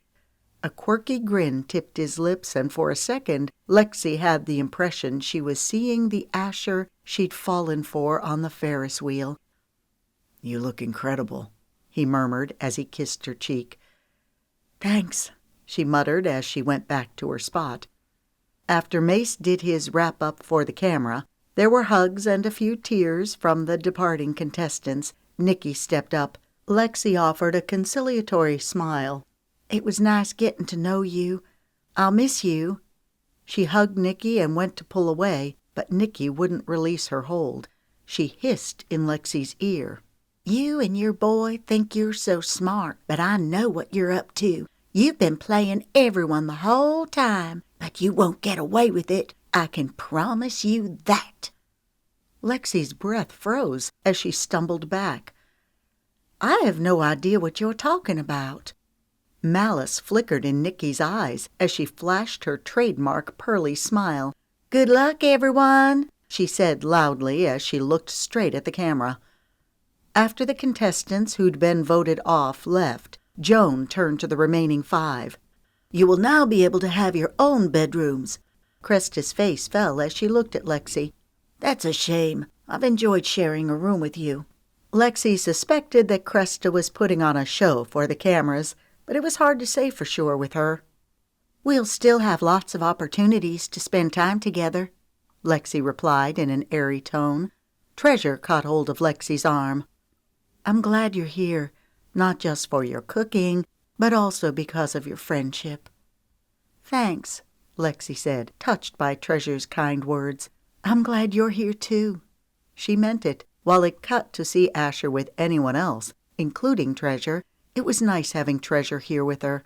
Lexi felt like Treasure was a true friend. Treasure cut her eyes at Asher. He's a good guy. Yeah, Lexi said dutifully. Treasure gave her a pointed look. I mean it. He's better than you realize. Give him a chance to show you. Lexi rocked back, blinking so fast she feared her magnetic eyelashes might fly off. I'm not sure what you mean. Treasure smiled wisely. I think you do. Her posture erect, she strolled away. Lexi's mind was reeling. First with the knowledge that she was staying on the show. Second were Nikki's hateful remarks. And third, Treasure's cryptic comment. The way in which Treasure phrased her words. One could almost think she was trying to get Lexi together with Asher. Why would Treasure do that? Wasn't the objective for her to win Asher? Lexi's thoughts went back to Nikki. Did she think Asher and Lexi were in league together? Hot needles rained down on Lexi. They were, sort of. That first night at the park, when Lexi and Asher bantered about the Ferris wheel, Nikki had gotten suspicious. Had she somehow found out that Asher and Lexi had met each other before? Or maybe Nikki had seen them on the roof of the pool house. Or perhaps Nikki had seen Asher coming to Lexi's window that one morning. A hand touched Lexi's spine the second before a man stepped in front of her. Congratulations, darling. She was jolted to see Wiley Boone. Thanks. She took a step back to put distance between them. Wiley noticed, his eyes narrowing. His bold gaze moved over her. You look like a walking felony. His eyes lingered on her chest. Thank you. She had to fight the urge to flee. Wiley held out his arm. Take a walk with me in the garden. It was more of a command than a request. This was like the snake asking the mouse to take a stroll. No thanks, she swallowed. I don't want to break any rules. His eyes glimmered with determination as he stroked his mustache. Well, the way I figure, this is my house, my show, my rules. He motioned with his head. Let's go. Alarm trickled through Lexi as her eyes searched for someone who could help get her out of this jam. She caught Asher's gaze. Hello, she called, waving. Sure, I'll be right there. Asher looked confused. He glanced back to see if she were talking to someone else. Then he pointed to himself and mouthed, Me? She nodded vigorously before offering Wiley an apologetic smile. I'm sorry, I have to go. Wiley caught hold of her arm. Surely you don't want that wet behind the ears boy when you can have a real man. Her skin crawled. I have to go. She was relieved when he released her arm. She stumbled past him, walking quickly to get to Asher. Is everything okay? Asher was holding a can of sparkling water. Now that the ceremony was over, everyone could relax. A part of her wanted to tell Asher about the incident with Wiley in the music room, and just now his advances had felt menacing. Yet she couldn't do that with the cameras rolling and the stupid microphones. Everything's good, she said, forcing a cheerful tone into her voice. She could tell that Asher wasn't buying it. His brows shot down, the muscles in his jaw twitching. Let's go out tomorrow night. Her heart leapt with exultation. She had to fight to keep her expression neutral. Really? Really. Can I cut in? Renee asked as she reached for Asher's arm. She flashed a contrite smile at Lexi. I'll only need him for a minute." "No worries," Lexi shot back with a cheery smile. "We were done. He's all yours." Her words dropped like acid dipped in sugar. Asher's jaw dropped slightly, and he looked a little wounded. Lexi knew it wasn't his fault that Renee was pawing all over him. Still, it was too much to take. After all, what could possibly be so urgent that Renee couldn't politely wait her turn to talk to Asher? Then again, there wasn't a polite bone in Renee's feline body. Lexi turned her back to him and began walking away. "Lexi," she stopped and turned back around. "Remember, tomorrow night." The promise in Asher's voice sank into the center of Lexi's heart like a soft, puffy cushion as she nodded. "Tomorrow night." Try as she might, she couldn't hide the hint of a smile that peeked beneath her stoic mask. They shared a long look. In that moment, she felt like he really got her. Renee cleared her throat, breaking the spell. The diva threw Lexi a triumphant grin before entangling her arm through Asher's like a pretzel. "Better enjoy him while you can," Lexi fired back, then clamped her lips shut. Shoot! She really needed to think before she spoke. Renee's jaw dropped to the ground. "Exactly what did you mean by that?" she harumphed, her face turning redder than a lobster. Lexi saw the trickle of amusement on Asher's handsome face. It emboldened her to take the insult a step further. A phrase Lucas always said ran through her mind. Did she dare voice it? "If you've got something to say, then do so." Renee wagged her head saucily as she spoke. That did it. Lexi was so done with playing it safe, she was sick and tired of letting Renee rule the roost. She straightened her shoulders and let loose with Lucas's phrase, her voice playful and taunting. "Better hold 'em tight, honey, because I've got 'em tomorrow night," she chimed. A snigger rose in Asher's throat. He tried to hold it back, but it burst out in gasps, his shoulders shaking. For once, Renee was at a loss for words. With that, Lexi winked and strode away.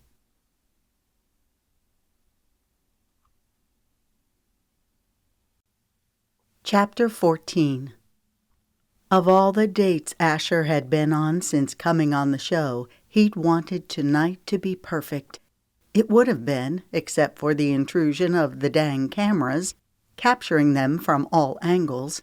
As if reading his mind, Lexi glanced over at one of the cameras before looking back at him. Tucking her hair behind her ear, she gave him a strained smile. Kyle and Cricket were positioned directly in front of the table. When the conversation lagged, they glanced at one another before Cricket held up a cue card with the message, "Talk about your favorite jazz musicians." Lexi jumped into gear. "Who's your favorite jazz musician?" she asked. "I have several," Asher replied, "but Louis Armstrong tops the list." She nodded. "I agree." "Who are your favorites?" She pursed her lips thoughtfully. "I'd have to say Billie Holiday and Ella Fitzgerald." They launched into a conversation about jazz music and the influence it had on modern-day music. Asher could feel the camera operators and producers settling down and getting comfortable, relieved that the conversation was flowing. The discussion moved to literature as he and Lexi spoke of F. Scott Fitzgerald and The Great Gatsby. "Did you know that Fitzgerald coined the phrase jazz age?" Lexi asked. "No." Lexi nodded, her glossy chestnut hair bouncing lightly on her shoulders as she became animated, talking with her hands. "Yep, he did. He named a collection of his short stories Tales of the Jazz Age, and it stuck." Lexi's soft brown expressive eyes caught the flicker of the candle in the center of the table, sparkling with a hint of mystery. Asher's gaze moved appreciatively over her delicate features, tracing along the lines of her jaw and going down her slender neck. She looked exquisite in her royal blue dress. The shimmery fabric molded well to her soft curves. Lexi was so beautiful and so classy. He loved that she was also smart and interested in so many subjects. I find it interesting and sad that Fitzgerald died believing that his crowning achievement was a flop. He tipped his head. Really? I didn't know that. Yes, when Fitzgerald died at the age of 44, The Great Gatsby was no longer being published. He wrote his wife Zelda a letter in which he lamented that he was a forgotten man. It wasn't until World War II that an initiative was started to provide books to soldiers. The Great Gatsby was selected as one of those books. They were designed to fit into a soldier's pocket. It was only then that the novel began to gain popularity. Fitzgerald spent much of his time writing pieces for the sole purpose of selling them to earn income. He considered himself a hack. A shadow crossed her features. Just think, if The Great Gatsby hadn't been selected for that initiative, we might not know about it today. It would have faded into obscurity. Do you ever wonder how many great works of literature and songs are out there that we don't know about? Things that have never been discovered or appreciated. Asher knew Lexi was talking about herself. He'd felt her pain when she told him how she'd performed for Cash Romeo's label, and they deemed Lexi's music as too ordinary for them to publish. He couldn't imagine anyone failing to recognize Lexi's value. Asher had known from the first moment he'd heard her sing how extraordinary she was. A smile touched his lips as their eyes met. I have to believe that Providence has a way of making things right. People eventually come around and recognize the greatness that's in front of them. Color brushed her cheeks with a rosy hue. Thanks, she murmured as she looked down, her lashes sweeping against her soft skin. He loved Lexi's femininity, her perfect posture, the way her chin had a jaunty point. It spoke of her sass. Mark, one of the producers, scribbled on a poster and held it up. Mention something about the restaurant and the food. Say you're looking forward to listening to the jazz music. A dart of frustration pinged Asher. He could tell from the way Lexi's features tightened that she felt the same way. The minute they started really connecting, the producers would interrupt, trying to keep a tight rein on the conversation. All of Asher's dates had been the same way. He hadn't minded before, but now it was annoying. He had to force his voice to sound light. Speaking of jazz, it's nice to be here with you.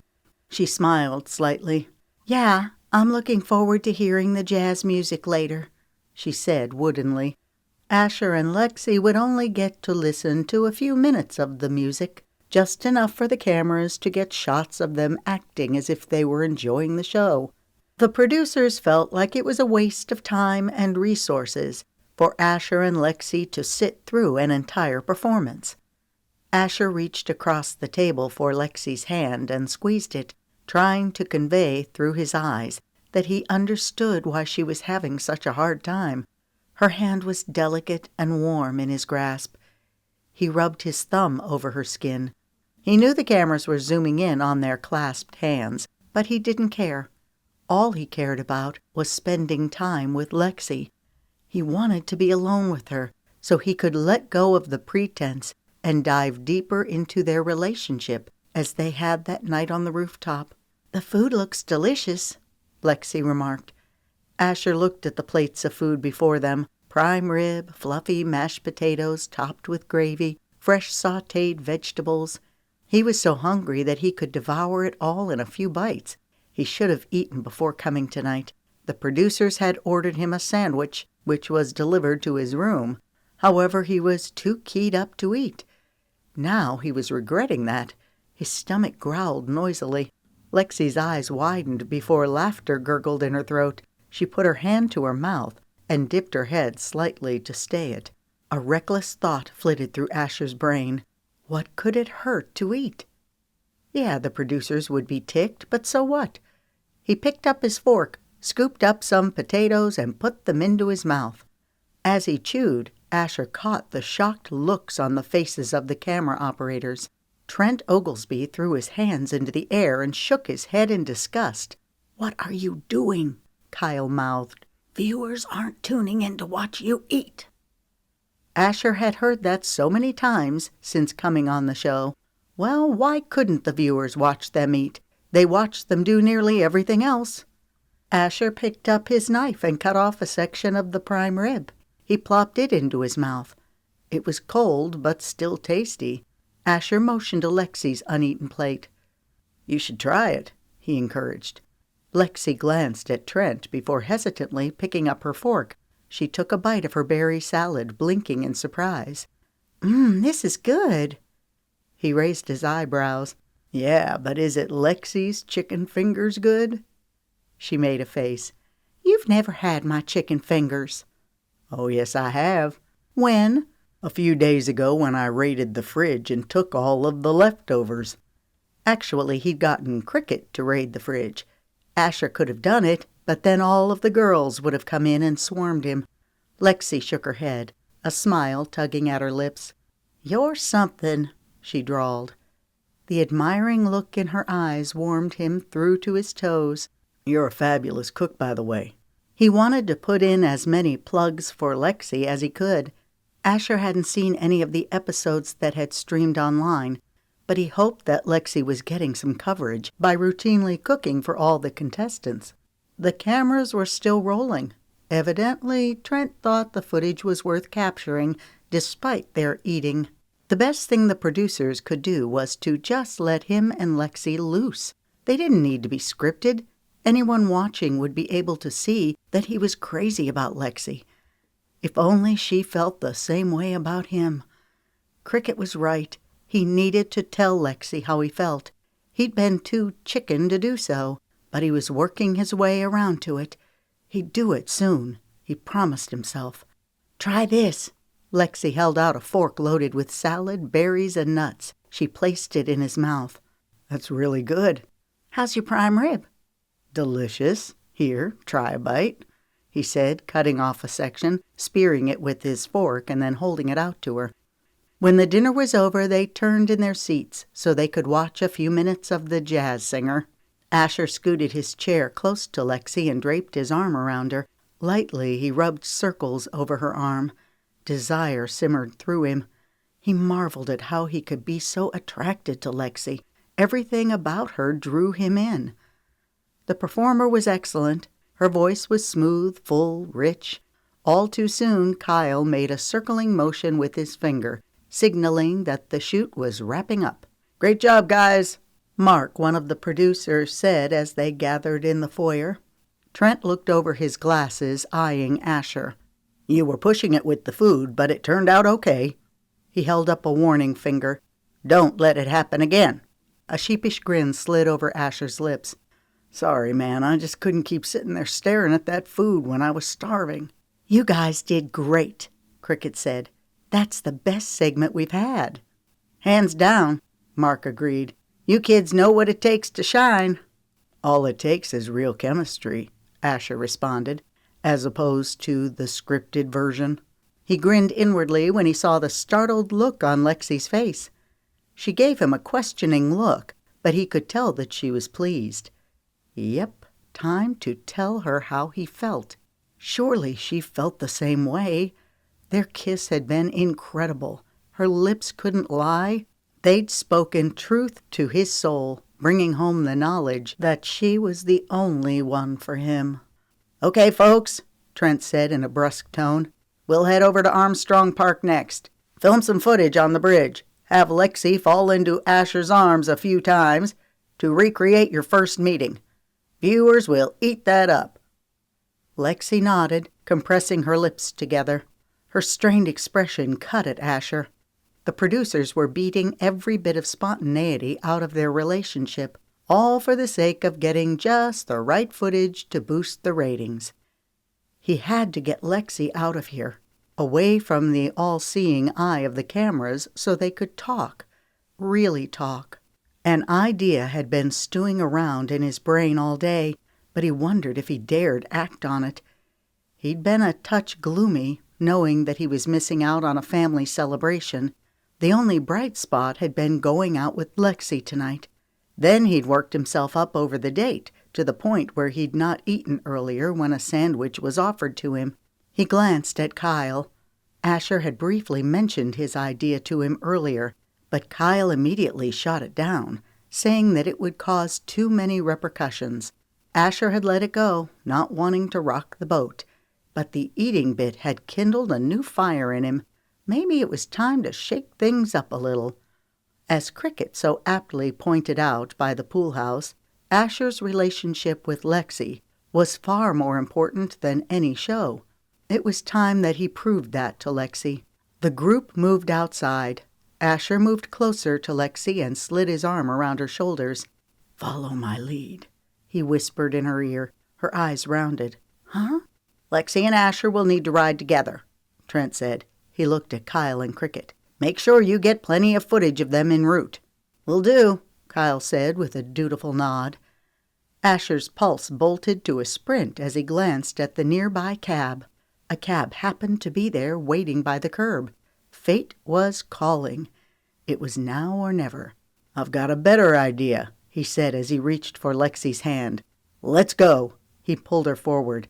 Trent swore as they ran toward the cab. "What are you doing?" he demanded. "We'll be back at the estate later tonight," Asher yelled over his shoulder as he opened the door of the cab. He and Lexi jumped in. "Go," he shouted to the driver. "I'll pay double your rate." "Sounds good to me," the driver sang as he punched the gas. "What are you doing?" Lexi asked, her eyes round. "I thought we needed a break from the cameras." An incredulous smile moved over her lips. "Seriously?" "Seriously." She sat back in her seat. "I had no idea how exhausting and stressful it was to go through the motions of a date with all of those people dictating your every move." "Yeah, it's been rough. All this time I thought you were off living it up with all of these women." Her voice trailed off as she shook her head. "Where to, man?" the driver asked in a sing-song voice. "Esplanade Avenue." Lexi's jaw grew slack as her head snapped around to face him. "You're taking me to your house?" "Yep, it's my dad's birthday today, and I'd like for you to meet my family."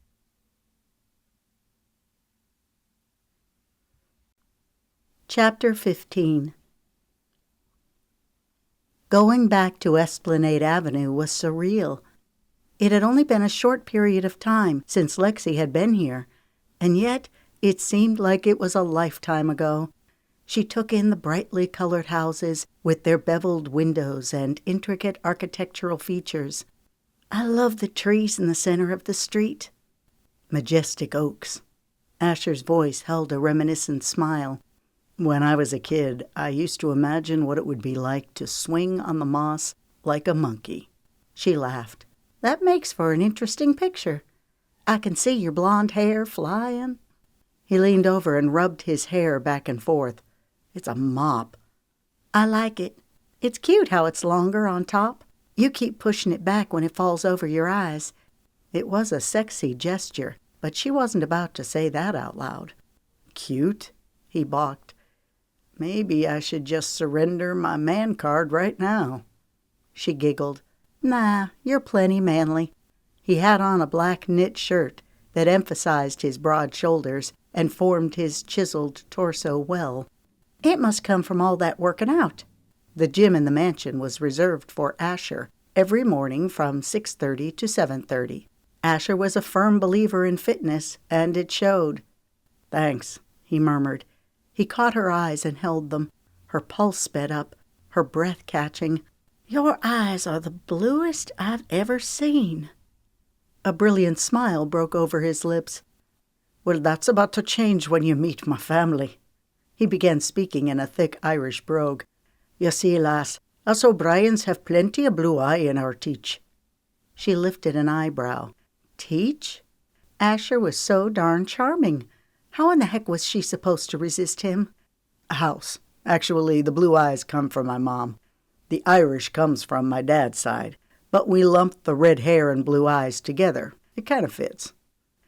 "Makes sense," Lexi mused. She looked out the window, pointing. "That's where Magnolia lives." She wondered what Magnolia was up to. Had she been watching the show? If so, what did she think of it? Lexi wondered how closely the show paralleled everything that was actually happening. She'd heard some of the other contestants talking about how the editors could put any spin on the show they wanted. Of course, the words had been spoken in hushed tones in the hope that microphones wouldn't pick up their conversation. "This is it," Asher said a few seconds later. "Pull over here." He retrieved his wallet from his front pocket and handed over his credit card to pay the driver. "It's a good thing the producers allowed you to keep your wallet," Lexi remarked. "Otherwise, we'd be in trouble." "Yep, we would," Asher agreed with a low chuckle. "We'd be on foot right now." "I wouldn't get far in these heels." Lexi looked down at her feet. "Probably not, but you'd look good." His compliment stirred warmth through her. Did she dare hope that Asher had feelings for her that went beyond mere friendship? There were times when she thought he might, but she wasn't sure. The entire situation with the reality show and all of the other girls was so confusing.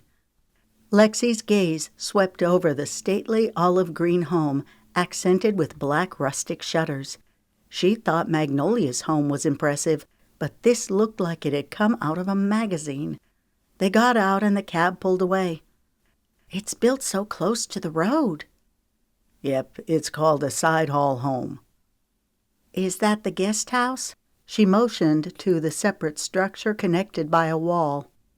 "Technically, yes." A cheeky grin spread over his lips. "But I like to call it home."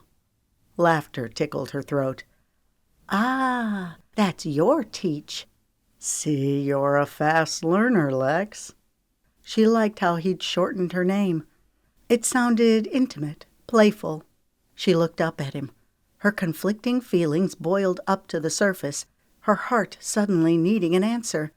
"Asher, what are we doing?" He blinked. "Going to my dad's party."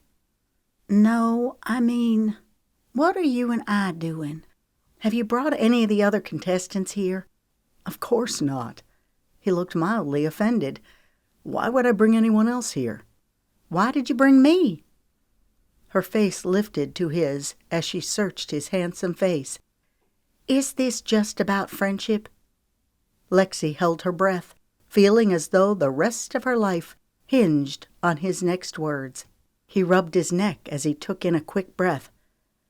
"Actually, there's something I need to tell." "Well, well. It looks like the little birdie has escaped his gilded cage, and he's brought company," a voice taunted. Lexi looked up to where a redhead was sticking her head out the window. She waved in a grand motion. "Come on in, little brother. We've got plenty of birthday cake left, and it's got your name written all over it." "That's McKenna," Asher explained. "Oh, wow. She does look a little like Renee, except she's prettier." "Yeah, she's a lot nicer, too, and classier." Lexi sniggered, feeling vindicated by Asher's remarks. At least he had the good sense to see Renee for what she was. A guy stuck his head out the window beside McKenna. When he saw Asher, a large smile tipped his lips. "Hey, Ash." "Hey, Tate," Asher called before turning to Lexi. "That's McKenna's husband." "Hello," Lexi said to both of them with a wave. They were a beautiful couple.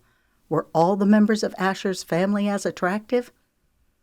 A few minutes later, when they were inside the house, gathered with the family in the palatial den, Lexi got her answers.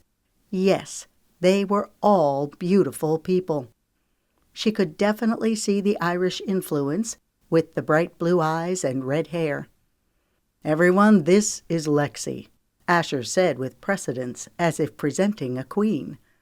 "No intro necessary, bro. We know exactly who she is," McKenna quipped with a streak of mischief as she threw Lexi a conspiratorial wink. "We've been watching you." Heat rushed to Lexi's face. "Oh, they won't let us watch any of the episodes until after the entire show is filmed. I have no idea what you've seen." "Better hold 'em tight, honey. I've got 'em tomorrow night." McKenna teased with a laugh. "That was beautiful. You certainly put Renee in her place." I said that last night, Lexi uttered as she turned to Asher. I thought only the actual golden microphone ceremonies were live-streamed. Doesn't it take the editors a couple of days to go through the footage for the rest? I heard Kyle and Cricket talking about how the editing team pulled that portion to make sure your comment would get added to the ceremony. Amusement lit Asher's eyes. It was priceless. McKenna crinkled her nose. I'm glad you finally put that hoity-toity wench in her place. I can't stand her. She seethed with enough fire that it made Lexi grin. She'd only just met McKenna, but she admired her torque. Okay, McKenna, Effie warned in a cultured tone. That's enough. Looking at Effie, Asher's mom, it wasn't hard to see where he'd gotten his bright blue eyes. Effie was tall and thin, with short dark hair that tapered around her face. Soft-spoken, she was a beautiful woman who exuded class and culture. Asher's dad, Griffin, was a large, muscular man with silver hair and a jovial smile. Asher continued with the introductions. This is my oldest brother, Colin, and his wife, Sophia. Colin's the CEO of Dad's investment company. He has power player stamped all over him, but Sophia has managed to buff out the rough edges. Colin scowled as Asher laughed. It was fun watching the dynamics of Asher's family. Asher got a kick out of razzing his oldest brother, who seemed to be the most uptight one of the bunch. Colin was handsome in a preppy, sophisticated way. Even if Asher hadn't pointed out that he was a CEO, she would have guessed it. Sophia was bombshell beautiful, with her curly blonde hair and green eyes. That's their 1-year-old son, Logan.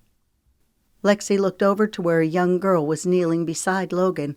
She looked to be around 5 years old, her blonde curls bouncing happily with her every movement. She was laughing and playing with Logan as he lay on the blanket. That's Maggie, Chas, and Riley's daughter. Hello, Riley said with a warm smile.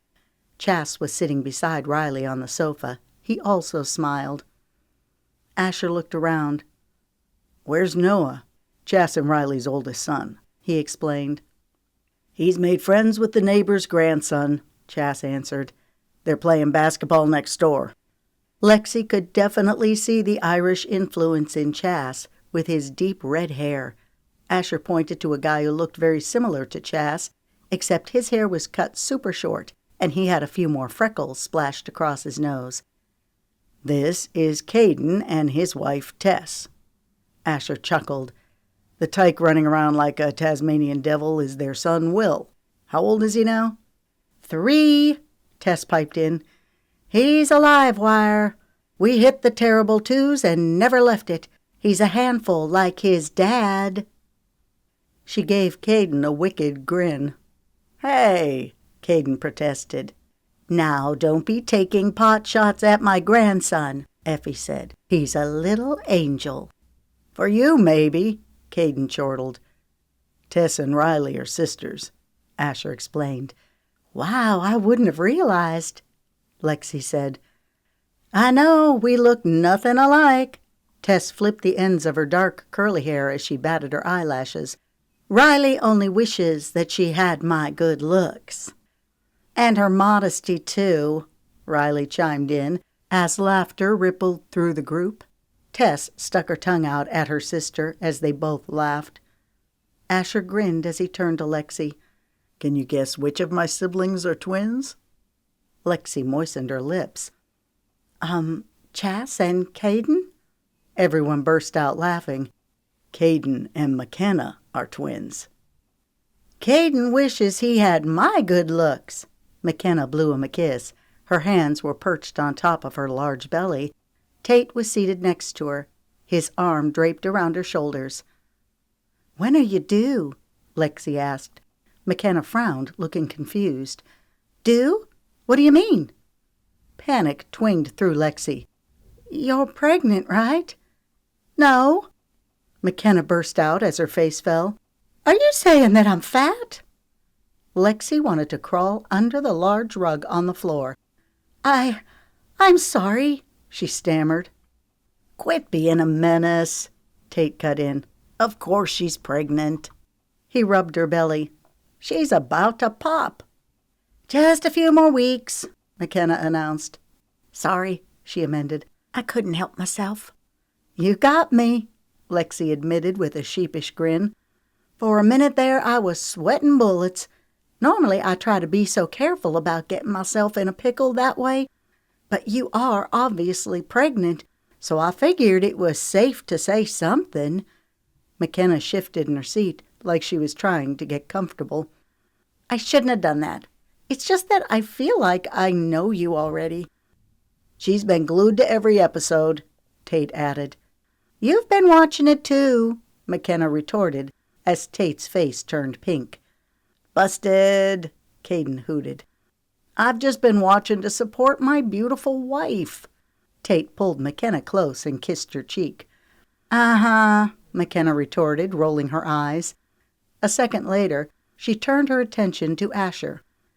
So, I take it Lexi's the one? Her eyes shimmered with interest. Asher's face turned crimson. You know I can't give away the ending, he drawled in an easy tone. I can only assume. After all, you brought her home to meet the family. McKenna caught eyes with Lexi. For the record, you've had my vote the entire time. From the minute you fell into Asher's arms on the bridge, I knew you were the one. McKenna's words hit home. Yes, Asher had brought her here. Lexi turned to him, trying to figure out what it meant. Right before McKenna had called out to them from the window, Asher was going to tell her something. Hope fluttered in her breast. Did he care about her as she did him? Being here now with Asher and his family felt right. She could see herself as a part of this family. I didn't think the powers that be were going to let you out of their sight until the show was over, McKenna continued.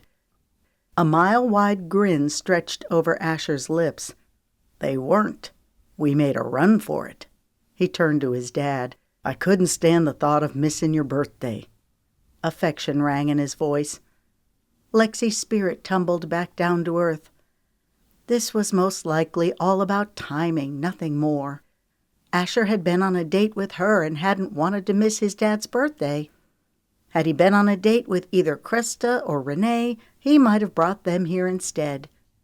Well, maybe not Renee, as he obviously didn't care for her, but he might have brought Krista. I'm glad you came home, son, Griffin said. My birthday wouldn't have been the same without you. Where's Gran? Asher asked. She had a headache, so she went to bed early, Effie said. Asher frowned. That's too bad. I wanted her to meet Lexi. You can introduce her next time, Effie reassured him in a voice so confident that it helped soothe some of Lexi's fears. Asher certainly sounded like he'd wanted to introduce his grandmother to Lexi specifically. She really needed to find out where she and Asher stood, so she wouldn't keep going rounds in her head. You should sing us something, McKenna suggested. Lexi's eyes flew open wide as she looked at Asher. He was just as startled. Nah, he said lightly. We save all that for the show. Come on, McKenna begged. One song. She motioned. We have that baby Gran just sitting over there in the corner waiting for you.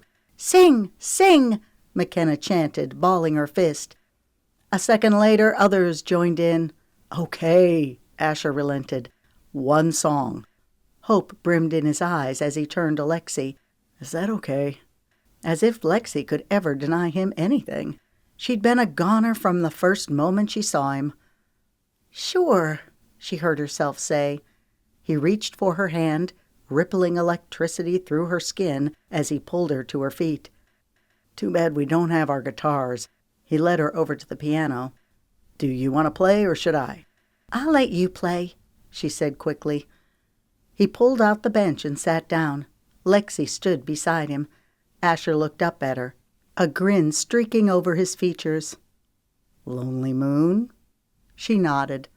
A second later, he played the introduction. Ever since that night on stage when Lexi and Asher had sung together, Lexi wondered if it was one of those rare experiences that only happened once in a lifetime. She didn't know if they could recreate the magic. Asher began singing. When it was her turn, she joined in. A jolt of euphoria ran through her as their voices blended together. As before, it was like they were meant to sing together. There was some raw, unseen vitality or energy that drew her to Asher as surely as the moon pulls the tides. She'd never felt like this before.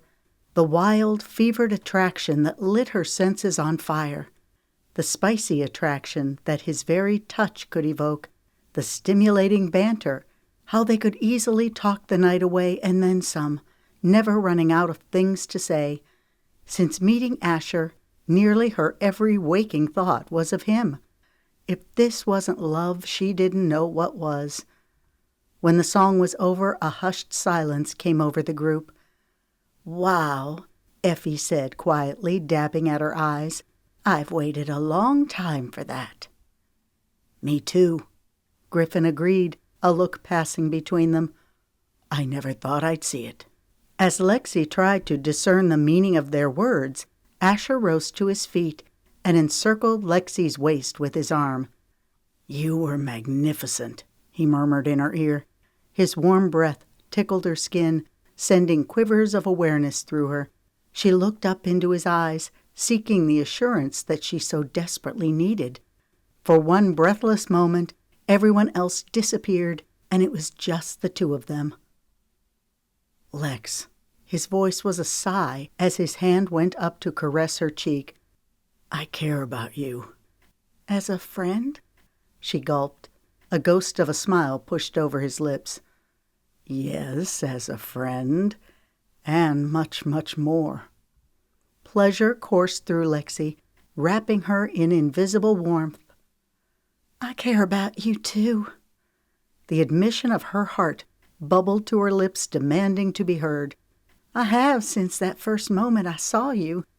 "Ditto," he quipped as he leaned down, his lips taking hers in a slow, thoughtful kiss, filled with such heart-rending tenderness that she thought she'd melt. "That's how it happens," Griffin interjected, prompting Lexi and Asher to pull apart. Griffin clapped his hands. "One look and whammo, you're a goner." He turned to Effie. "Sound familiar?" "Yes," Effie responded softly, giving him a loving look. Asher reached for Lexi's hand, lacing his fingers through hers. McKenna began clapping and cheering. "Bravo! That, folks, is the perfect ending. Who needs reality TV anyway?" A devilish grin zipped over her lips. "I'll still watch the finale anyway, just for the satisfaction of seeing Renee get booted off." "Yes, she will," Tate chuckled as he drew her close and planted a kiss on her lips.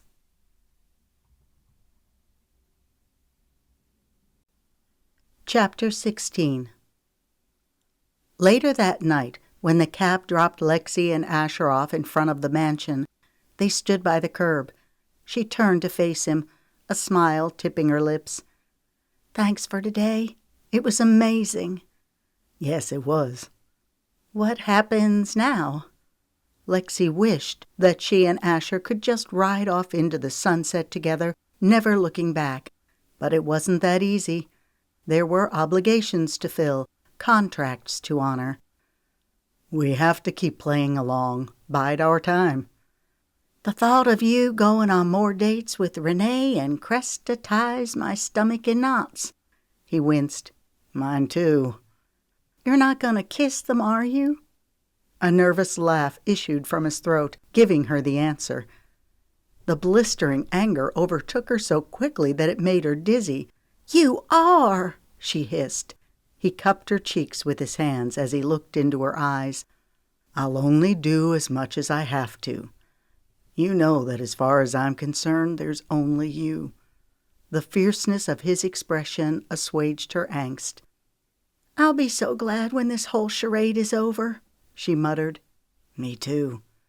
He leaned in to kiss her, but pulled away in a flash when the front door opened and Trent Oglesby stepped out onto the porch, his hands planted on his hips. "I need to talk to both of you now." "Time to face the music," Asher whispered. A snigger rose in Lexi's throat. "It was worth it." Yes, it was. They followed Trent into the study where they found Joan, along with Mark and a couple of the other producers, waiting for them. "Have a seat," Trent ordered, motioning at the 2 chairs placed in the center of the room.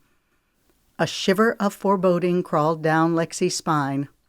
Whatever was coming wasn't good. She felt like they were facing a firing squad. She glanced at Asher, whose expression was resolutely rigid. They went to the chairs and sat down. Trent stood in front of them, eyes blazing. "It has come to my attention that the 2 of you knew each other before the show." "Nikki." Lexi was sure that she'd been the one who'd ratted them out. Trent began pacing back and forth. "I received an email of a video this evening of the 2 of you singing together at a fair, just 2 days prior to your arrival on the show." He lasered in on Lexi, his expression furious. "Also, there's the footage on the bridge where you called Asher by name when you first saw him." Lexi's words rushed out in a flurry. "We happened to meet each other at the fair and ended up performing together. It was purely happenstance." She turned to Asher. "Tell him." "It's true," he said firmly. "You've got to believe us," Lexi added. "We're telling the truth." Trent scoffed. "Forgive me for saying this, but the verity of your words doesn't count for much right now. I might have been able to smooth things over had the 2 of you not taken off like you did. The other contestants are screaming foul, saying that this whole thing was a sham." "Of course it's a sham," Asher countered. "The whole blasted thing is scripted. You've been telling me from day one who to keep and who to vote off. The object of the show is for me to find love." His voice rose. "Congratulations. You've done it. I choose Lexi." He reached for her hand, linking his fingers through hers. Lexi's throat felt impossibly thick as she swallowed. Everything was unraveling faster than she could blink. Trent's face turned an ugly red as he pointed at Asher. "You listen to me, golden boy," he sneered. "I've worked too hard to let this show go up in fiery flames. Unless you want to find yourself in the motherlode of all court battles, you'll honor every last sentence of your contract, and that includes doing exactly as you're told." "Which is?" Asher fired back. "For starters, she goes," he pointed at Lexi. "I should have known better than to add someone on the show who wasn't fully vetted." He fumed. "You've been trouble from the start." Lexi's heart sank. Her mind whirled, trying to find a way out of this. Even if she left the show this moment, it didn't mean that she and Asher couldn't get together immediately after it was over. "I'll leave." "No," Asher blurted. "You won't." Tears pressed against her eyes. She swallowed, pushing them back. "I can't stand by and watch you throw away your career over me." "I'd listen to her," Trent said. Lexi shot Trent a dark look before turning to Asher. "Look, honor your stupid contract, follow through with the show, and then come back to me as soon as it's over." "I'm afraid it's not that simple," Joan inserted. Lexi's brows bunched. "What do you mean?" "Tell her, Asher," Joan demanded. Asher's stricken expression rattled Lexi's insides, far more than any hateful words could. She forced the words out. "What does she mean?"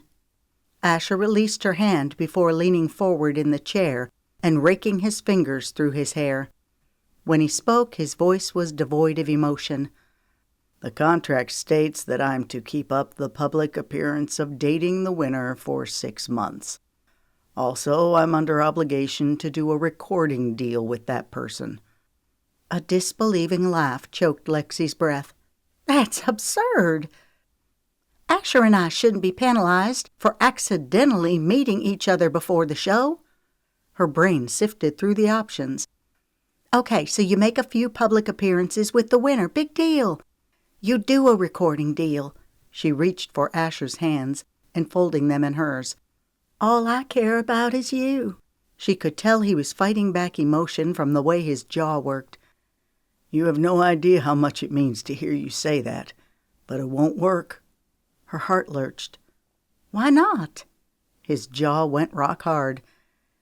Because I refuse to keep up a sham of a false relationship, that's why.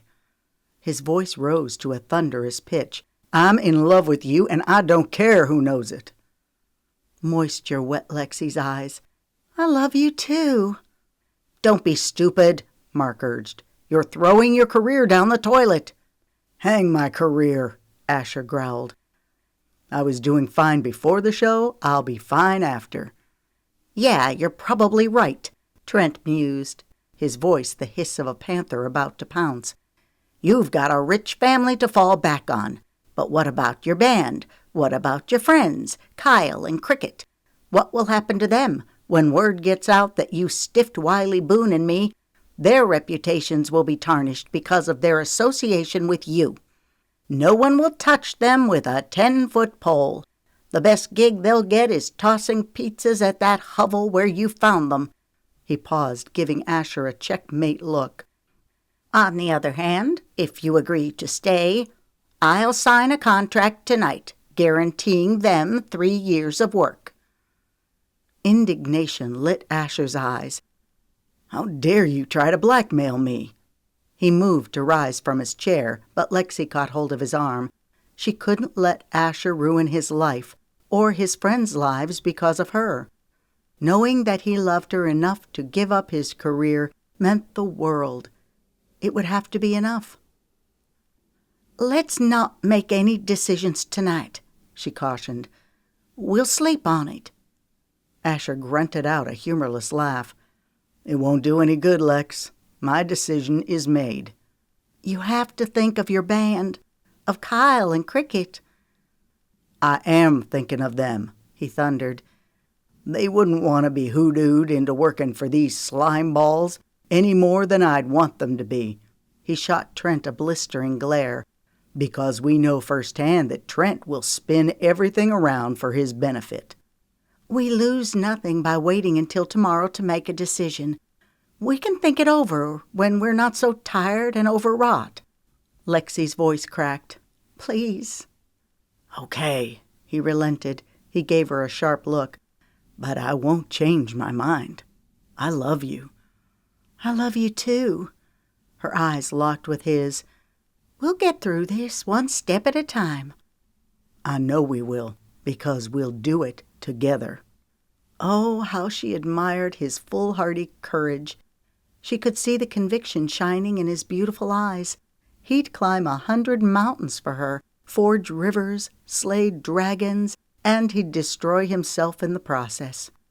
You know, my dad's biggest hope for me was that I would find that one thing that would motivate me to be a better man. An ironic chuckle sounded in his throat.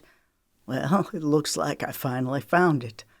He gave her a meaningful look, fire flaming in his eyes. And now that I have, heaven help the person who tries to come between me and you. Chapter 17. Lexi tossed and turned, unable to sleep. Finally, she got up and padded into the kitchen. She opened the refrigerator and pulled out a bottle of water. She twisted open the top and took several long swigs. The mansion was starting to feel like a prison. She couldn't imagine staying here another day, much less several more weeks. When Lexi was spending time with the O'Briens, she'd felt like she was getting a glimpse of heaven. And then when she and Asher sang together and he professed his feelings, she thought it couldn't get any better. Well, she was right. It couldn't get better, but she had no idea how bad things could get. She had to find a way to convince Asher to honor his contract. Sure, it would be brutal to watch him go through the motions of dating someone else, but as long as she and Asher ended up together, then that was what counted. She placed the bottle of water on the counter and began massaging her sore shoulders. She was wound up tight. "I can do that." She about jumped out of her skin as she whirled around to find Wiley Boone standing so close that she instinctively shrank back against the counter. What are you doing here?" During the filming of the show, Wiley was staying in his posh suite located on the 4th and top floor of the mansion. While Lexi had never seen it and didn't care to, quite frankly, a few of the contestants had read about it and seen pictures when it was featured in a lifestyle magazine. The rule was that Wiley would observe the privacy of the contestants and stay in his space. Her eyes narrowed. "You're not supposed to be down here." She spoke in a loud, authoritative tone as she glanced at the camera in the top corner of the room, next to the ceiling. This time she didn't want there to be any question about her intentions. "It's my house. I can go where I please," he muttered. His leering gaze moved over her, scorching her skin and filling her with utter disgust. She wished she had something else on other than a flimsy t-shirt and shorts. A pleased smile moved his lips. "Just the person I was coming to see, and then I find you here." Horror slashed through her as his words sank in. What do you mean you were coming to see me? Were you going to break into my bedroom?" His black eyes hardened. "Whatever it takes." She glanced to her side, looking for something she could use as a weapon if necessary. The only thing within her reach was a wire basket of spatulas and wooden spoons. "I heard about the love fest with you and your boy," he sneered. "How you had the whole thing planned from the start." Her throat closed as she swallowed to clear it. Her knees were wobbling. "That's not true." "Well, I've been making my plans, too. Who do you think let you on the show?" His words were slurred, his lower lip loose and jangly. He stepped even closer, his body touching hers. She could smell the rancid alcohol on his breath. "You're drunk," she said with a sinking realization. He grunted. "So what if I am? From the moment I saw you, I picked you out. Trent thought you were a bad idea. But what does he know?" He grunted. "This is my show, my rules." A raucous laugh rattled in his throat. "And then when I heard you sing on that first night, the deal was sealed." His eyes narrowed to slits. "You belong to me, not to that stupid boy. I can give you so much more than he ever could. You want a career?" He snapped his fingers. "You've got it. You want endless vacations or a house 10 times the size of this one? It's yours." His hand went to her hair, a glimmer of lust flickering in his eyes. "You give me what I want, and the keys to the kingdom are yours." "Don't you touch me," she hissed as she knocked his hand away. He caught her wrist in an iron grip. "Nobody denies me of anything," he shouted. He pressed his lips to hers, trying to force his tongue down her throat. She gagged and coughed as she recoiled, trying to extricate herself from his grasp. She stretched out her arm, her fingers catching hold of the wire basket. As hard as she could, she slammed it against his head. He gasped in surprise, momentarily releasing his hold and giving her precious time to bolt. Before she could escape, he grabbed her hair and jerked her back, shooting a sharp stab of pain through her scalp. She yelped as she hit him with her fists. "Get away from me!" she screamed. "Help!" She kicked and clawed for all it was worth, determined that she wasn't going down without a fight. "Shut up!" he roared. Blinding pain splintered through her cheek as her head snapped with brute force. It registered in her brain that he'd slapped her. She fell to the ground, landing on her back. He got on top of her, pinning her down with his weight. A black terror Lexi had never known filled her entire body. "Help!" she screamed at the top of her lungs. He pressed one hand to her mouth as he loosened his belt with the other. "What's going on? What are you doing?" Wiley let go of Lexi's mouth. She looked up to see Cresta and Renee staring down with mortified expressions. "He's trying to rape me," Lexi shouted, tears springing to her eyes. "Nah, that's not what's happening here," Wiley countered with a shaky laugh as he got off her and rose to his feet. "She came on to me." Lexi got to her feet, a river of rage burning through her veins. "You are despicable," she screamed. Renee and Cresta looked at one another. I'm not sure what to do," Cresta stammered, hugging her arms. "You girls need to go on back to bed," Wiley said in an easy tone of authority. "This is between me and Lexi." "Oh, no," Lexi shouted. "It's not." Desperation clawed through her as she turned to Cresta and Renee. "You've got eyes. You saw what was happening." "What happened between us was consensual," Wiley asserted. "You came on to me, just like you came on to Asher." He looked at the other girls. "Y'all can't trust anything Lexi says. You know that from what happened earlier. She's just trying to get ahead every way she can." "He's right," Renee said, lifting her chin as she shot Lexi a loathing look. A hysterical laugh bubbled in Lexi's throat as she pointed to the camera. "The whole freaking thing was caught on film." She spun around to Renee and Cresta. "Look at me," she screamed as she touched her jaw and turned it toward them for inspection. "Does that look consensual?" She pointed to the basket and utensils strewn over the floor. "How about that?" "A lover spat," Wiley chuckled. "When Lexi realized that she couldn't get to the top by seducing Asher, she went after me." "What's going on here?" Trent asked, stumbling into the room. A robe was wrapped around his thin frame. His hair was mussed, sleep coating his voice. "Wiley tried to rape me," Lexi raged. "And if Cresta and Renee hadn't come in when they did, he would have succeeded. Now Wiley's trying to cover his tracks by acting like I came onto him." She squared her jaw, her resentment spewing out in short bursts. "But since my word doesn't seem to count for much these days, you can watch the whole thing." She pointed to the camera. Trent's face drained. "What did you do?" he hissed at Wiley. "It was all her," Wiley shot back. He held up his hands. "Honest." Trent rubbed a hand over his forehead. "This is a disaster." He homed in on Lexi, indignation glowing hot in his eyes. "Miss Romeo," he spat. "This is the end of the line. I want you out of here. Joan, call the security company. Have them send a guard over to escort her off the property. Call a cab, call an Uber. I don't care what you do." He threw his hands into the air. "Just get her away from here." Lexi glanced around to look. Not having realized that Joan had come into the kitchen, she turned back to Trent, straightening her spine. "I'm not going anywhere until I talk to Asher and tell him what's going on."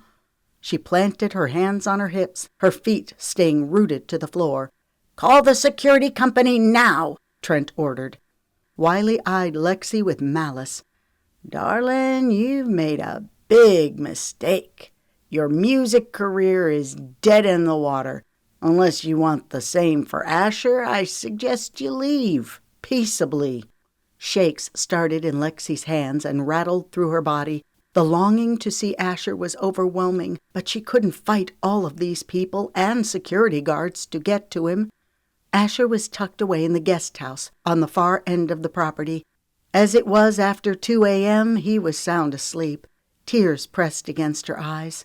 She pushed them back, refusing to let a single one fall. "I need to pack my things." Her voice sounded small and insignificant in her ears. "Let's go," Joan said. "I'll go with you." "Don't let her out of your sight," Trent snapped, like she was a criminal. As Lexi walked numbly to her room, all she could think about was Asher. What would he think when he woke up tomorrow morning and realized she was gone? Would he be furious? Devastated? Or would a tiny part of him be relieved? Chapter 18. The persistent knocking at the door roused Asher out of bed. He glanced at the digital clock on the nightstand. It was 5:30 a.m. Who would be bothering him at this hour? He pushed back the covers and got to his feet as he went to the door. Kyle? Cricket? What are y'all doing here? He suppressed a yawn. We need to talk, Kyle said as they strode in and sat down on the couch. What's going on? Asher rubbed his forehead, trying to clear the cobwebs of sleep from his brain. A lot, Kyle said crisply as he glanced at Cricket. Lexi was escorted off the estate last night. The air left Asher's lungs. What? Where did she go? We're not sure, Cricket answered. Asher's brain raced. What happened? Cricket spoke, her voice hard.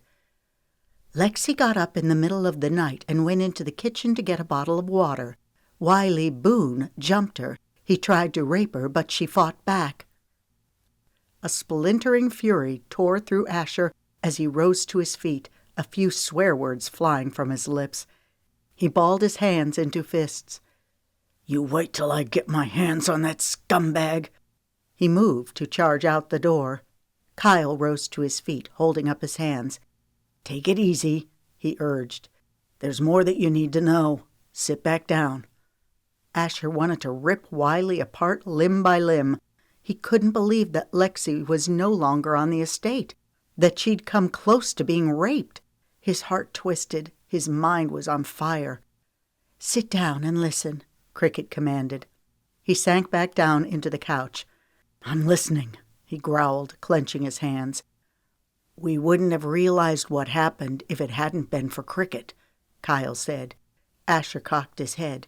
What do you mean? I couldn't sleep. Insomnia's a kick in the butt, she muttered.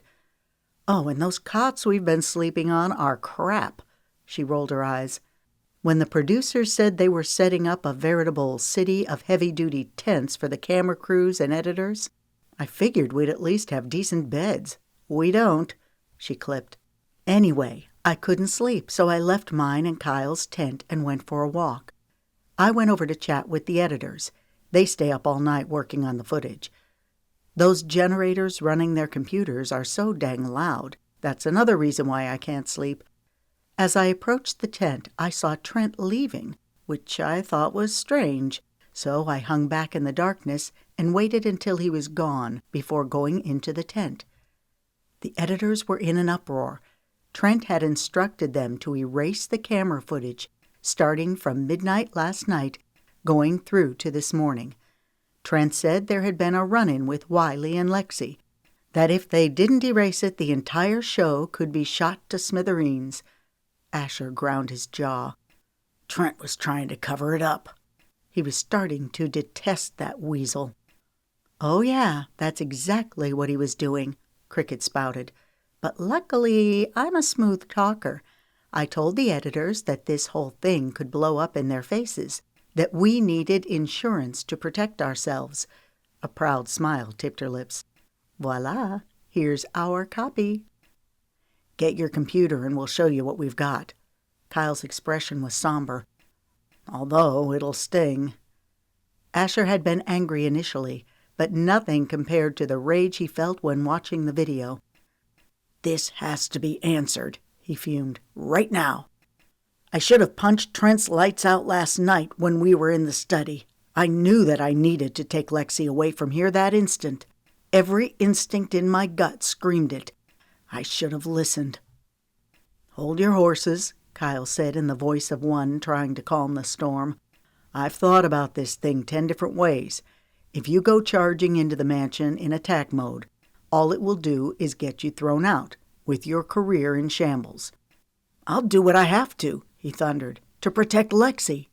The damage to Lexi has already been done. Thankfully, she's okay. As far as we know, Asher shot back. Logic would dictate that Lexi went home, Cricket piped in. She's safe from Wiley's advances. Asher's voice rose. He needs to be castrated and thrown in jail. Yeah, in a perfect world, that's what would happen. Kyle gave Asher a pointed look. But you and I both know this ain't no perfect world. Wiley's a powerful man with lots of protective layers around him. Kyle stroked his chin. I have an idea. It's gnarly and it'll take some time to work through it, but I believe it'll work. Asher leaned forward. I'm all ears. As Lexi pulled her car up to the sprawling ranch house that belonged to her Uncle Knox, she felt a sense of home and family. Lexi had spent much of her youth playing alongside her cousins as they explored every stream and pasture that made up Thousand Acres Ranch. She got out of her car, appreciating the cold air that splashed her face. She'd been home for 3 weeks, and still her heart felt as heavy as stone. After being banished from the mansion, she'd gone to Magnolia's house, where she spent several days bawling her eyes out. Part of her had foolishly hoped that perhaps Asher might leave the show and come after her. For a brief time, Lexi thought about visiting Asher's family and getting their take on the situation. But then reality came crashing down when Magnolia showed her the episode where Mace Campbell soberly announced that Lexi Romeo had left the show due to personal reasons. Mace went on to explain that while Asher was saddened by her departure, that he was determined to stay the course and find his true love. The camera panned to Asher hiking with Cresta, the two of them holding hands. The next scene shifted to Asher and Renee, dancing out by the pool. Renee's body was glued to his as she looked up at him with dreamy adoration. Lexi watched until she couldn't take it any more. She'd gone to the restroom where she puked her guts out. She'd left Magnolia's house and gone to spend a few days with her mom and dad. She hadn't been sleeping well because every time she drifted off to sleep, she'd see Wiley's evil smile looming over her. She hoped that with time the terror of the attack would lessen. Eventually, she realized she couldn't hide out forever. She needed to put her life back together. She called her boss and begged for her job back. Going back to work as a TV personality had its own set of challenges. Patrons in the restaurant would often stop her and ask to take a selfie. A few expressed their disappointment that she'd left the show, saying that she'd been their favorite. Everyone wanted to know what happened. Lexi's comeback was always that she'd signed a non-disclosure agreement prohibiting her from talking about it. 2 days ago, the dark cloud of despair lifted ever so slightly when Lexi received a phone call from a producer offering her the chance to have her own cooking show. There was no reason not to do the show, especially when she had 0 other prospects. It was ironic that she'd chosen music over cooking, and then in a strange turn of events, her music led her to this opportunity. At least the cooking show gave her something to look forward to.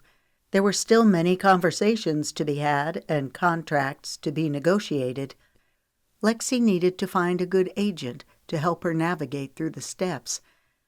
Today had been particularly difficult, knowing that this evening the finale of The Singing Bachelor would stream live online. Asher would choose either Renee or Cresta. For his sake, Lexi hoped he chose Cresta, as she was the lesser of the two evils. Then again, it really didn't matter. Asher was obviously moving on with his life, a life which didn't include her. Moisture gathered in her eyes as she blinked to stay it. She moved up the wooden steps and across the porch, grateful that Uncle Knox had extended a dinner invitation. It would help take her mind off Asher. She straightened her blouse before pasting on a cheerful smile. A minute later, Knox opened the door, a large smile breaking over his face. "Howdy," he boomed as he held out his arms. "How's my favorite niece?" "Your only niece," she grinned as they hugged. It was their usual exchange of words, him calling her his favorite, her reminding him that she was his only niece. Knox's teal eyes brimmed with compassion as he held her at arm's length, looking her up and down. "How you doing, hon?" His lips pressed together. "You've had a rough go of it." "Yeah," she croaked. It took every fiber in her being to push back the wall of tears threatening to spill. "Come on in the house. Gina's been cooking up a storm. She made chicken fingers, fried okra, creamed corn, mashed taters, gravy, cornbread, the works." Sounds great. Lexi hadn't had much of an appetite lately, but Gina's food was legendary. In fact, it was Gina who taught Lexi how to make chicken fingers. Lexi had perfected her technique over the years, throwing in her own unique spin, but she owed Gina a lot. Who all is coming tonight? Lexi hoped Lemon was coming. They'd not seen each other since before Lexi went on the show. Although Lexi had talked to Lemon plenty on the phone, pouring her heart out to her best friend. Knox ran through the list as he led her into the kitchen. "Bertie, Zoe, and Briggs took Milo and Mads out for pizza and ice cream. Lemon and Jackson said they'd stop by." Good. "I invited Lucas, but he wasn't sure if he could make it." I talked to him this afternoon. He has a date. Knox let out a low whistle. "Is it serious?" I haven't the foggiest, Lexi chuckled. You know Lucas. He's so private about his relationships that it's hard to tell what's going on in his head. Lexi had spent time with Lucas when she went home to stay with her parents. Lucas fussed over her as an older brother should, expressing his disdain over everything that had happened to her. "Want me to take care of Wiley Boone?" he'd asked, balling his fists. "I'll show him what happens to sleazeballs who tangle with the Romeos." Lexi could tell that Lucas meant every word. She appreciated Lucas sticking up for her. But as tough as Lucas was, no one could stand up against Wiley Boone and his bunch. Not even Asher, despite his good intentions of standing by her. "Have you talked to Hartley since leaving the show?" Knox asked. No, I haven't had a chance yet. Her voice trailed off. She'd not contacted Hartley on purpose, because she had no idea what to say to her. Hartley was probably ticked. There was no telling what hogwash Trent Oglesby had told her. "Well, you'll get your chance tonight," Knox chimed. "Look who's here," he announced. Lexi stopped in her tracks, surprised to see not only Hartley, but also Ramsey, Cash, and Ava. They were sitting around the table. A smile trembled over her lips as her hand went up to wave. Hey, I didn't realize y'all were in town. I figured you'd be out on tour. Cash grinned. "We had a few extra days in between concerts and couldn't pass up Gina's cooking." He looked at Ava. "Not that your cooking isn't good," he said smoothly. Ava laughed. It's okay. I know where my cooking ranks compared to Gina's. Well, you're in good company, Hartley interjected. I'm right there with you. "You don't cook," Ramsey teased, as Hartley swatted his arm and laughed. I guess the cat's out of the bag. "Way out," Ramsey drawled. Hartley scooted back her chair and rose from her seat. In several quick steps, she went to Lexi's side and enfolded her in a tight hug. It's good to see you. Thanks, Lexi said, taken off guard by the warm reception. You have an incredible voice, Hartley said as she released Lexi. Lexi blinked. You think so? I know so. Trust me when I say that I know good when I hear it. "She's right," Cash added. "You killed it, Lex. Made us all proud." Knox grinned. "Oh, and Gina said to tell you that you made her prouder than a peacock. She loved watching you cook for everyone." I'm sorry for how it ended, Hartley said, shaking her head. Lexi swallowed hard. How much do you know? Hartley's jaw tightened. Enough. She glanced at Cash, information passing between them. Her explanation gushed out. Whatever you heard from Trent, it's probably not true. Lexi's lungs squeezed, cutting off her breath. "There'll be plenty of time for talking about the show," Knox cut in. "Right now, we need to eat before the food gets cold." Ramsey looked at Cash, a large possum grin forming over his lips. "You know Daddy and his food. Heaven help us if it gets cold." "Amen," Knox said with gusto. The doorbell rang. Well, that's Jackson and Lemon. He went to let them in. "Have a seat," Hartley said.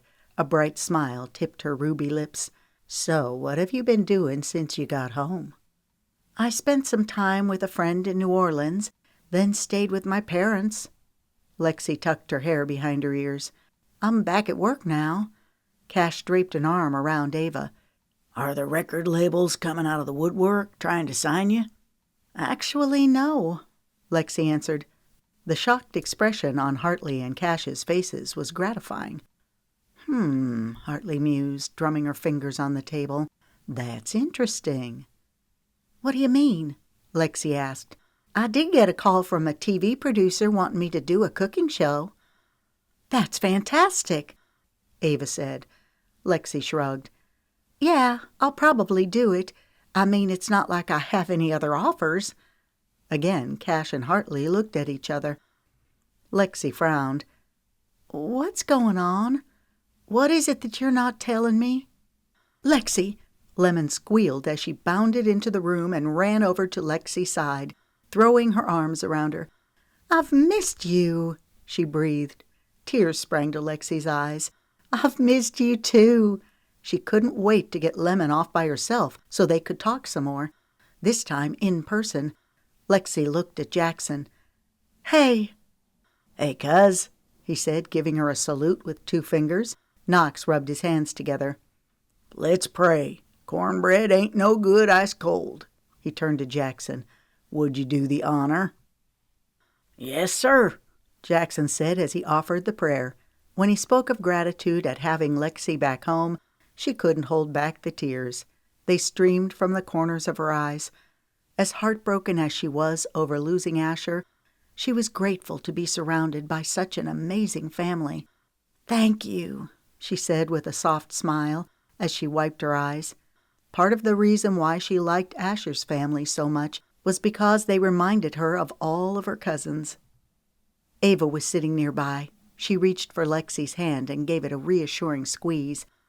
"It'll be okay. Things will work out." Lexi sniffed as she nodded. No matter what happened with her career, it could never fill the gaping hole in her heart. She'd found herself on her knees many times over the past few weeks, praying for understanding. She prayed for strength. She prayed to not have resentment toward Asher. She loved him and wanted the best for him. It hurt like crazy that he'd forgotten about her so quickly and moved on with his life. Maybe Asher had chosen to stay on the show to protect Kyle and Cricket. Lexi couldn't fault him for that.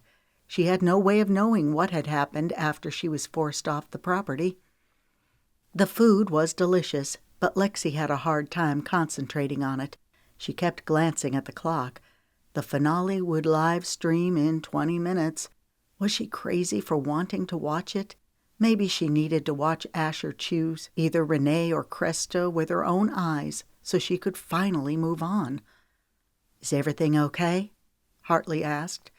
"Yeah," Lexi forced a smile. "You keep looking at the clock," Hartley pointed out. "It's the show," Cash surmised. He jutted his thumb toward the door. "We can grab a computer and watch it if you want." Lemon's face fell as she looked across the table at Lexi. "But I thought you said you didn't want to watch it." "Yeah, I did," Lexi sighed. "But maybe it'll do me some good. Give me closure so that I can put it all behind me." "Well, bring the computer in here," Knox said. "We'll put it in the middle of the table. I keep hearing about the show. It'll be good to actually watch it." His eyes met Lexi's. "I'm sorry for all of your troubles, but I do know one thing. The Lord favors a righteous cause." He pointed his finger into the table as he spoke. "And I guarantee you that he'll make it right in the end." Tears brimmed in Lexi's eyes before dribbling down her cheeks. Thanks," she stammered as she reached for a napkin. "I have a better idea," Ramsey said. "Let's go watch the show on the TV in the den. I can cast it from my phone." "Sounds good to me." Knox scooted back his chair and stood. "I'll get a slice of peanut butter pie to take with me." Hartley clutched her stomach. There's pie. I shouldn't have eaten so much. You don't have to eat any, Knox quipped. More for me. Oh, no, Hartley laughed. I can always find room for dessert. A few minutes later, they were all settled in the den. Lexi's heart was hammering 100 miles an hour in her chest. Lemon reached for her hand, frowning. You're ice cold. Yeah. Lexi pushed out a short breath as she turned her attention back to the TV. The intro music played, and then Mace came on the screen and said his spiel. When the camera panned to Asher, Lexi's heart twisted. He was wearing a tux, looking as gorgeous as ever. A camera spanned over the landscape. Cresta was waiting for Asher at a gazebo beside the beach. Confusion swirled inside Lexi. Where are they? Hartley asked with a frown. I thought this was streaming live, but I wonder if it was pre-recorded. That looks like a sunrise. Or it could be a sunset, Ramsay pointed out. Yeah, I guess so, Hartley acquiesced. Cresta's white cotton dress was blowing fancifully in the wind. Her expression radiated hope as she watched Asher stride toward her. Lexi winced when he hugged her. He gathered her hands in his, peering deep into her eyes. Daggers stabbed through Lexi's heart. I don't think I can watch this. Lemon squeezed her knee. You're stronger than you think. Cresta, Asher began, I have enjoyed every minute I've spent with you. You're warm, considerate, fun to be around. I will always cherish the memories we made together. A white-hot anger seared through Lexi. It was good that she was watching this. Was everything with Asher one big lie? Watching him, how effortlessly the beautiful words dripped from his lips, she realized what a fool she'd been. However, you're not the one for me. Lexi jerked, wondering if her ears had deceived her. He was giving Cresta the boot and choosing Renee? Seriously? Cresta's lower lip trembled as she burst into tears. But I love you, she said in childlike confusion. I thought you felt the same way about me. She looked up at him pleadingly, tears rolling down her cheeks. Please don't do this. I'm sorry. I wish you the best. He released her hands and strode away. Lexi felt the blood drain from her head. For a second she thought she might pass out. The scene changed. Renee was standing by the pool of the estate, wearing a skin-tight red dress. I can't stand that woman, Hartley seethed. She gives redheads a bad name. She ain't got nothing on you, babe, Ramsay said as he kissed Hartley on the lips. Lexi jumped to her feet. I can't do it. A sob rose in her throat. Excuse me. She hurried out of the den and went to the restroom, where she splashed cold water in her face. Her head was throbbing. How could Asher choose Renee? He'd said he wanted to find the one, but the entire time he was only interested in his career. The irony squeezed Lexi's stomach in an iron fist. She'd been played in the cruelest way. Why had Asher even bothered with her? Maybe he had loved her somewhat, just not enough. She didn't know how many minutes passed before a knock sounded at the door. Lexi, are you okay? It was Lemon. I'm okay, she called. Can you come out? There's something I need to talk to you about. It's important. Lexi made a face. Can't it wait? She looked in the mirror at her tear-stained cheeks. She was a complete wreck. Sorry, but this can't wait. Irritation crawled down her spine. Fine, she grumbled, splashing more water in her face. She combed her fingers through her hair. Her eyes were red and swollen. Nothing she could do about that at the moment. She flung open the door. What? She demanded. There's a package on the front porch for you. A short bark of laughter clipped Lexi's throat. What? Lucas dropped something off for you. He knew tonight would be tough and wanted you to know that he cared. Oh, okay. Why didn't he just come in and deliver it himself? He had to get to his date. Come on. Lemon caught hold of Lexi's arm and pulled her to the front door. She practically pushed Lexi onto the front porch. Lexi gasped, her hands going to her mouth, hardly believing what her eyes were seeing.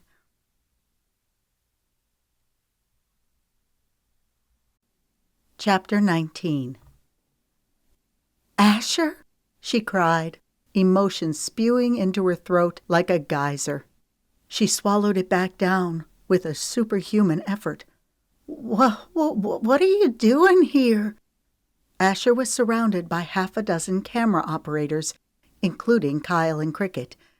Asher was dressed much like he'd been the first night she met him, in faded jeans and cowboy boots. It suited him much better than the tux he'd worn earlier. Her brain sprinted to connect the dots. Hartley had been right. The episode had been recorded earlier. Mace Campbell stepped up. "Hello, Lexi," he said with a cordial smile. "It's good to see you again." Rather than responding, Lexi turned to Asher. What's this about? Asher cleared his throat. "Lex, being away from you these past few weeks has been torture." His eyes deepened with a fierceness that lasered into her heart. "I love you." She hiccuped, tears rushing to her eyes. She wanted to say that she loved him too, but she needed answers. I don't understand. Her voice got choked in a cough as she tried again. I just saw you turn Cresta down. Her brows knitted. What happened with Renee? She was desperately happy that Asher was here, but the moment was tarnished with the cameras. She was so over the stupid reality TV show. She needed to know what was real and what was for the viewers. "It was beautiful," Hartley exclaimed from behind. "He gave her the boot. She slapped him and stalked off." It occurred to Lexi that Hartley wasn't the slightest bit surprised to see Asher and the camera crew. Neither was Lemon, Knox, or any of Lexi's cousins. She whirled around to face them. You knew this was happening? Heat stung her cheeks. They'd watched her suffer and run to the bathroom in tears. She looked at her best friend. Lemon's betrayal hurt most of all. I was sworn to secrecy, Lemon said, in the way of a defense. Jackson stepped close to her and slid an arm around her shoulders, as if trying to protect Lemon from Lexi's wrath. Sorry, Hartley added with a sheepish grin. We didn't want to ruin the surprise. Lexi turned back to Asher, the words flying out of her mouth. Do you know how miserable I've been, thinking that I lost you? She searched his face. Why didn't you come earlier or send me word? Did she dare hope that this was real? He seemed to be trying to convey something with his expression. "I came as soon as I could." He reached for her hands, cupping them in his. "Lex, I fell in love with you the minute I saw you." His voice caught. "No amount of success in my career will ever make up for not having you in my life." Tears wet her eyes. Really? She squeaked. "Really," he affirmed. "There's something I want to give you." He reached in his front pocket. For one terrible moment, Lexi feared that he was going to present her with the 2-carat diamond ring provided by the show. Lexi wanted nothing to do with anything that Wiley Boone's money had purchased. Instead, it was a delicate silver bracelet containing a single charm. Her breath caught in her throat when she realized what the charm was. A Ferris wheel, she uttered softly, touched beyond words. He fastened it around her wrist. The tenderness in his clear blue eyes sent joy bubbling through her. I guess fate was on our side after all, she murmured. A crooked grin flitted over his lips. "That's just the thing," he drawled, his eyes lighting with playfulness. "I've never been a leave-it-in-the-hands-of-fate kind of guy. Sometimes fate needs a little push." Her eyes rounded, remembering how she'd said those exact same words to him on the Ferris wheel. His eyes burned with an intensity that peeled away all of her residual doubt. Heaven help anyone who ever tries to come between me and you again. Asher cupped her face. You are my everything. It was always you. His lips came down on hers, singing jubilation through her veins.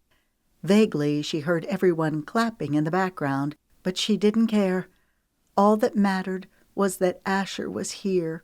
Whatever the future held, they'd face it hand in hand. What better ending could there be than that?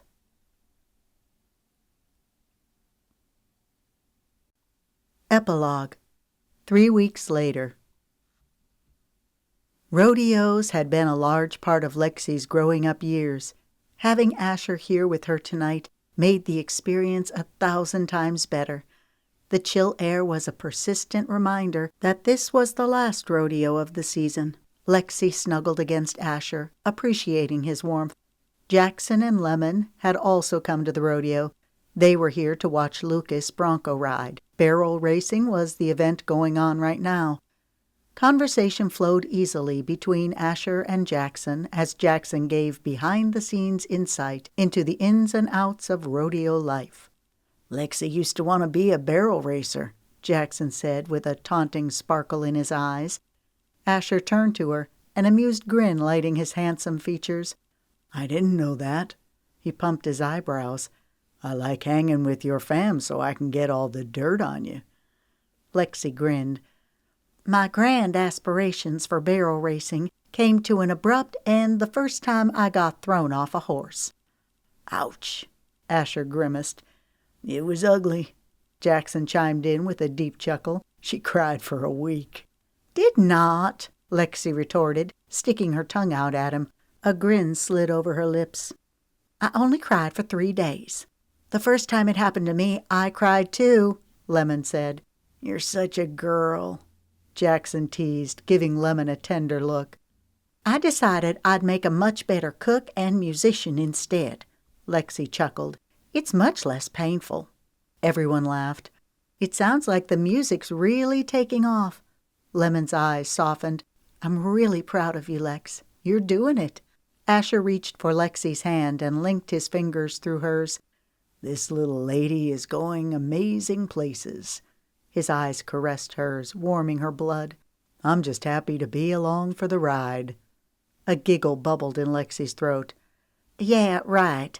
Asher's the real star. I'm the one who's along for the ride. Her heart swelled with gratitude, thinking of everything that had happened the past several weeks. Lexi, Asher, and his band had gone to High Cliff Records and performed for Tandy Phillips, the head of the label, and her team. This time the situation was remarkably different than it was before.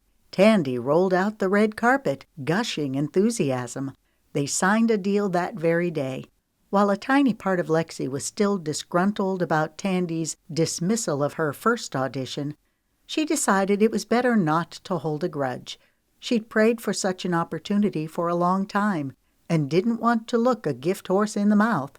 The TV producer was still after Lexi to do the cooking show, but she didn't want to spread herself too thin, so she'd put that on hold. She was considering publishing a cookbook, however. There was talk of Lexi and Asher, along with his band, joining Cash, Ava, and Hartley on tour next year. Lexi could hardly believe how well things were working out. Her cup was overflowing. As thrilled as she was about her career, having Asher in her life was the best gift of all. It still boggled her mind to think of how everything had worked out.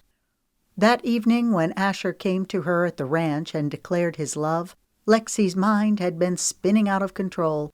It wasn't until the camera crew and producers left that she and Asher were able to talk about what had happened. Thanks to Cricket's quick thinking and Kyle's master planning, Asher was able to use the video footage of Wiley's attack as leverage. He'd bided his time on the show, making sure to deliver a sound performance for the public. When he'd done his duty, he came for Lexi. As for his recording contract with Wiley Boone, Asher was the one who put a hiatus on that. saying that he'd be tarred, feathered, and put in a deep, dark pit before ever agreeing to work with Wiley. It rankled Lexi's gut to know that Wiley Boone would get away scot-free. His brazen attack still haunted her, although the terror of it was mercifully lessening with each passing day. Asher had wanted to go to the police, but he needed the video as a bargaining chip to release him from his commitments to the show.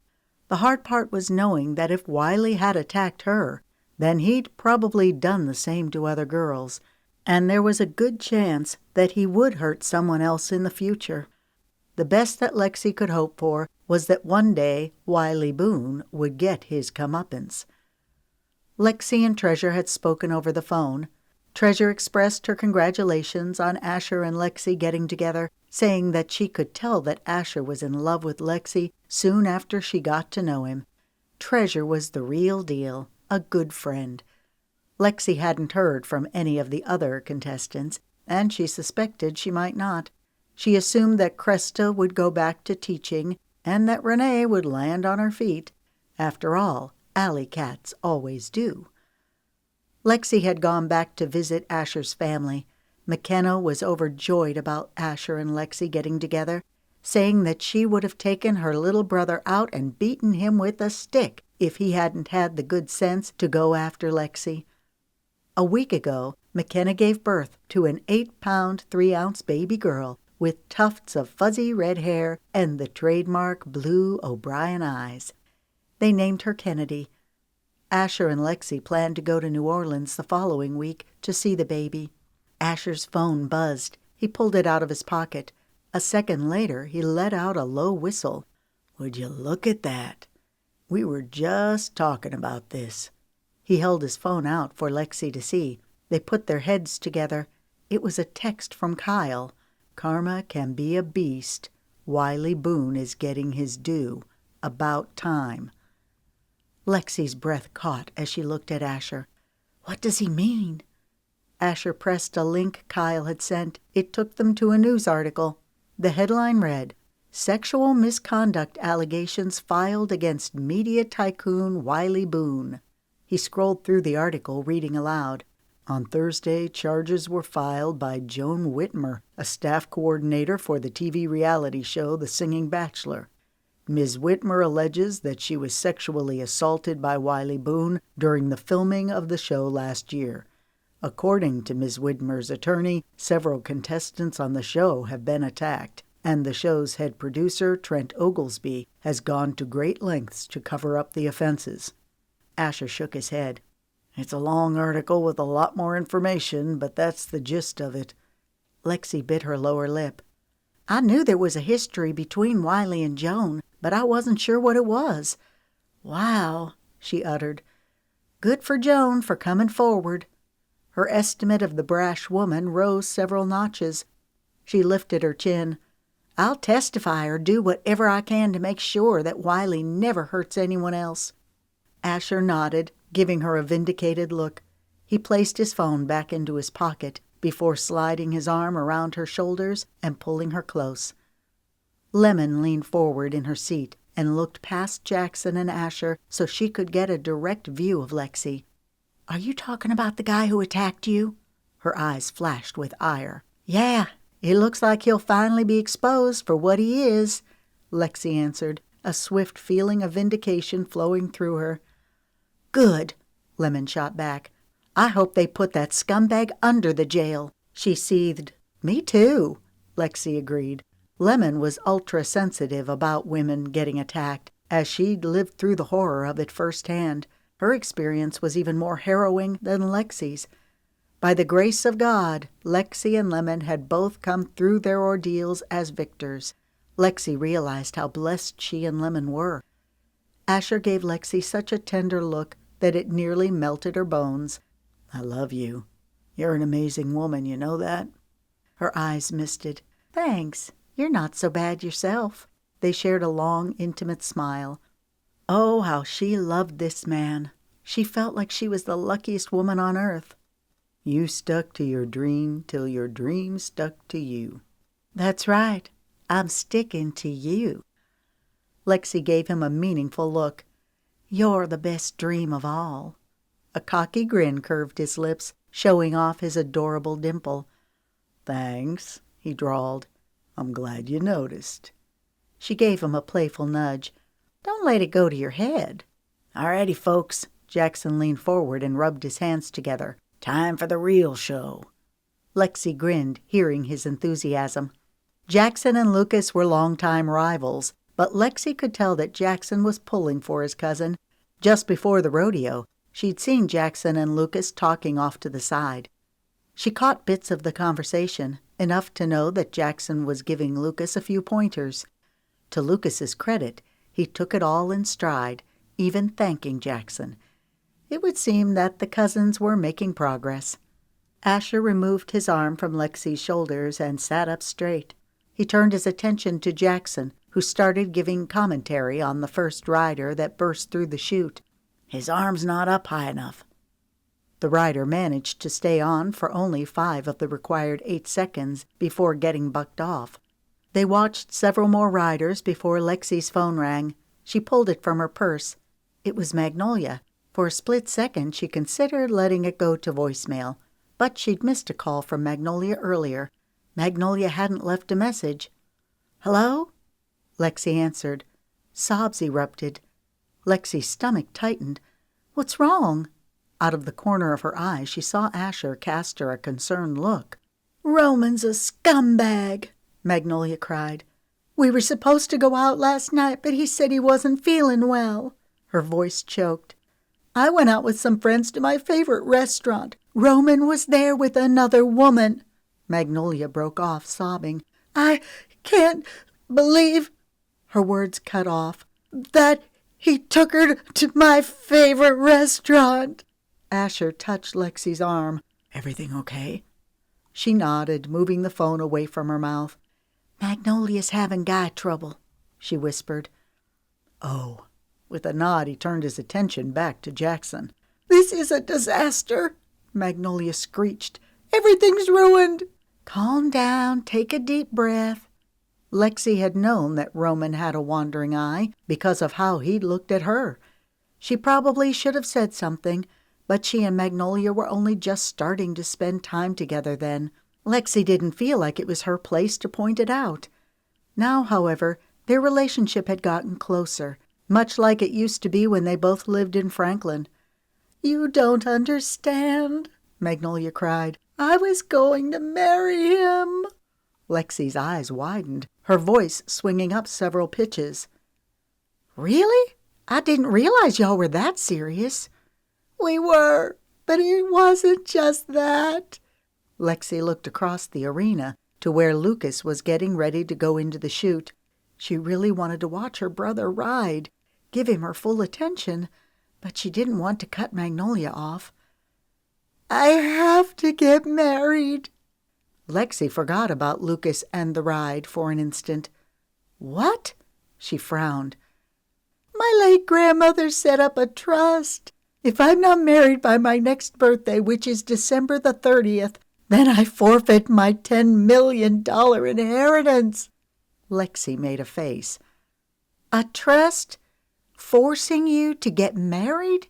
That sounds like something out of the Dark Ages." She grunted. "My grandmother was very traditional, not to mention controlling." "Is this your grandmother on your dad's side?" "Yeah." "What does your dad have to say about this?" "He thinks it's ridiculous, but there's nothing he can do about it. The rules of the trust are ironclad. My grandmother had a whole army of lawyers that were paid a great deal to make sure of that." She spat. "Roman and I were planning to go to North Carolina, where my grandfather lives. We were supposed to get married the day after Christmas." Her voice broke with more sobs. "Why didn't you tell me you were getting married?" Magnolia sucked in a breath, gaining more control of her emotions. "You were stressed about the show. Then when you got kicked off, well, you were so devastated. It just wasn't a good time." She paused. "Also, I was embarrassed to be getting married for the money." "You have a great job. Your dad's wealthy." "Yes, but it's $10 million. I need a replacement." "Huh?" Does Asher have any brothers? Magnolia asked with a short laugh. No, he's the last one to get married. Magnolia started crying again. I'm in a huge jam here. Did Roman realize there was a trust involved? Of course not. I'm not a complete idiot. I needed to know that Roman was marrying me for love. Her voice choked. As it turns out, he wasn't. I don't know what to do. I've been racking my brain trying to come up with a solution. You've still got time. Christmas is a month and a half away.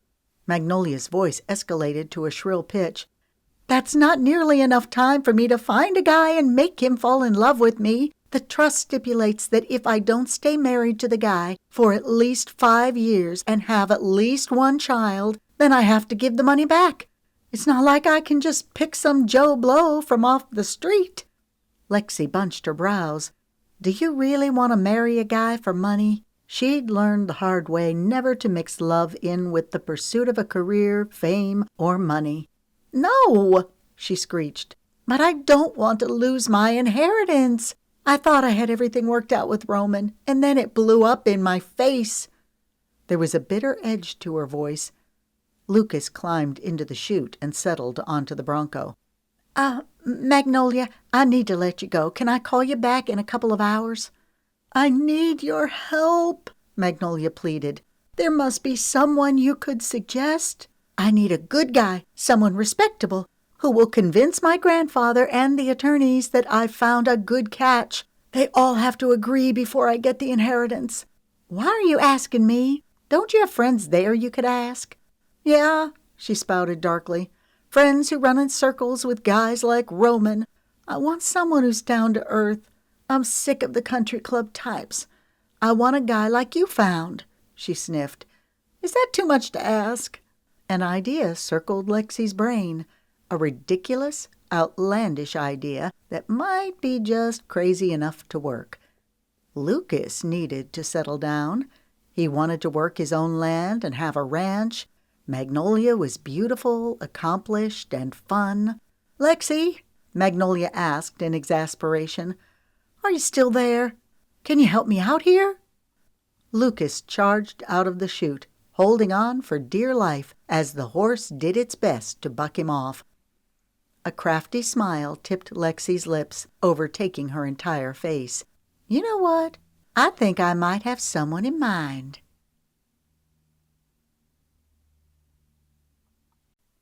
Closing credits. This has been One Singing Bachelorette, Romeo Family Romance, Book 7, written by Jennifer Youngblood, narrated by Lisa Valdini. Copyright 2020 by Jennifer Youngblood. Production copyright by Jennifer Youngblood. All rights reserved. No part of this book may be reproduced in any form or by any electronic or mechanical means, including information storage and retrieval systems, without written permission from the author, except for the use of brief quotations in a book review.